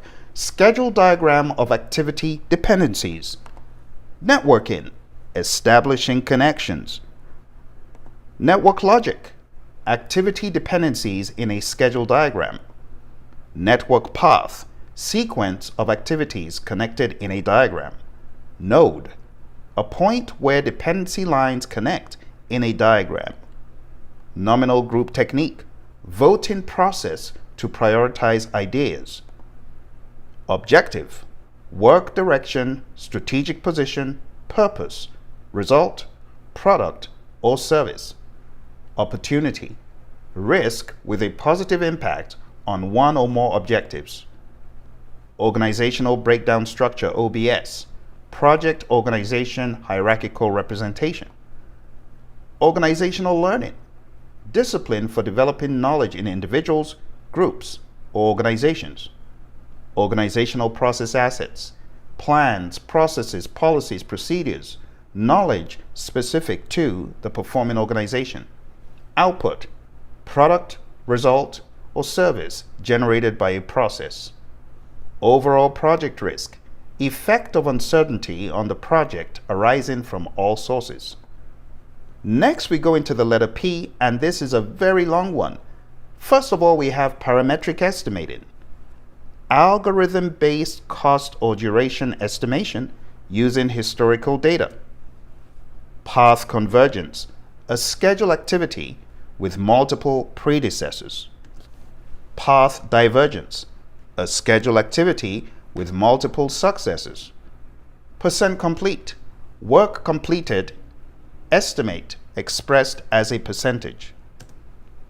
Performance measurement baseline, PMB, integrated scope, schedule, and cost baselines. Performance reviews, a technique to measure, compare, analyze actual performance. Perform integrated change control, review, approve, manage change requests. Perform qualitative risk analysis, prioritize project risks for analysis or action. Perform quantitative risk analysis, again a process, numerical analysis of project risks and uncertainty. Phase gate, review at a phase end to continue, modify, or end the project. Plan communications management, again a process. Develop an approach and plan for project communication. Plan cost management, a process. Define project cost estimation, budgeting, monitoring, control. Planned value, PV. Authorized budget for scheduled work. Planning package, a WBS component below the control account with known work content. Planning process group, establish project scope, refine objectives, define costs. Plan procurement management, a process. This is where we document procurement decisions, specify an approach, and identify sellers. Plan quality management. Identify quality requirements or standards for project or deliverables. Plan resource management. Define estimation, acquisition, management, or utilization of resources. Again, it's a process. Plan risk management, a process where we define risk management activities for the project. Plan risk responses, a process where we develop options, select strategies, and agree on actions. Plan schedule management, a process where we establish policies, procedures, and documentation for the project schedule. Remember, this is planning how to develop the schedule. Plan scope management, again, a process where we create a scope management plan and requirements management plan for the project or the product. Plan stakeholder engagement, a process where we develop approaches to involve project stakeholders. Plurality. This is a decision-making approach where the largest block makes decisions regardless of majority. Policy. Organizational actions based on principles to govern conduct. Portfolio. A group of projects, programs, and operations to achieve strategic objectives. Portfolio management. Centralized management of one or more portfolios. Practice. Professional or management activity that contributes to processes. Precedence diagramming method, PDM, a schedule model technique. Precedence relationship, logical dependency used in the precedence diagramming method, PDM. Predecessor activity, an activity before a dependent activity in a schedule, from the word precedes. Predictive life cycle, project scope, time, and cost determined early. Preventive action, activity ensuring future performance is aligned with a plan. Probability and impact matrix, a grid mapping risk probability and impact. Procedure, an established method of consistent performance or result. Process, systematic series of activities producing outputs. Procurement audits, review of contracts and contracting processes. Procurement documents, documents used in bid and proposal activities. Procurement documentation, documents used in signing agreements. Procurement management plan, a plan for acquiring goods and services. Procurement statement of work, describes item for sellers to determine capability. Procurement strategy, an approach to determine delivery method and agreements. Product, quantifiable artifact or component, item, material, or goods. Product analysis, a tool for defining scope by asking questions. Product lifecycle, phases representing evolution of a product. Product scope, features and functions of a product, service, or result. Program, related project, subsidiary programs coordinated for benefits. Program management, application of knowledge, skills, and principles to a program. Progressive elaboration, iterative process of increasing plan detail. Project, temporary endeavor to create a unique product, service, or result. Project calendar, identifies working days and shifts for activities. Project charter, formal authorization and resources for project activities. Project communications management, processes for timely communication. Project cost management, planning, estimating, budgeting, controlling project costs. Of course, you do recognize that these are knowledge areas. The next, project funding requirements. This is not a knowledge area. This is forecasted project costs to be paid.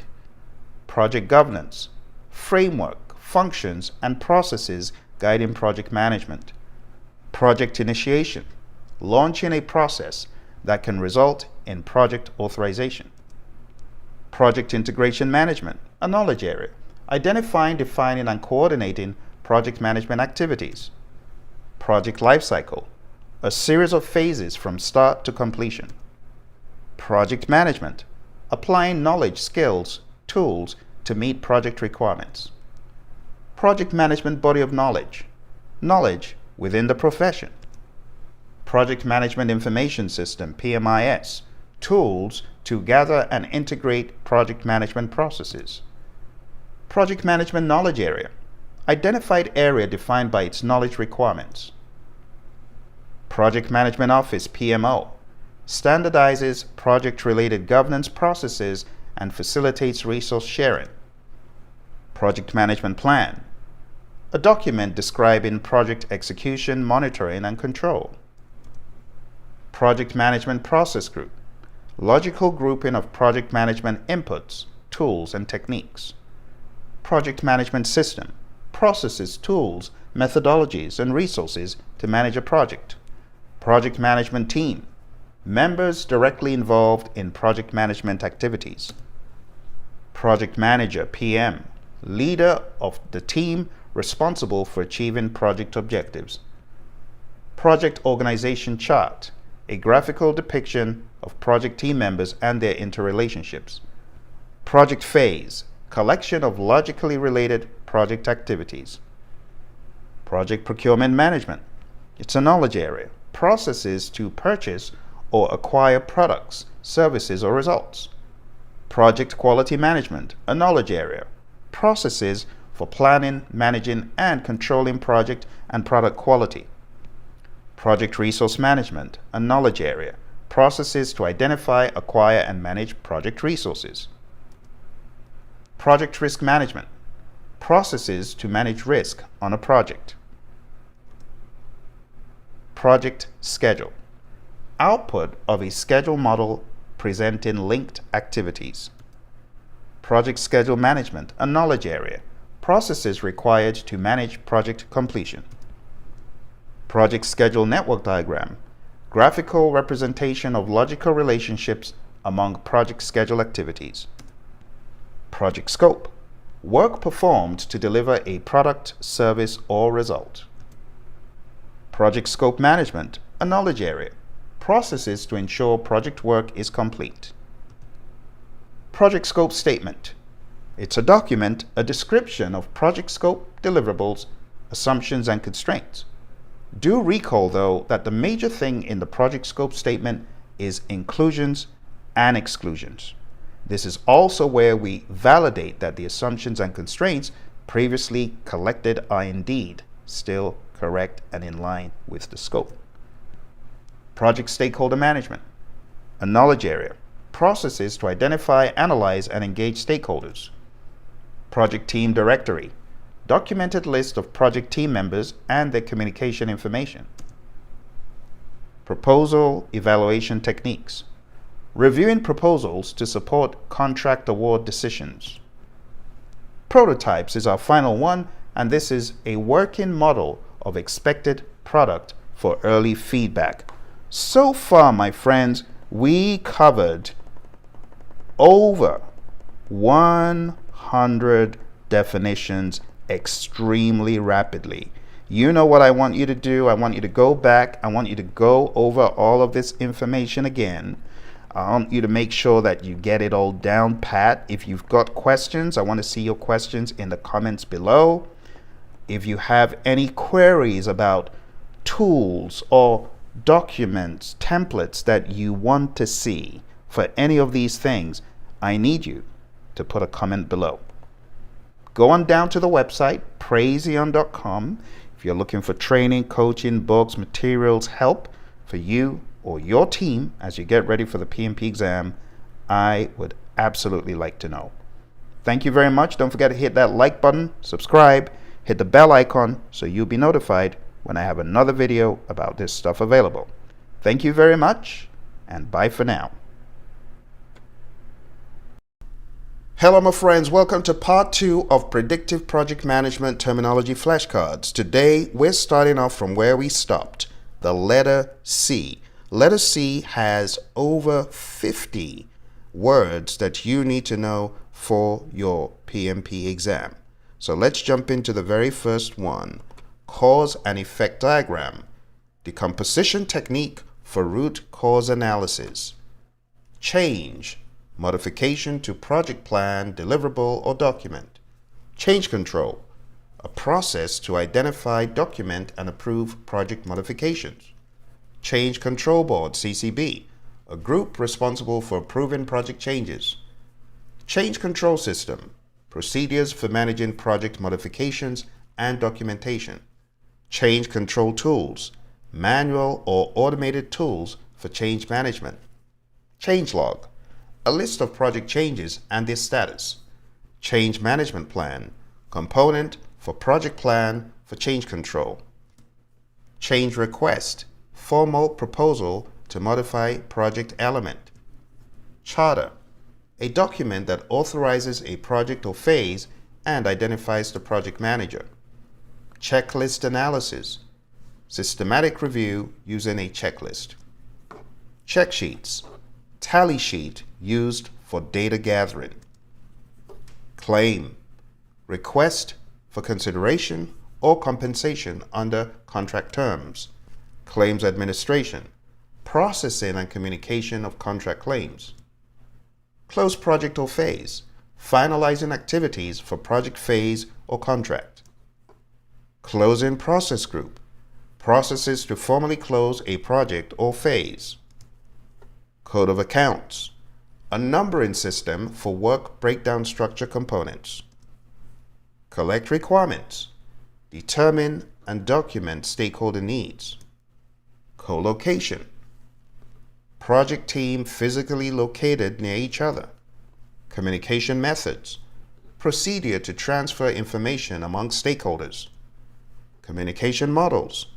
representation of communication process, communication requirements analysis, analytical technique to determine stakeholder information needs, communications management plan, a plan for administering and disseminating project information, communication styles assessment, a technique to identify preferred communication method and content, communication technology, tools for transferring information among stakeholders, conduct procurements, a process where we obtain seller responses and award contracts, configuration management plan, a plan for managing and accounting for project artifacts, configuration management system, procedures for tracking project artifacts and changes, conformance, meeting acceptable variation for quality requirement,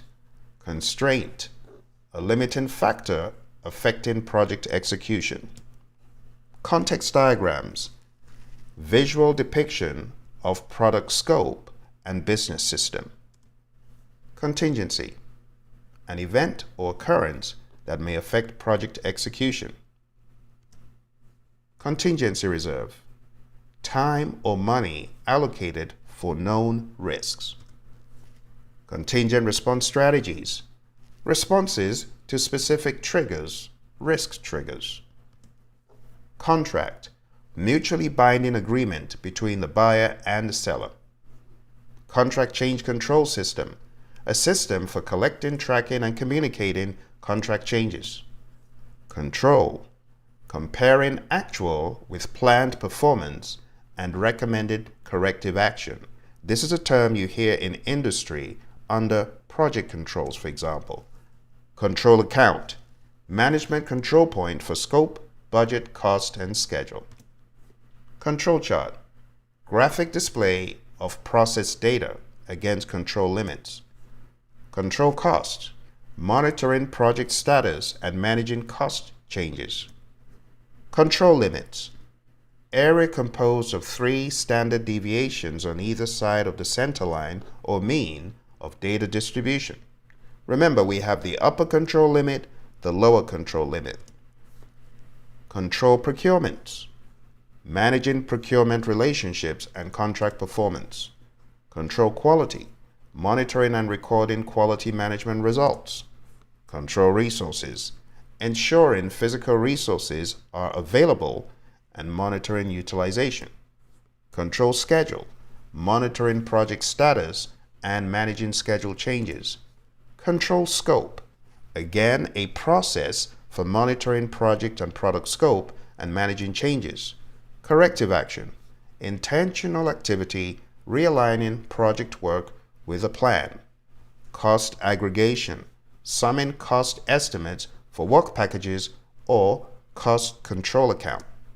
Cost baseline, approved time-phased project budget for comparison to actual results. Cost-benefit analysis, a financial tool to compare project benefits with cost.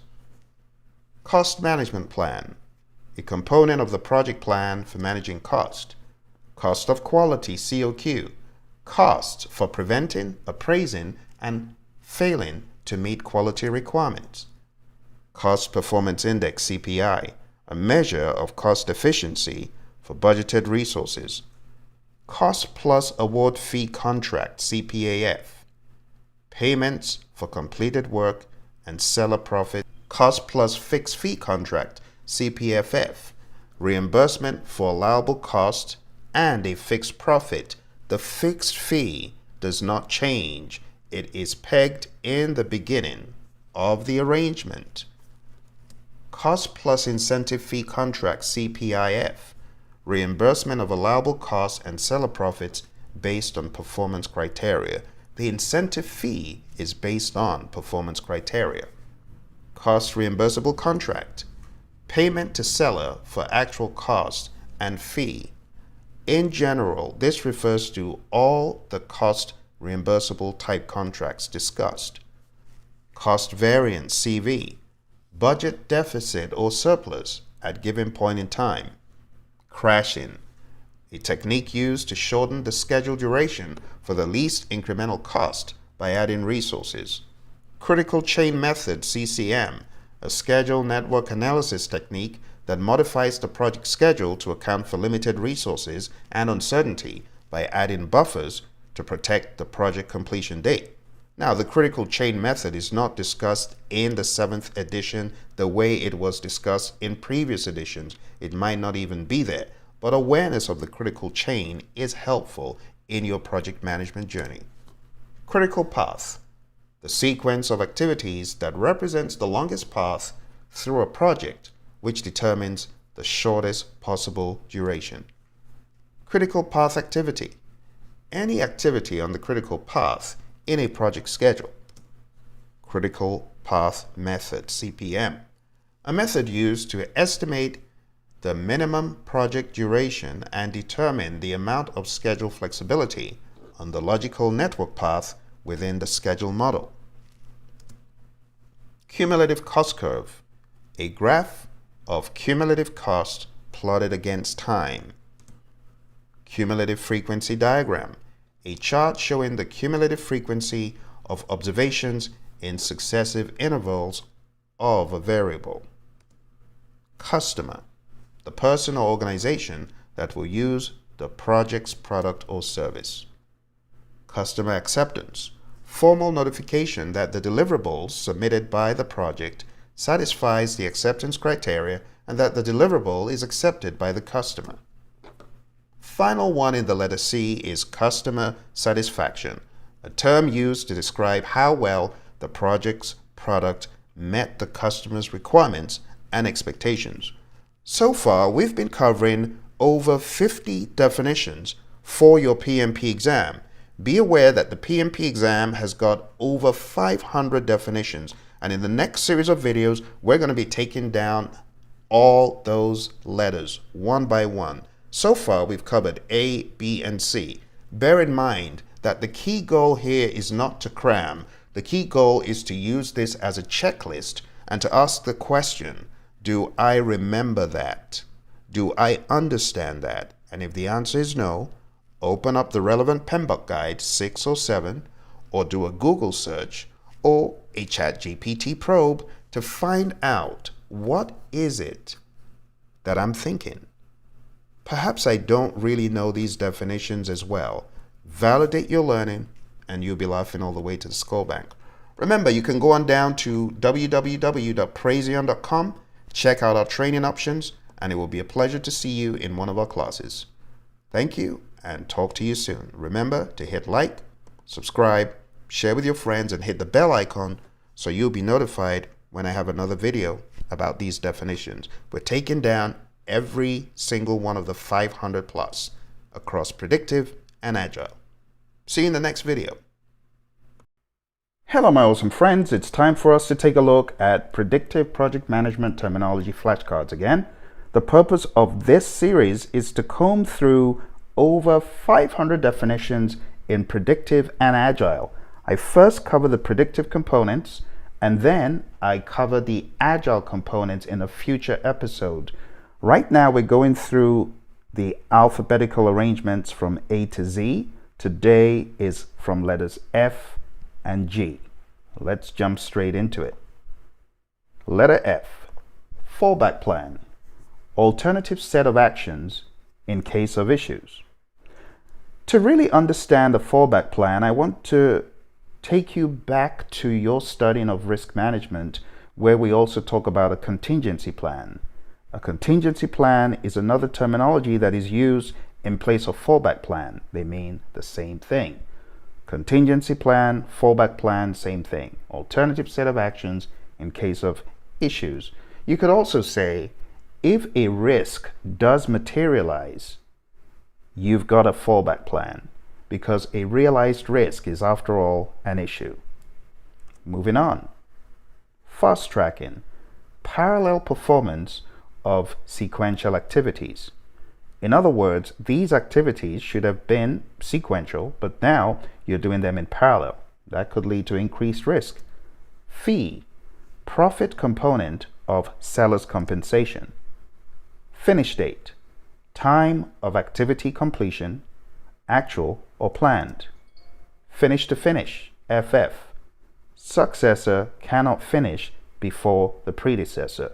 When you are scheduling in a tool like MS Project, you can set up task A and B with a finish to finish relationship, which means task B cannot finish except task A has finished. But you could set them up such that the finish of A immediately kicks in to help B finish. It's a finish to finish relationship. The next one is finish to start, FS. This means the successor cannot start before the predecessor. In other words, the finish of A is necessary before task B can start. B is the successor, A is the predecessor. So B, the successor, cannot start before A, the predecessor, ends. Firm fixed price contract, FFP. Set payment regardless of cost. When we say it's a firm fixed price, it means the payment is set and it is not changing regardless the cost. In other words, the seller is going to incur whatever those costs are, whether they make a profit or not. Fishbone diagram, same as cause and effect diagram. It's a diagram that shows you causes of an effect. Fixed price contract. Payment is set regardless of cost. So a fixed price contract is a general term used for firm fixed price incentive fee, and fixed price with economic price adjustment, and we'll talk about some of those. Fixed price incentive fee contract, a fixed price contract with a bonus for meeting criteria. That's the incentive fee. Fixed price with economic price adjustment contract, FP-EPA. Adjustments are allowed for changing conditions such as price of commodities and inflation and interest rates. Float. Time activity can be delayed without successor impact. In other words, how much time can you delay an activity without affecting its successor? We could also expand this definition to say, how much time can you delay an activity without messing something else up, such as the end date of the entire project? This is why you need to read the wider spectrum when you're looking at float. There's total float, there's free float, and there's project float. Now take some time out to explain these. Free float is how much time you can delay an activity without affecting its successor, but that's just free float. There's total float. How much time can you delay an activity without affecting the end date of the project? And lastly, there's project float, and that's how much time can you delay the start of the project or the project in some way without affecting the customer required due date. Lots of subtleties. This is probably the most in-depth set of definitions so far. So you might want to rewind it, listen to it again as I expand on some of these, because my intent was to give you a one-sentence definition to kick your memory, jog your memory so that you remember the associated terms. Flowchart, diagram of inputs, process actions, and outputs. Focus groups, a technique to learn stakeholder expectations and attitudes. Forecast, prediction of project's future conditions and events. Forward pass, a technique for early start and finish date calculation. This used to be big on the exam back in the day, not anymore. I haven't heard anyone say they needed to use a forward pass or a backward pass to solve a network diagram problem. So don't sweat it, just understand the definition at a high level. Free float, delay time without successor impact or constraint violation. We just talked about this. The amount of time that you can delay an activity without affecting the successor. Functional organization, a staff group by specialization, and there's limited project manager authority. Funding limit reconciliation, comparison of planned versus committed funds. Now, when we talk about FLR, this means if there's a funding limit in your firm, for example, any project cannot exceed $1 million of funds within a month. If that's the rule and your project is tending towards, for example, 2.5 million, then you've got a 1.5 million differential between what is allowed and what you are computing. For that reason, you need to reconcile the funding limit of 1 million with the planned amount on paper of 2.5. There needs to be a reconciliation. Either you distribute the work out so that that extra 1.5 is distributed over months where there's not as much spend. Gantt chart, bar chart with activities, dates, and durations. Grade, rank for quality requirements of same functional items. Ground rules, expectations for team behavior. Histogram, a bar chart of numerical data. Historical information, documents and data of prior projects. Identify risks, identification and documentation of risks. Remember, this is a process. Identify stakeholders, again, a process. Analysis and documentation of stakeholder information. Implement risk responses, implementation of risk response plans. Impose date, a fixed schedule activity or milestone date. Incentive fee, financial incentives for seller performance. Incremental life cycle, deliverable produced through iterative additions. Independent estimates, third-party analysis of cost, schedule, or other items. Influence diagram, graphical representations of causal influences and relationships. Information, processed and structured data for specific contexts. Information management systems, facilities for information distribution.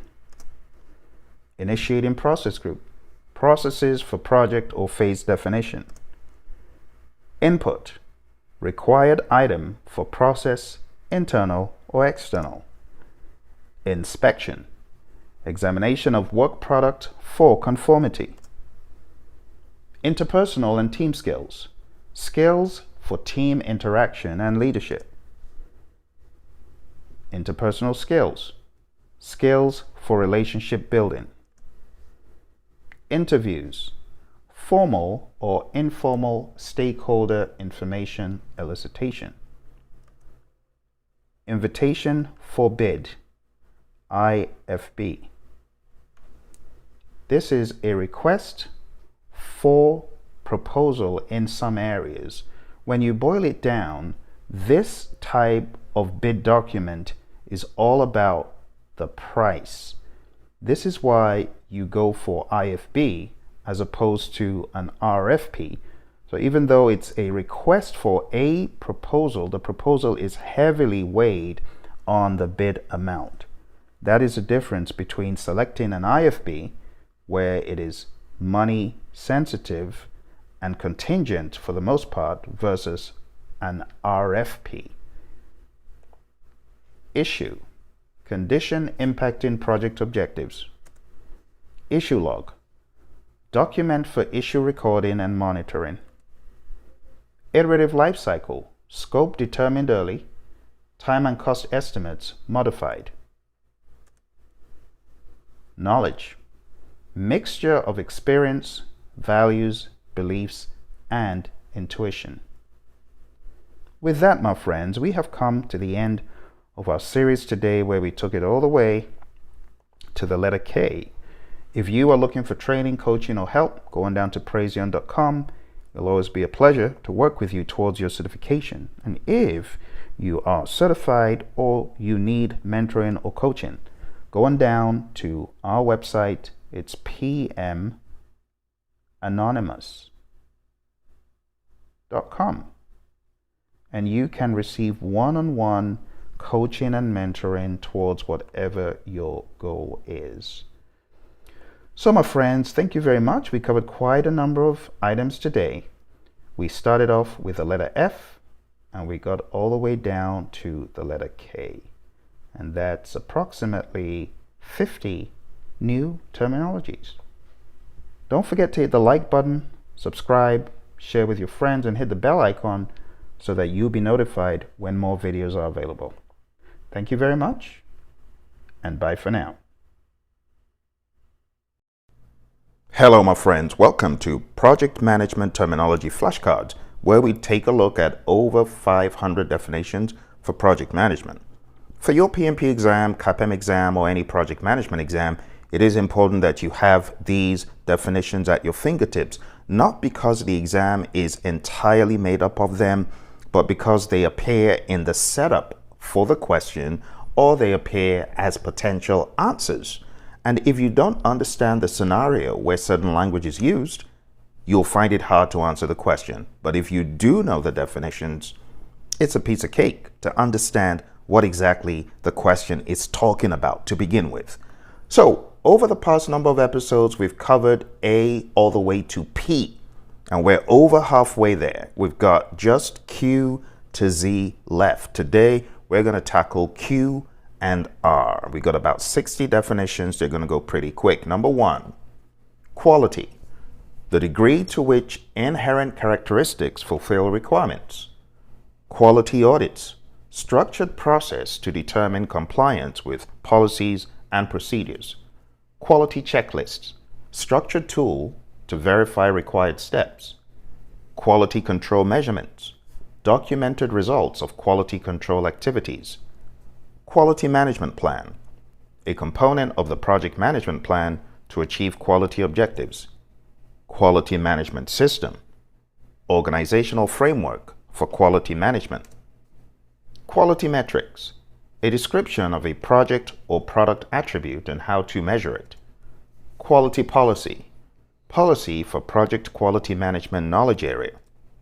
Quality report, document including quality issues, recommendations for corrective actions, and findings. Quality requirement, a condition or capability used to assess conformance. Questionnaires, written sets of questions to accumulate information. Now we move into the letter R. RACI chart, also called RACI chart. Responsibility assignment matrix to define stakeholder involvement. Regression analysis, analytical technique to develop a statistical relationship. Regulations, requirements imposed by a governmental body. Request for information, RFI, procurement document for seller information. Request for proposal, RFP, a procurement document to request proposals. RFQ, document for price quotes from sellers of products or services, also called request for quotation. Requirement, necessary condition or capability for satisfying business needs. Requirements documentation, description of how requirements meet business needs. Requirements management plan, describes how requirements are managed. Requirements traceability matrix, links requirements to deliverables, also links requirements to their origin. In other words, who asked for this requirement. Reserve, a provision in the project management plan to mitigate risk or deal with uncertainty. Remember, a reserve can also help if a risk is accepted. Contingency reserves of schedule, cost, or resources. Reserve analysis, analytical technique to establish project reserves. Residual risk, remaining risk after implementing risk responses. Resource, team member or physical item needed for the project. Resource breakdown structure, hierarchical representation of resources. Resource calendar, identifies working days and shifts of resources. Resource histogram, a bar chart showing resource scheduled work over time. Resource leveling, adjusting the schedule to optimize resource allocation. Resource management plan, describes how project resources are managed. Resource manager, an individual with authority over project resources. Resource optimization technique, balances demand and available supply. Resource requirements, types and quantities of resources needed for activities. Resource smoothing, resource optimization technique using free and total flow. Responsibility, a delegated assignment within the project management plan. Responsibility assignment matrix, RAM, a grid showing resources assigned to work packages. Result, the output from project management processes and activities. Rework, action to bring non-conforming component into compliance. Risk, uncertain event or condition with positive or negative effect on the project's objectives. Risk acceptance, acknowledging risk and not taking action. Risk appetite, degree of uncertainty willing to be accepted. Risk audit, an audit to evaluate the effectiveness of risk management processes. Risk avoidance, eliminating a threat or protecting the project from the impact. Risk breakdown structure, RBS, a hierarchical representation of potential risks. Risk categorization, organizing risks by sources or project areas affected. Risk category, group of potential causes of risk. Risk data quality assessment, a technique to evaluate the usefulness of risk data. Risk enhancement, increasing probability of occurrence or impact of opportunity. Risk escalation, acknowledging risk outside of sphere of influence and shifting ownership. Risk exploiting, ensuring opportunity occurs as a risk response. Risk exposure, aggregate measure of potential impact of risks. Risk management plan, describes how risk management activities will be performed.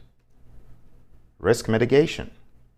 Decrease in probability of occurrence or impact of a threat. Risk owner. The person responsible for monitoring and implementing risk response strategy. Risk register. Repository for recording risk management process outputs. Risk report. Project document summarizing individual project risks and overall risk. Risk review. A meeting to examine and document the effectiveness of risk responses. Risk sharing. Allocating ownership of opportunity to a third party. Risk threshold. Level of risk exposure above which risks are addressed. Risk transference. Shifting threat impact and ownership to a third party. Role. Defined function of project team member. Rolling wave planning. Iterative planning technique for near and future term work. Root cause analysis. Analytical technique for determining underlying cause of variance, defect, or risk.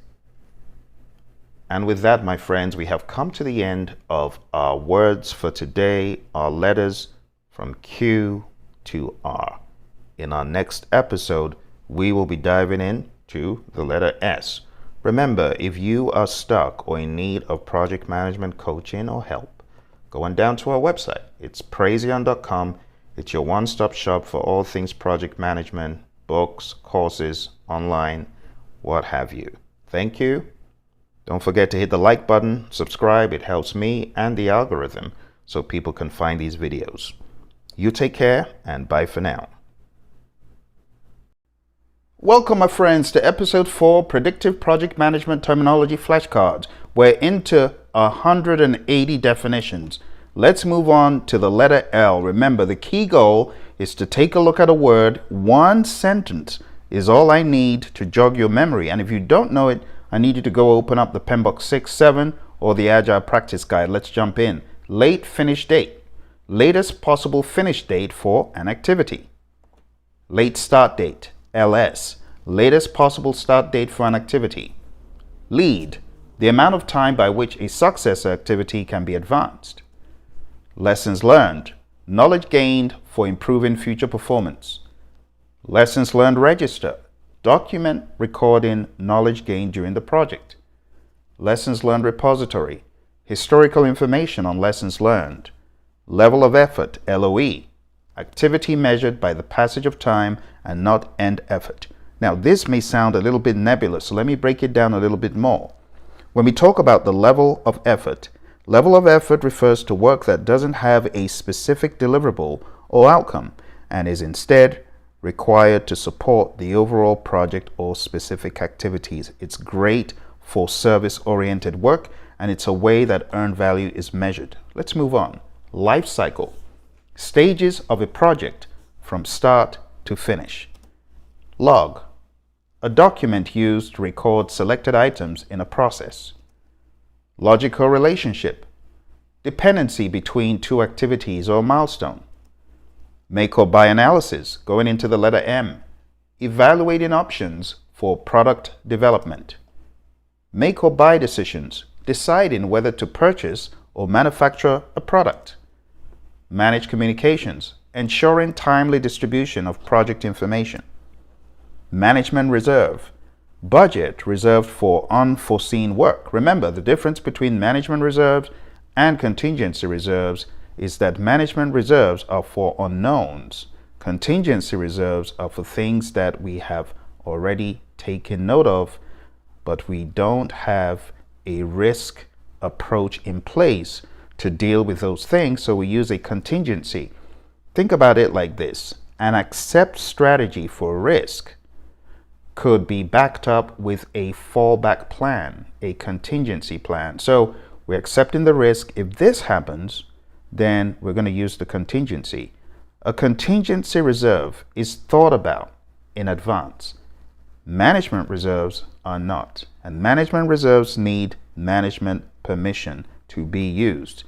So even though it's a budget that's reserved for unforeseen work, It's budget that needs to be released into the baseline before it's used. Moving on, management skills. Abilities to plan, organize, direct, and control. Manage project knowledge. Using knowledge to achieve project objectives. Manage quality. Executing the quality management plan. Manage stakeholder engagement. It's a process working with stakeholders to meet needs. Manage team. A process tracking team performance and optimizing project performance. Mandatory dependency. Contractually required or inherent relationship. You got to remember the different dependencies. Mandatory, discretionary. Mandatory, hard logic. Discretionary, soft logic, preferred logic, or preferential logic. Master schedule, summary level project schedule. Matrix diagrams, quality management tool for data analysis. Matrix organization, project manager shares responsibility with functional managers. Methodology, a system of practices and procedures used in a discipline. Milestone, significant point or event in a project. Milestone schedule, schedule with planned milestone dates. Mind mapping, consolidating brainstormed ideas into a single map. Monitor, collecting project performance data and producing measures. Monitor and control project work, a process for tracking, reviewing, and reporting project progress. Monitor communications, ensuring information needs of project and stakeholders are met. Monitoring and controlling process group. This is the process group where there are processes to track project progress and initiate changes. Monitor risks, monitoring risk response plans and identifying new risks. Monitor stakeholder engagement, monitoring stakeholder relationships and engagement. Monte Carlo simulation, computer model analysis for a range of possible outcomes. Finally, in the letter M, we will end with multi-criteria decision analysis, analyzing and ranking many ideas using a decision matrix. When you boil your PMP adventure down, there's various components you should be aware of, and one of the components is the definitions. If you don't know the definitions, you can't solve problems where these definitions are, which is why we're going through all 500. When we get done with traditional, we're moving into the world of Agile. So I encourage you to smash that like button, subscribe, so that you will be notified when the next video of these definitions is out. And the hope is that you would have covered 500 definitions, unravel the mystery, and know them for your exam. But the definitions are just one component. The second component is the comprehension of what exactly these definitions plus a scenario implies. And that goes to the final one of problem solving. You got to know the definition, then you got to understand what is this actually asking, and then you got to solve the problem. So these definitions are key for success. They're very important. I'd like for you to go back, watch all the other videos if you missed any. And in the next episode, we're going to start with the letter N. If you need help in any way towards your exam, or you're looking for a course to get you to that next level, go on down to Praizion.com. That's the website on the screen, and you'll be able to find materials to help you on this channel. And on pmradio.org, we have thousands of videos and audio content for you to use towards your exam prep. Thank you very much. I appreciate your support. Don't forget, smash the like button, subscribe, and I'll see you in the next episode. Bye for now. Hello, welcome to episode 3 in a long series of videos to get you ready for the PMP exam. This is where we take down every letter of the alphabet as far as definitions are concerned. What I want you to do is use it as a checklist and ask the question, do I know what this is? Do I remember this thing? If you remember it, awesome, move on. If not, I need you to close those gaps before your exam. So today we're going to take a look at the letter D and E.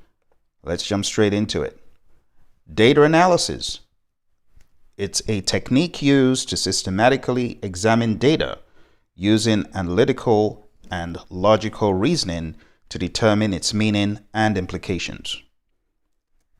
Data gathering techniques.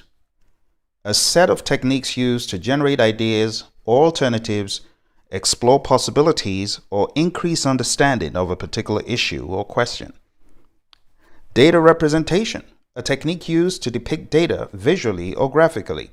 Now, what you realize from these definitions so far is that I have made them extremely short. I have intentionally made them one sentence or thereabouts. Very different from the unwieldy definitions in the PMBOK guide. For more information about any of these, I highly recommend cross-checking with the PMBOK guide or other sources. Let's move on. Data validation. The process of ensuring that data inputs and outputs are correct and complete, and that they comply with the requirements of the data model. Decision. A choice made from available alternatives using a defined process to achieve a specific goal or objective. Decision tree analysis. A technique used to evaluate multiple options by projecting possible outcomes and associated risk to visualize the decision-making process. Delegation. The act of assigning responsibility and authority for achieving specific outcomes to another person while retaining accountability for the results. Deliverable. Any measurable, tangible, verifiable item produced as a result of completing a project or project phase. You hear a deliverable being referred to as a product, service, or result, so keep that in mind. Dependency. A logical relationship between two activities or between an activity and a milestone. Design of experiments, DOE, a statistical method to identify which factors may influence specific variables of a product or process under development or in production. Develop project charter, the process of developing a document that formally authorizes a project or project phase. Develop project management plan, the process of defining, preparing, and coordinating all plan components and consolidating them into an integrated project management plan. Develop schedule, the process of analyzing activity sequences, durations, resource requirements, and schedule constraints to create the project schedule. Development approach, the planned, systematic, and repeatable process followed during the development of the project's product or service. Direct and manage project work, the process of leading and performing the work defined in the project management plan and implementing approved changes to achieve project objectives. Direct costs, costs that can be specifically identified with a particular project, program, or operation. Discrete effort, an activity that can be planned and measured and whose duration can be estimated using a defined methodology. Discretionary dependency, relationship based on best practices or desired sequence. Documentation reviews, gathering and reviewing information for accuracy and completeness. Duration, total work periods required for activity or component completion. Early finish date, EF, earliest possible completion.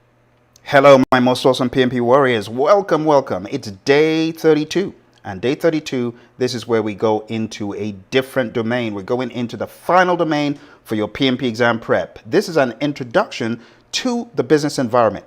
Now, what exactly is the business environment about? And people ask, why do I need to think about the business environment as a project manager? Isn't it people in the business that do that? But it's important that you understand the concepts of strategy and compliance and change and benefits and outcomes. So we're going to talk about these in more detail in this domain. When we talk about strategic impact or strategy, in simplest terms, we are talking about a unifying idea which links purpose and action. And that's where project management comes in, because project management involves the action. The hatching of the idea is more on the business side, but the execution of this idea is all about us as project managers. Strategy, as Colin White says, is any course of action for achieving an organization's purpose.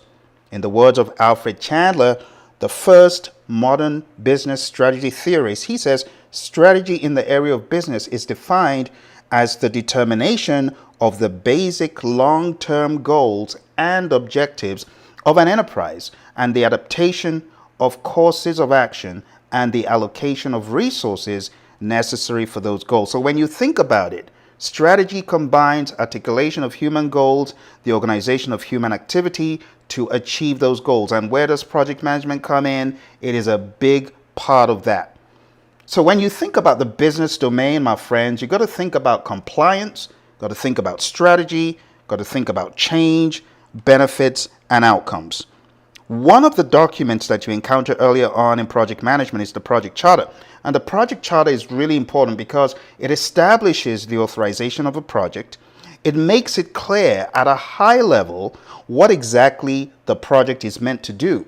And if there are any key ideas about compliance, this is where we can begin to glean those. While working on the project, who is authorized to work on it? What is the high-level scope? What are the high-level risks? What is the summary milestone schedule? The other two tasks in the business domain are rather strategic and overarching. And then we have the concept of change, which we'll go into. So we've got 4 tasks, but we're starting off with the very first one on compliance. Now, before we jump into compliance, my friends, I want you to understand there's an overarching mindset, and I call it the business mindset mantra. 1, observe and respond to the external and internal environment in order to support the business, in order to get to the future goals, the future state. Think about outcomes, focus on outcomes, value, and benefits over output. So at the business level, we're thinking about outcomes over deliverables. Focus also on organization change. In other words, set the stage for organizational change. Do you know your project could transform the entire organization? For that reason, you should be building alliances and setting the stage for that change. Project impact. You should be assessing your project's impact on the organization and navigate accordingly. Also, assess the organization's impact on your project. Things like culture, mindset of the firm. It could affect the project you're working on. Benefits. Proactively ensure management of benefits and their realization. This is one of the tasks we'll look at. Value swap. Swap out the backlog with the work of comparable value where necessary. Value delivery. Strategically plan the value delivery system. That's talked about in PMBOK Guide 7. Projects, programs, portfolios form your value delivery system along with operations. Compliance. Proactively manage compliance. Harness the power of communities of practice, PMOs, project management offices, VDOs, value delivery offices for the firm's strategic goals. Think and be lean to eliminate waste at all levels of the value delivery system. Last but not least, use toll gates, stage gates, kill points, and phase end reviews to deliver only value. And this, my friends, takes us into the topic of business task 1, plan and manage project compliance.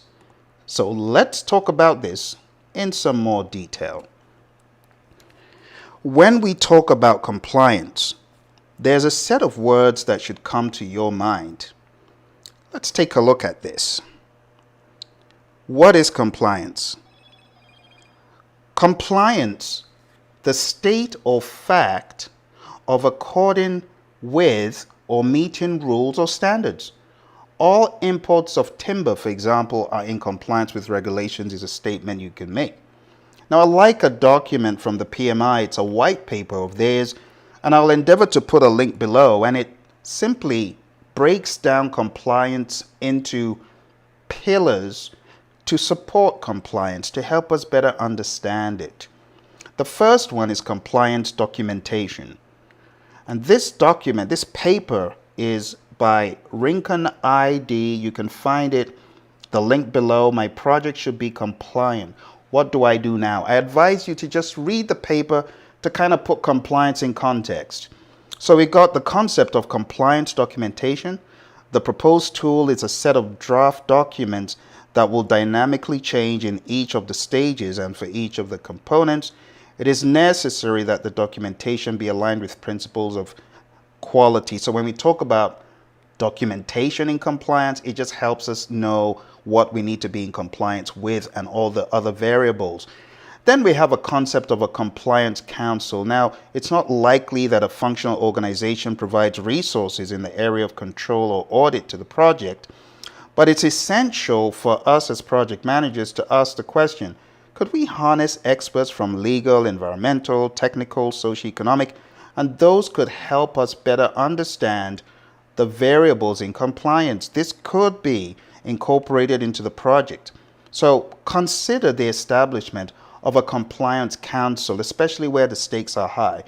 Then we have the topic of compliance risk.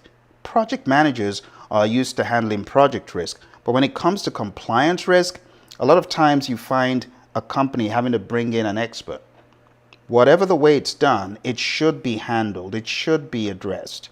Now, the project manager is not responsible for the results of operational problems, but all risks should be understood as they involve the project, and they should be addressed.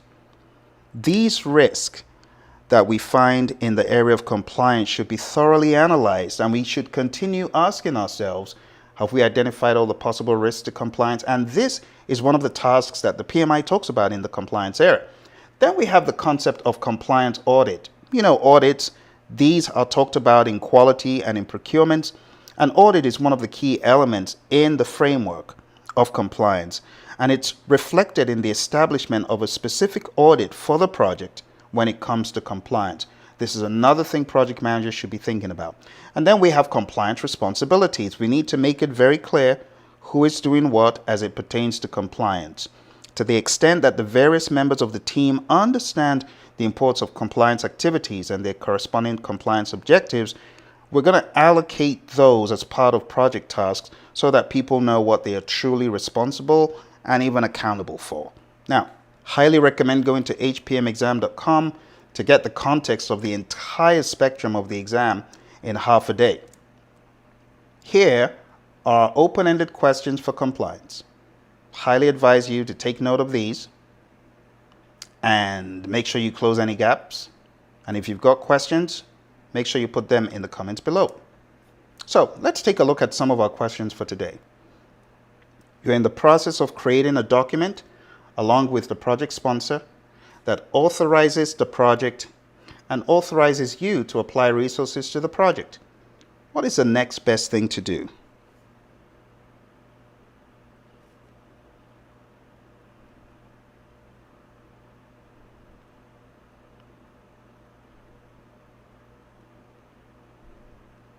Okay. If you need more time, don't forget to hit the pause button. All right. 3, 2, and 1. So if you take a look at all the options, let's start from the bottom. Creating a documented economic feasibility study. Well, that is talking about the business case. And if you explore that, what do you recognize? The business case